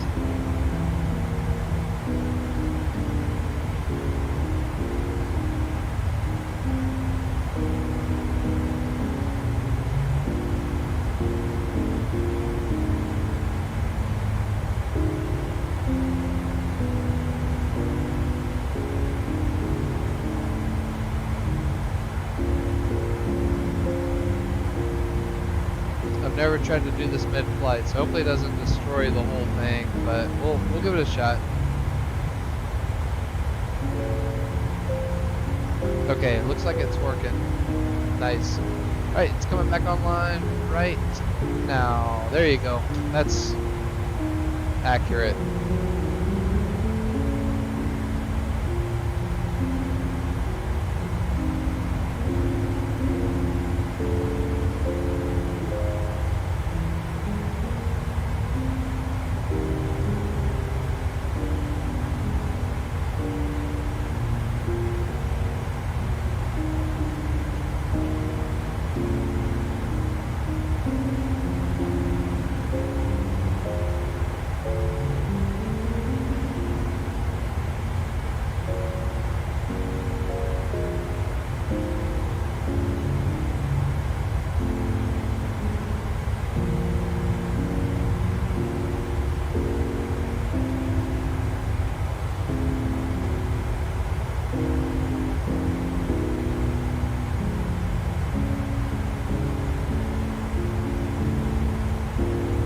on so far. It's not looking like anybody's gotten online to control Fukuoka.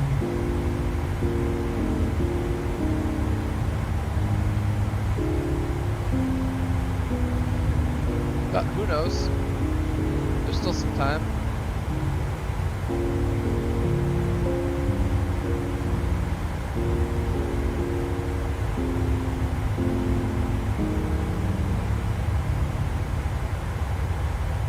It looks like the weather has actually improved at our alternate of Busan. It's now, well, the rain stopped, but good visibility. Few clouds 500, scattered 15, broken at 3. Dew point is temperature spread is still at 1 degree. Fukuoka. Looking at winds 310 at 12. Few 2500, scattered 3500, broken. 32 degrees for the temperature, 27 for the dew point. And they're still saying the winds are going to shift to the south. So we're still going to plan that southward approach to runway 16. And we'll see what happens.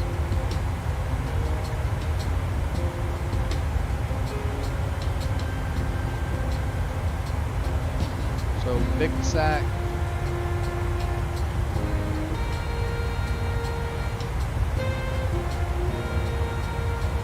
Plan to have 11,686. And we're gonna be in about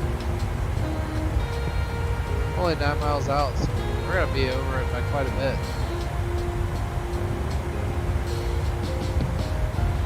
We'll just need to keep track of what it's looking like our landing weight's gonna be for when we run our performance numbers here in just a little while. So once we exit class 2, I'm gonna go ahead and start setting up for the approach sump and getting some of the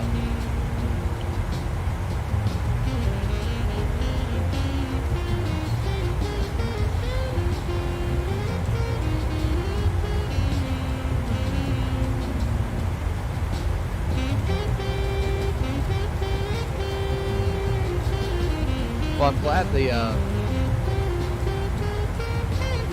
Fly Live is working again. So all I did is just restart it and it's working well. Also hoping that we'll get some good performance from the GSX Pro we got on the ground in Fukuoka. So we'll see.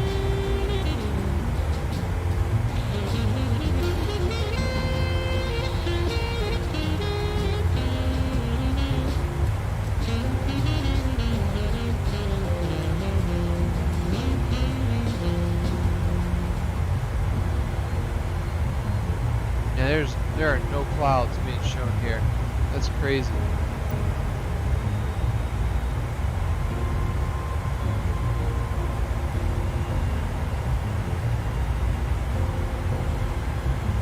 I'm gonna start reducing our range. That's a good sign. I'm actually gonna go talk to the flight attendant really quickly.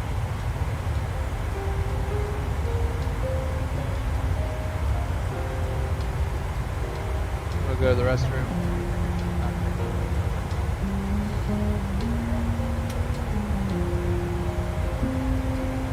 Alright, I'll be right back.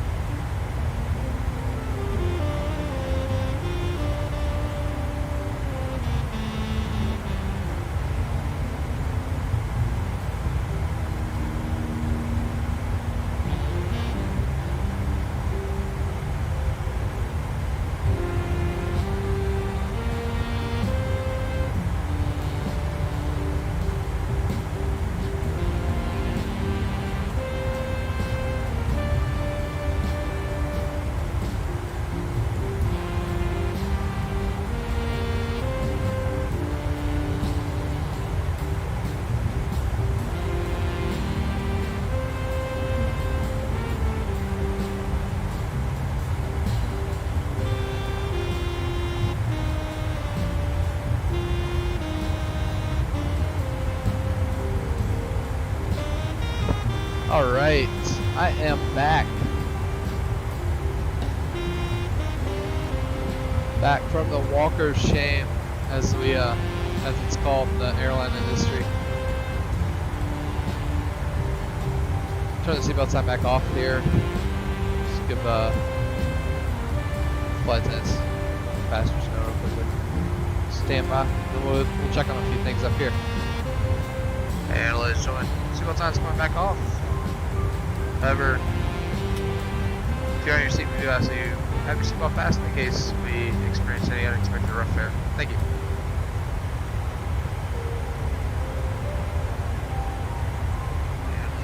Alright, cool. 12.5 is our fuel load at high deck. So let's go ahead and enter that in our on our release. Switch this back over. Alright, cool. We got that up. Perfect.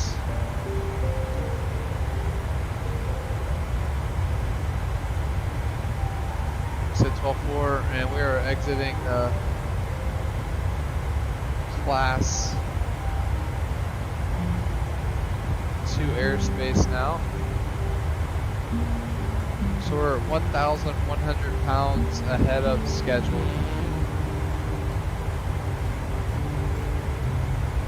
We only have 75 nautical miles to Ulsak, and then it's just a bunch of really close together fixes as we're getting into Japan.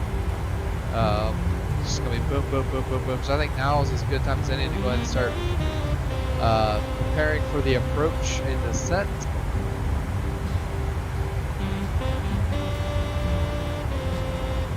So we will get to that here very shortly.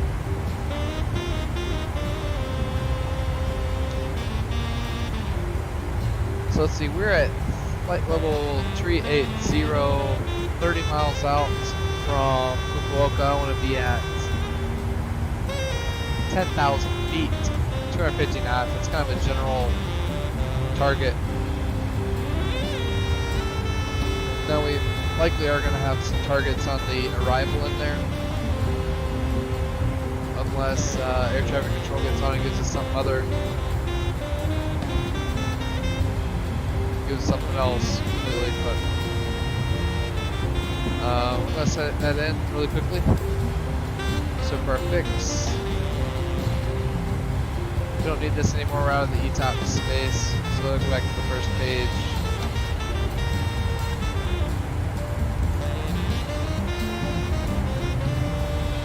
And there's Fukuoka. 30 miles out. And if we're going to lose 28,000 feet, that is 84 nautical miles plus 5. We're slowing down 89, so 119 miles.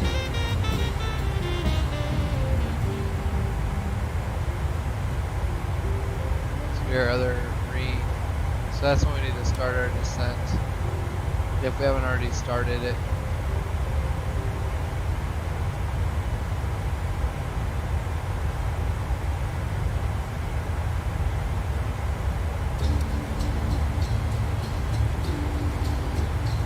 Or at least be thinking about it, monitoring it. We'll see what the arrival says exactly.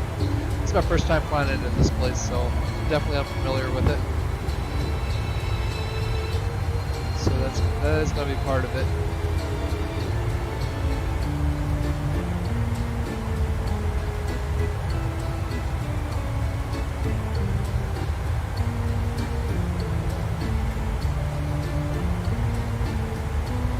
Let's check out the weather really quickly, because there's definitely been a lot going on. A lot of wind shifts in the forecast. So check to see if any air traffic control changes have occurred. Doesn't look like it. Looks like Korea is on, they are off. Doesn't look like we're going to have any controllers in Japan anytime soon. Who knows? Maybe we will. That'd be awesome if we did.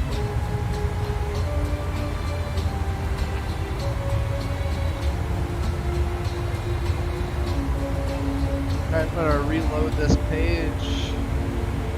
Make sure we have the latest data. Alright, so at Fukuoka at 0700 Zulu, winds were 310 at 12, greater than 9,999. Visibility, view at 2,500 feet, scattered 3,500 feet, and broken, doesn't know where. 32 and 27, QNH was 1003. Okay, and they're saying the winds are going to shift to the south, so we're going to plan on that 16. And that's what the forecast is saying too, at 8Z, 150 at 10. So I think, let's double check that really quickly. Because they're showing us getting there at 816Z, so it's gonna be that 16. All right, let's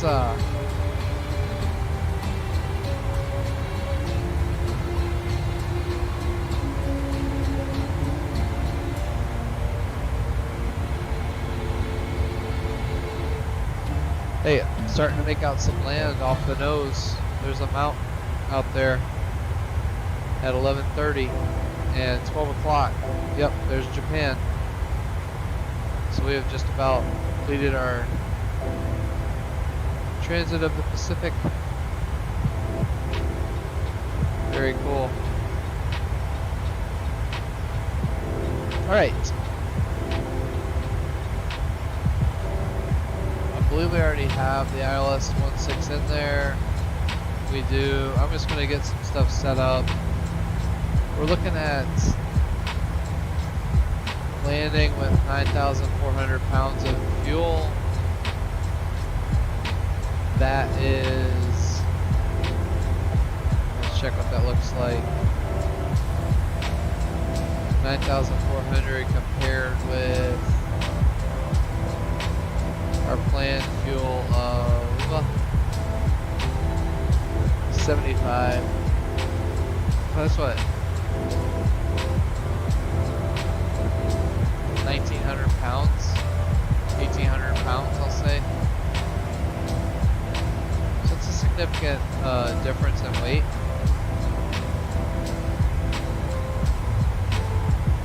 So that's what I'm going to plan on. Let's pull up Top Cat really quickly and run some performance numbers.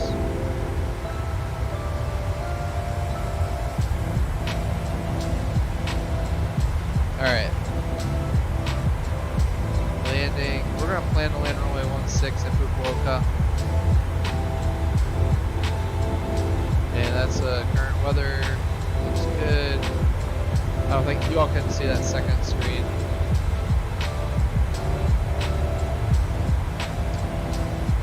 I'm going to compute.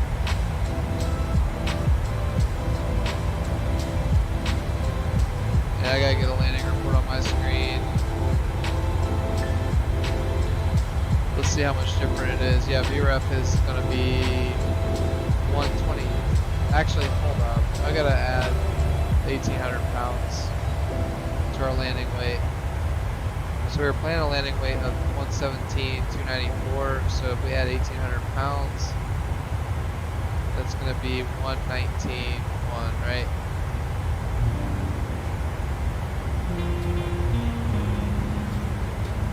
There. Let's compute that. Yeah, it's gonna make a knot difference. But still, it's important.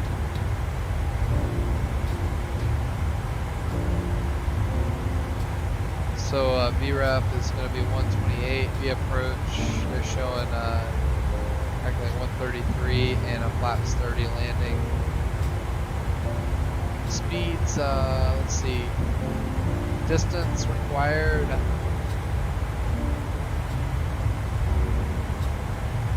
It's going to be 4,500 feet in the runway. And we'll do an auto 2 land, which is 6,500 feet. rounding up. Alright, sounds good.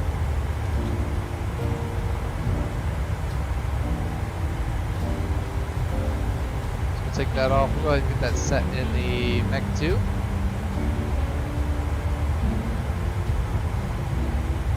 I'll check our fuel at one of these intermediate fixes. Looks like we have an aircraft 1,700 feet below us. How far out is he? About 20 nautical miles right across our path. Okay, cool. It's just exciting to see another aircraft for a bit.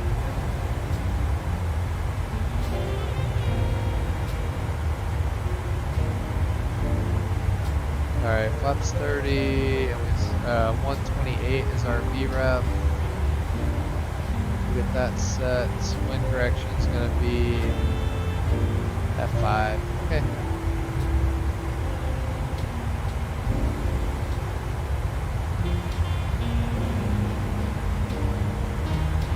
Here's some.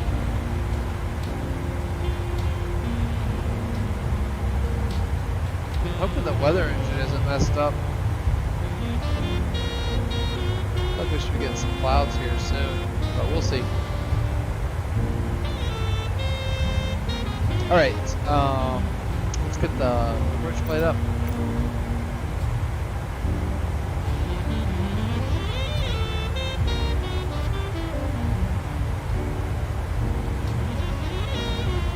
We'll go ahead and get our approach course set on 58.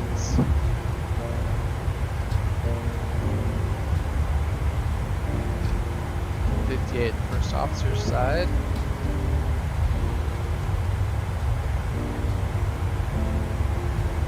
And DA is going to be 215.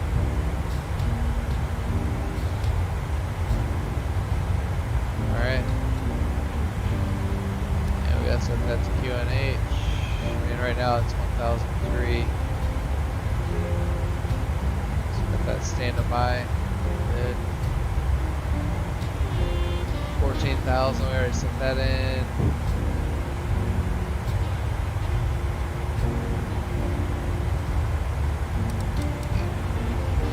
Good, slop is out of the system, that's good.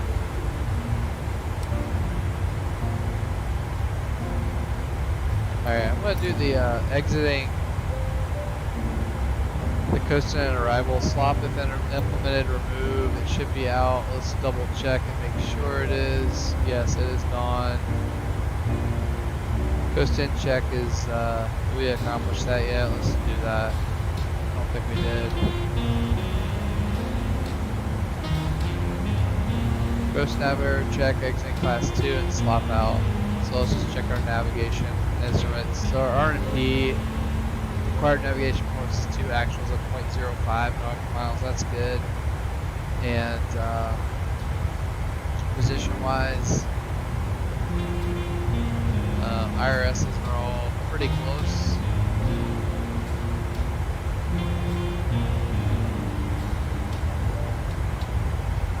No real deviations here. It's all looking good. Alright, cool.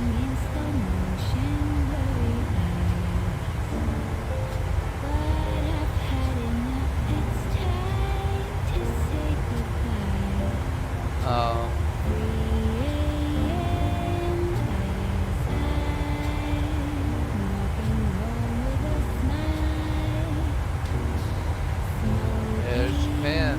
Awesome. Nice.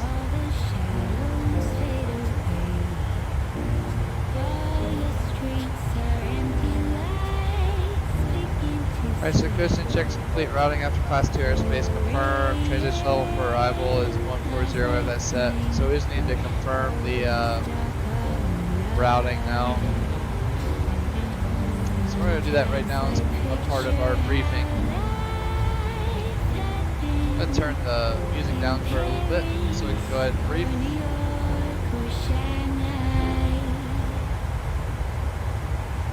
Alright. So, for our routing after, we're coming up on Agika, is that right? Yeah, Agika. So we pull up our release. Plan to have 10,024 pounds of fuel at Agika. Obviously, we're going to be a little above that, which is fine.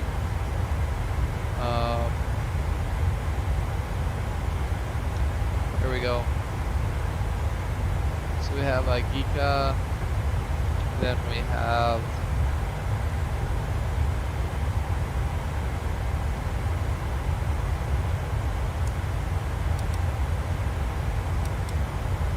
it's Agika, Kalagu, Lukra,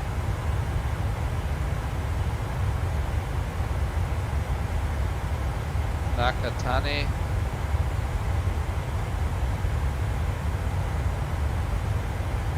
Tozak, Kinko, Kagoshima, Sapis, Sasik, Hainag. Let's go to the next page.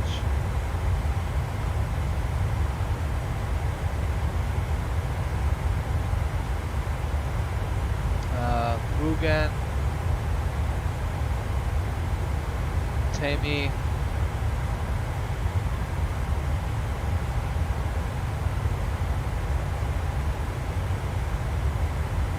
Mamuta, Ostep. This is the start of the arrival. So let me pull the arrival up now. I'll take the release down for a second. Alright, here's the arrival. So arrival starts at Ostep, and then it's Honak at or above 7,000, which we're showing there in the navigation display. Ameo, Kia at or above 5,000. Noko at or above 3,000. Maltz at or above 2,000. And then it's showing an IOS. Yep, that's on the approach. Maltz. And this is the Fukuoka 18 March 22 11-1 ILS load runway 16. Missed approach climb gradient minimum of 5.0%. We can do that. 111.7 is going to be the localizer frequency. Let's go ahead and get that set in on both radio tuning units. 111.7. Set left, set right. 158 final approach course inbound is set.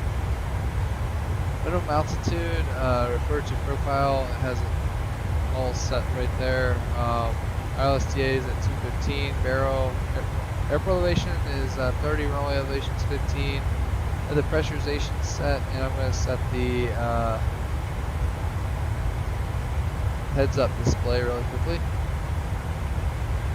Just check the link really quickly. So I'll go ahead and put that in while we're down here. 9,186. That is set. And back to the approach. MSA is 2,300 to the northwest, 4,100 to the northeast, 5,000 to the southeast, 4,600 to the southwest of Fukuoka VOR. Like we said, once we're on INOS, it's at or above 2,000, and then that's runway 16. And the published mist is climb on a heading of 158 to 1,600, then turn right, climb to 6,000 outbound on the Fukuoka 160 radial to Yamek. Oh, here it is out here to Yamek, and then a right turn. So to Yamek, and then a right turn heading 352 intercept, proceed inbound to the Iki India Kilo Echo, Iki VOR 127 and holds. Cross Yamek at or above 5,000, cross India Kilo Echo VOR, radio 127, 37 DME at 6,000.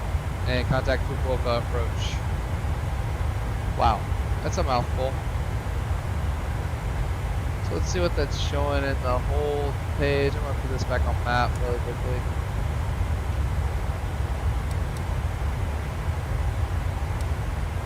Cool. On the hold page, it's the India Kilo Echo VOR 073 inbounds. Yep. Left-hand turns, 1 minute legs. Perfect. That all looks good. Highest obstacle is a tower at 3,093 feet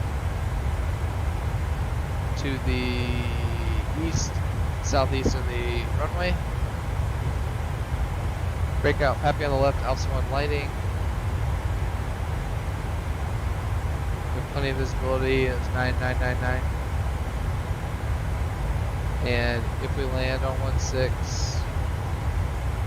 going to the international terminal today, so it'll be a right-hand turnoff, likely at Whiskey 6 or Whiskey 7, Victor, Mike, Golf, to the terminal. And let me see where we're parking. I'm just gonna pick a spot here. We're gonna be parking at 56 today. That's our spot. Alright, that's all I have. Unless anyone else has some questions, comments, concerns, speak up in chat. Otherwise, we'll keep on trucking into Fukuoka. I'm sure I'm butchering it, but I'll try my best.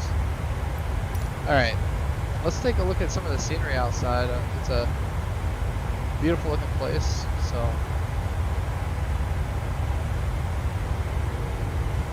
my first time flying to flights to Japan since Microsoft Flight Simulator for Windows 95. So excited to be back.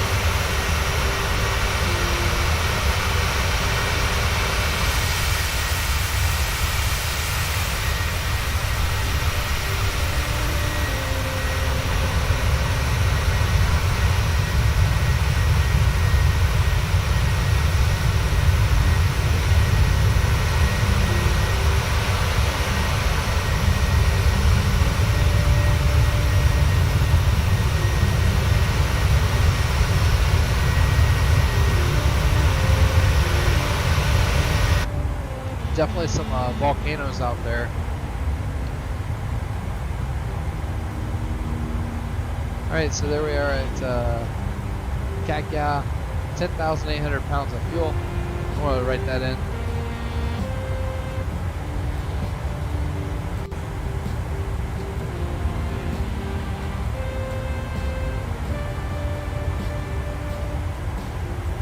£10,800 of fuel.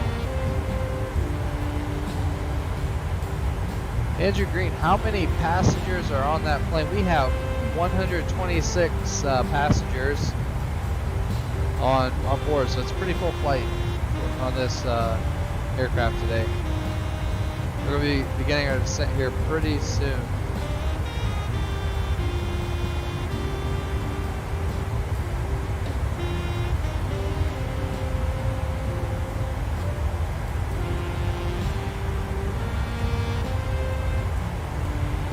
See if we have, yep, that ring's coming up.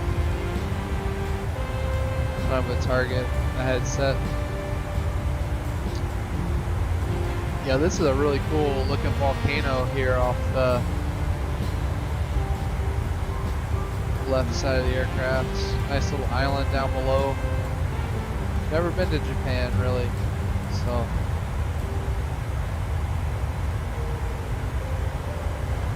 Let's see if I can pull up a world map, which Navigraph does have. We can kind of tell what city it is we're flying by. Here we go.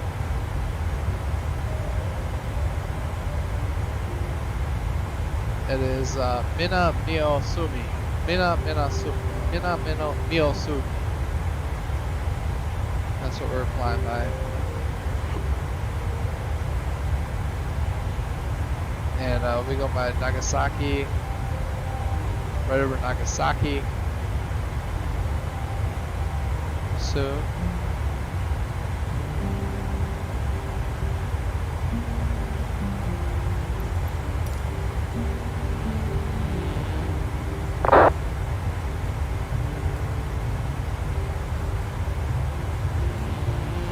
And it looks like, I think it's Shanghai Center that is online.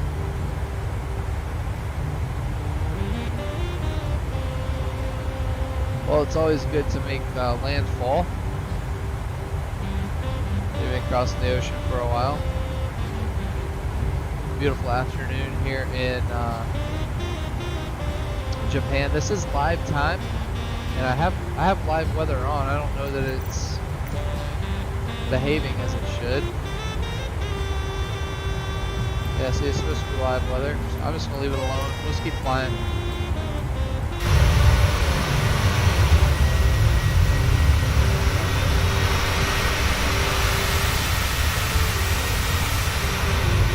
But very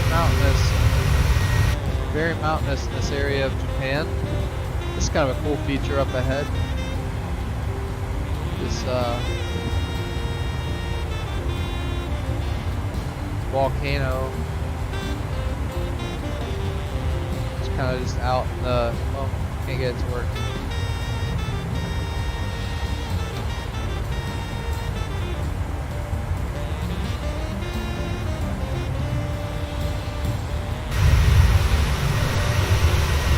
Out in the middle of the bay here.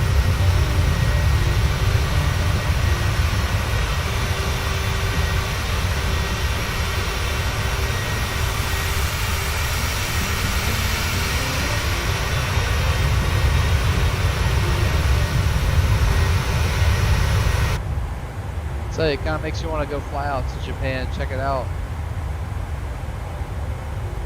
Seems like a beautiful, beautiful landscape.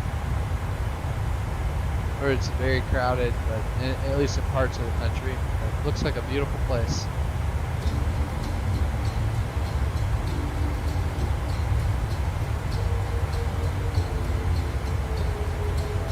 And it's currently, wow, 4:47 p.m. in Fukuoka.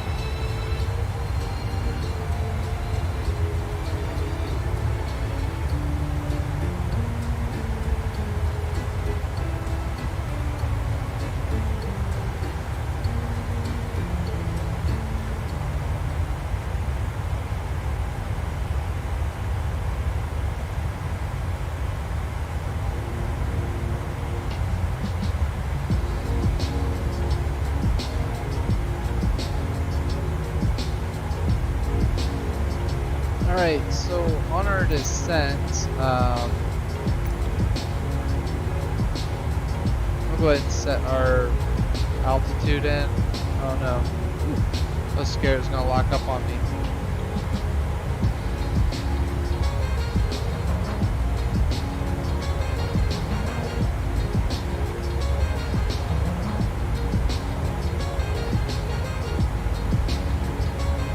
Like 2,000 feet is our bottom altitude. I'm going to set 2,000 feet in the altitude window.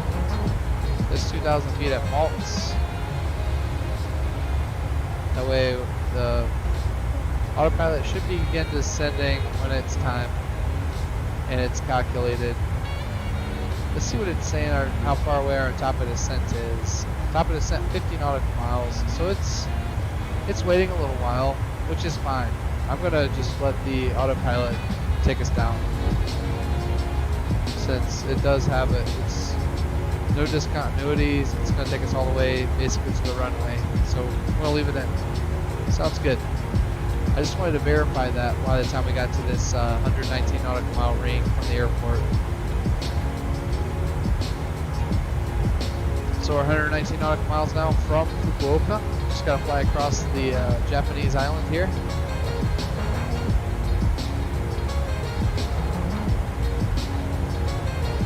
Take a look out the back.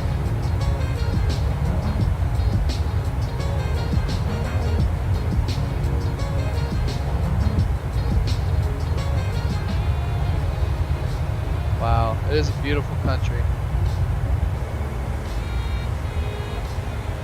Okay, we are now at Hotel Kilo Charlie with 10,300 pounds of fuel. Hotel Kilo Charlie.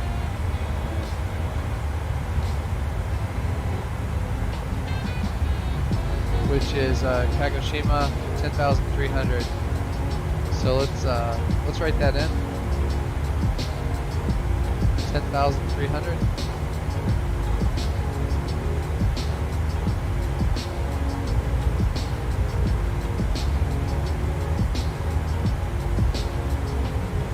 So 1,500 pounds above planned fuel. So I think our performance numbers are going to be pretty accurate. We were planning at 1,900 over. So we'll see. Let's see if there's any body online now. I'll reload this.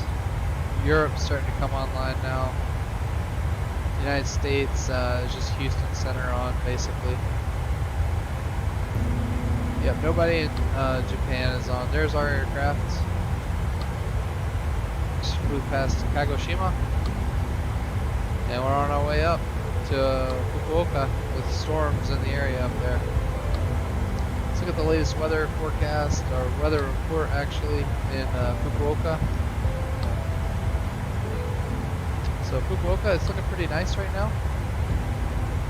It's at 730Z, so this is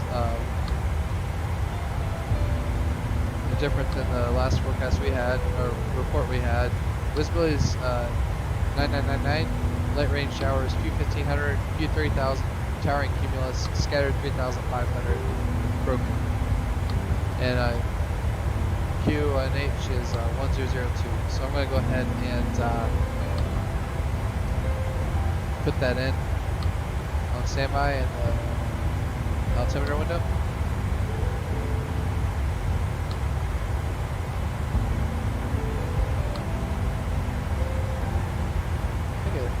Oh wait.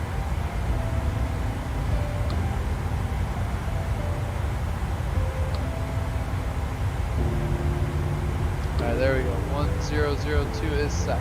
Perfect.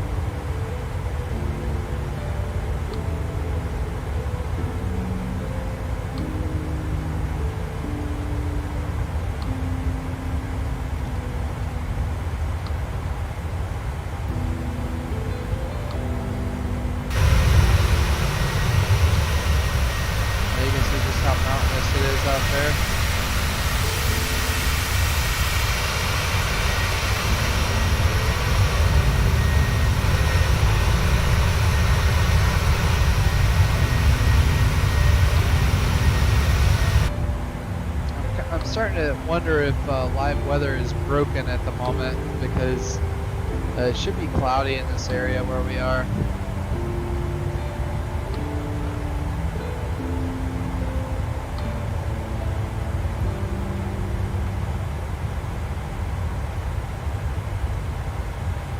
Yeah, I might disconnect live weather. Let's see if I can get it to... Whoa, that didn't go well. Yikes. That got the airplane really angry.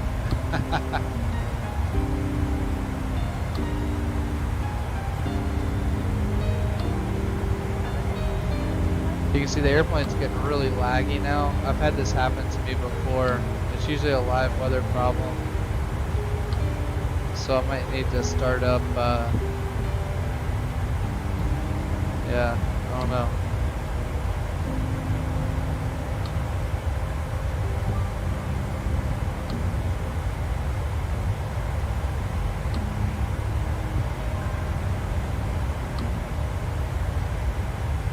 Cool, 2000 is set.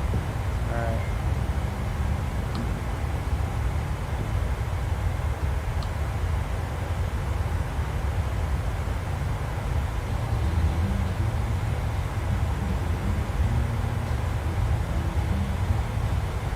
Yeah, we're getting pretty close now.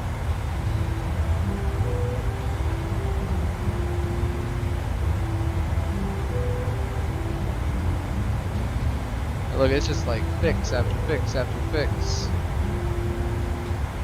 Yeah, we're going to be beginning our descent here in just a minute. I'm going to go ahead and make a quick announcement in the back.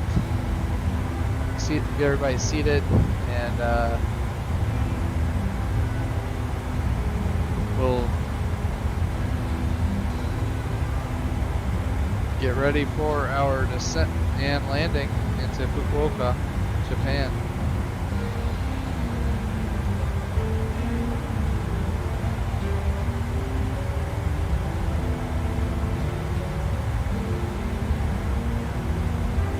Let's see what time we landed there. 8:15. We're gonna get there right on time. Okay.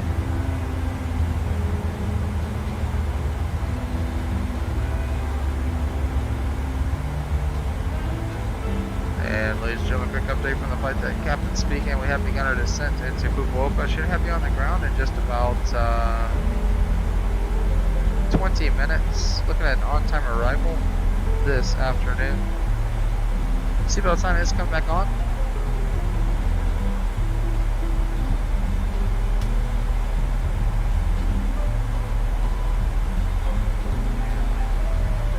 I would ask that you remain seated with your seatbelt fastened for the remainder of the flight. Current weather right now in Fukuoka, mostly cloudy skies, light rain showers in the area, and temperature of 32 degrees Celsius. We're parking at gate 56 today. Thanks again for choosing to fly with us here on United Virtual. It's been our pleasure having you aboard, and we look forward to seeing you again on a future flight.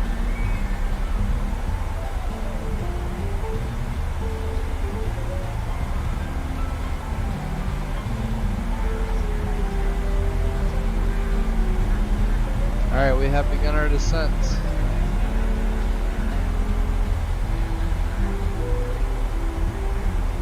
Yeah, I think the live weather engine's broken at the moment.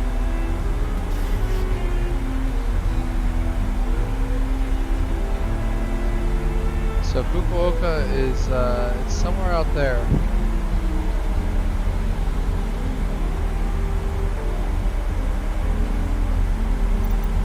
Maybe the live weather will pick on at some point. I sure hope so.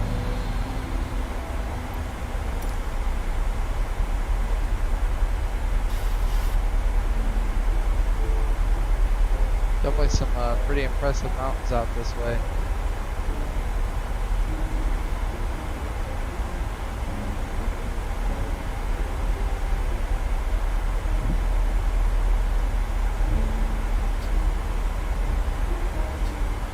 Wow, we are descending quickly, 5,000 feet per minute.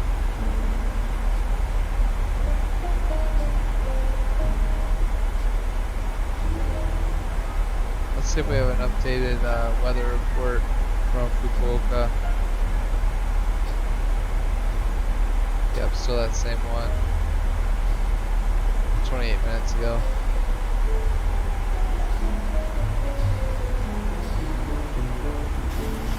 Make sure the HUD's looking good. Yeah, it is. Great. Just make sure it's a little bit brighter since we'll. Cool.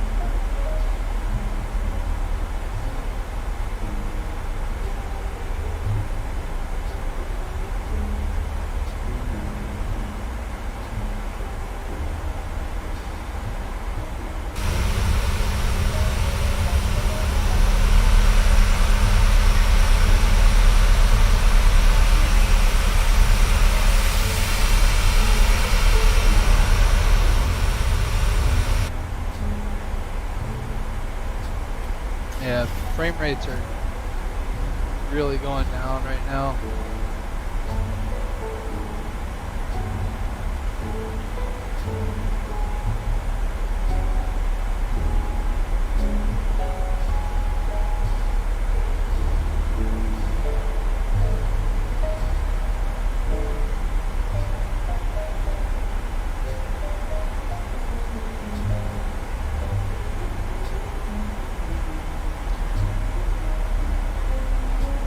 But we'll see how it goes.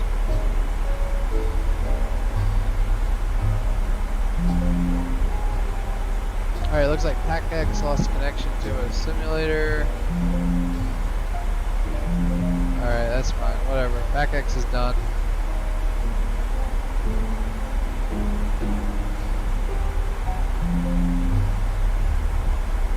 Means we probably lost,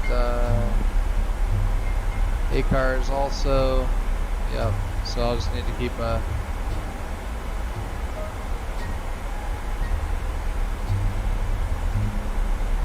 record and enter it into the flight report. That'll work. Okay.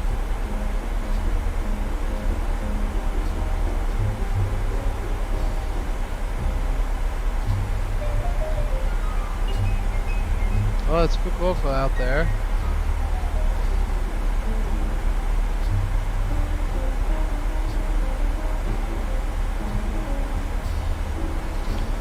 And I'm not really sure why the live weather's not working. Maybe they're doing some server maintenance at Microsoft. There's no telling.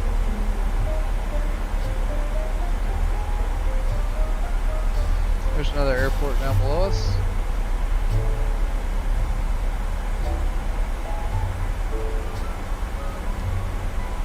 At least we have good visibility of all the cities, airports around Japan. Alright, here's flight level 180, so that means it's time for our descent checklist. So let's go ahead and run that.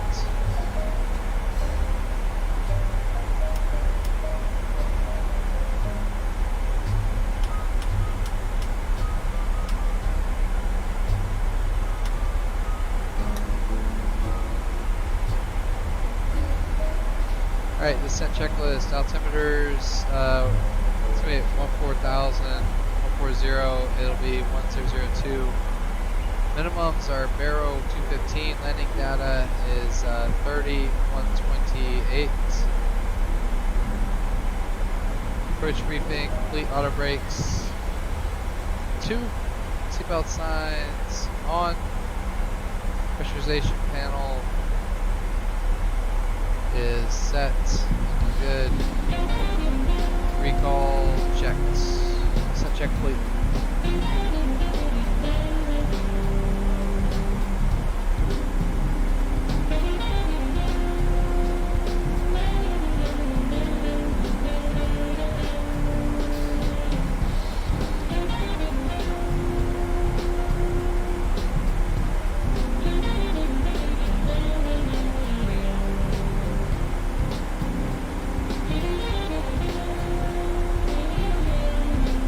There's 14,000. So 1202 set. And cross checks.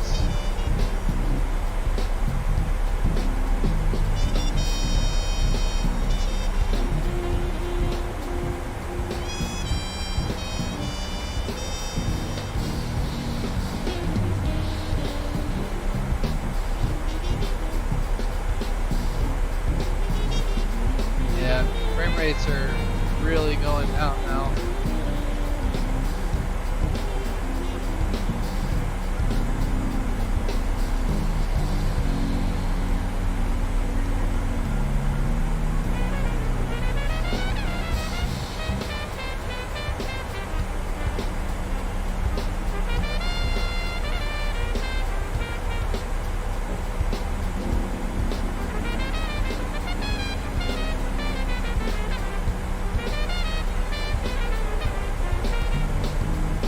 See if we can see the airport out of the first officer's window.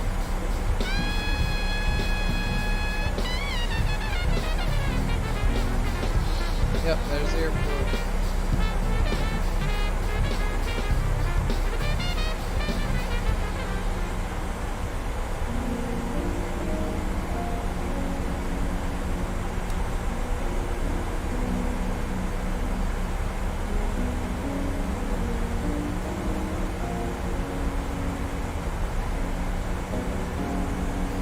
I was wondering if they have any skiing in this area. I saw that Fukuoka does get some snow every year.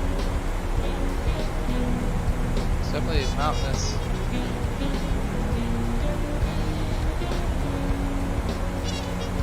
But there's a lot of ocean around here.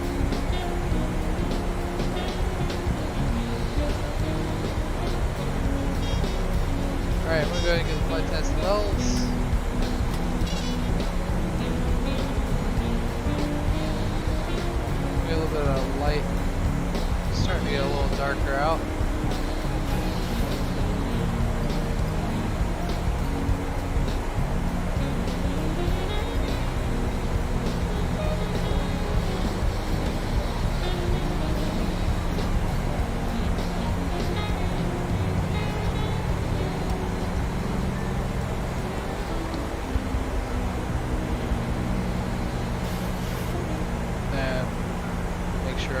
right. Frequency, radio. Yep. And Fukuoka is not online right now. Yep.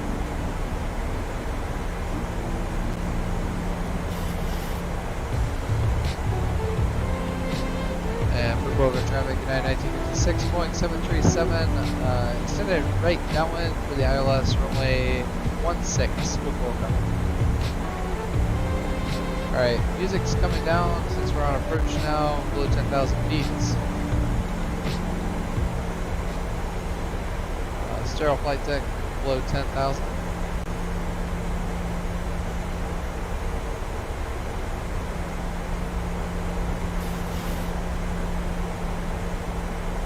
Looks like this approach will take us kind of out over the sea, and then we'll wrap back around.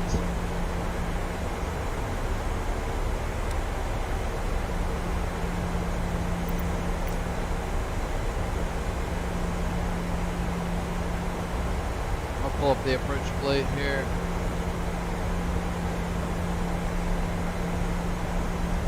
Yeah, I think the live weather definitely got broken.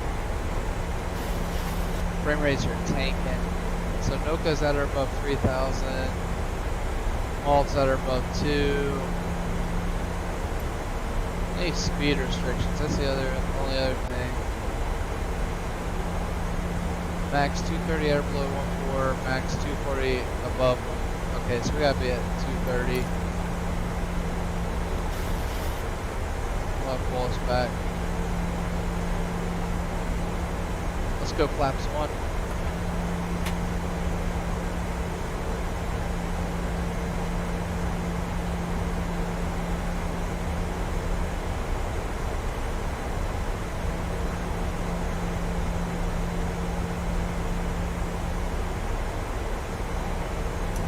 We'll go ahead and turn on the continuous ignition.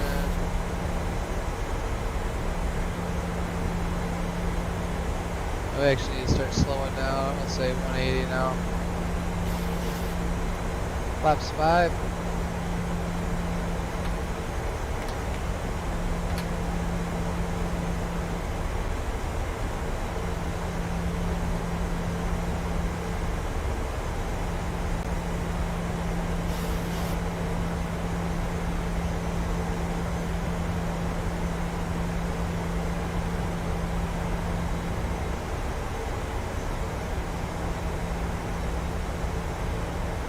Wow, yeah, frame rates are tanking. I'm just gonna turn, I'm actually gonna turn live weather off right now. And just, it's gonna go crazy on me, but we gotta do it. I'm just gonna make it clear. If I can. Clear skies, there we go. That should, I'm hoping that'll help with the frame rates. We'll see.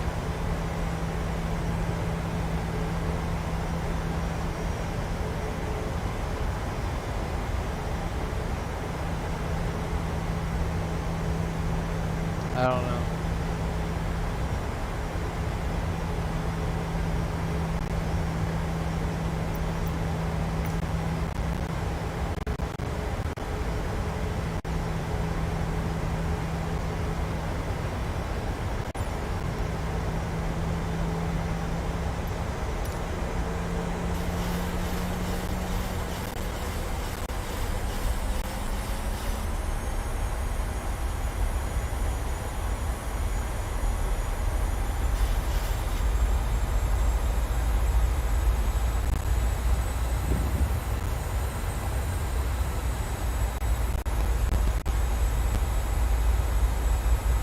This is gonna be tough.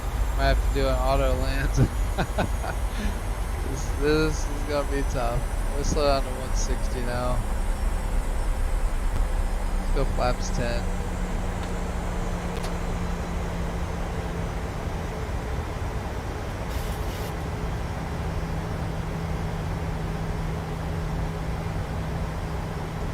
Yeah, something's not going right here with the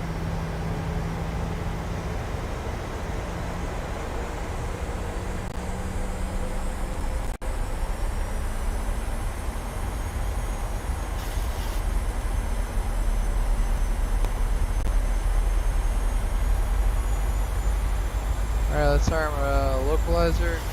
We are loc. And it's captured.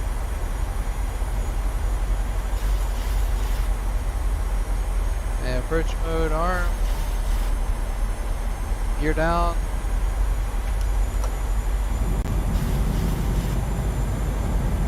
Arm glide slope. Flaps 15.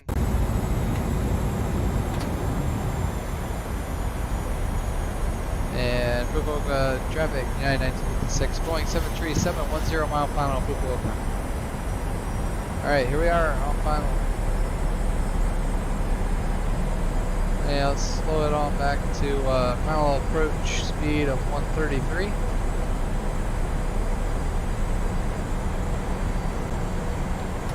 And HUD's coming down.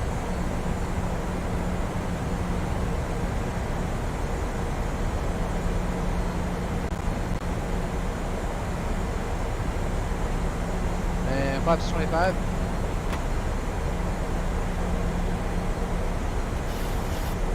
Flaps 30.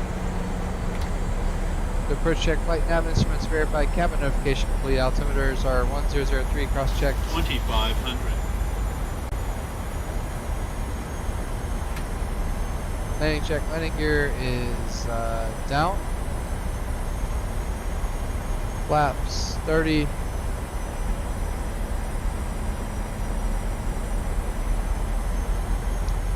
Thirty green. Speed brake armed and engine start switch is continuous. Landing check complete.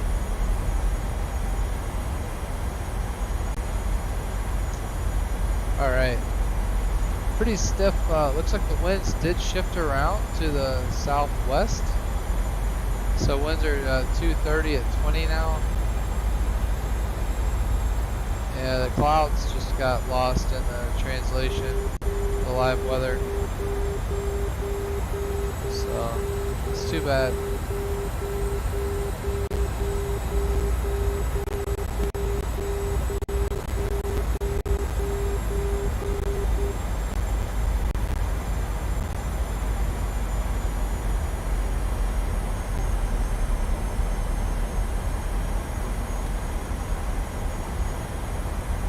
This approach, heading at altitude, it's going to be 158 up to 6,000, so I'm going to go ahead and set all of that.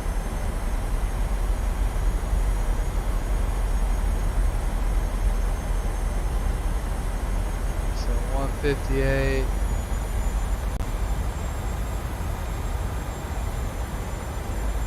It'll be a nightmare trying to go around with these frame rates right now. And 6,000.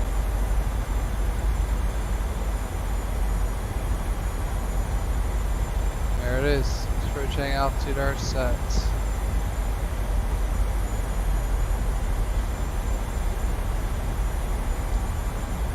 $1,000. A3 and clear to land. And it's about to just completely lock up. Look at this. It just locked up on me. It's gone, it crashed. Well, thanks for joining. That was fun. The computer just lost its mind, but we made it theoretically, and I'll see you again on a future flight. VRF Simmer signing off.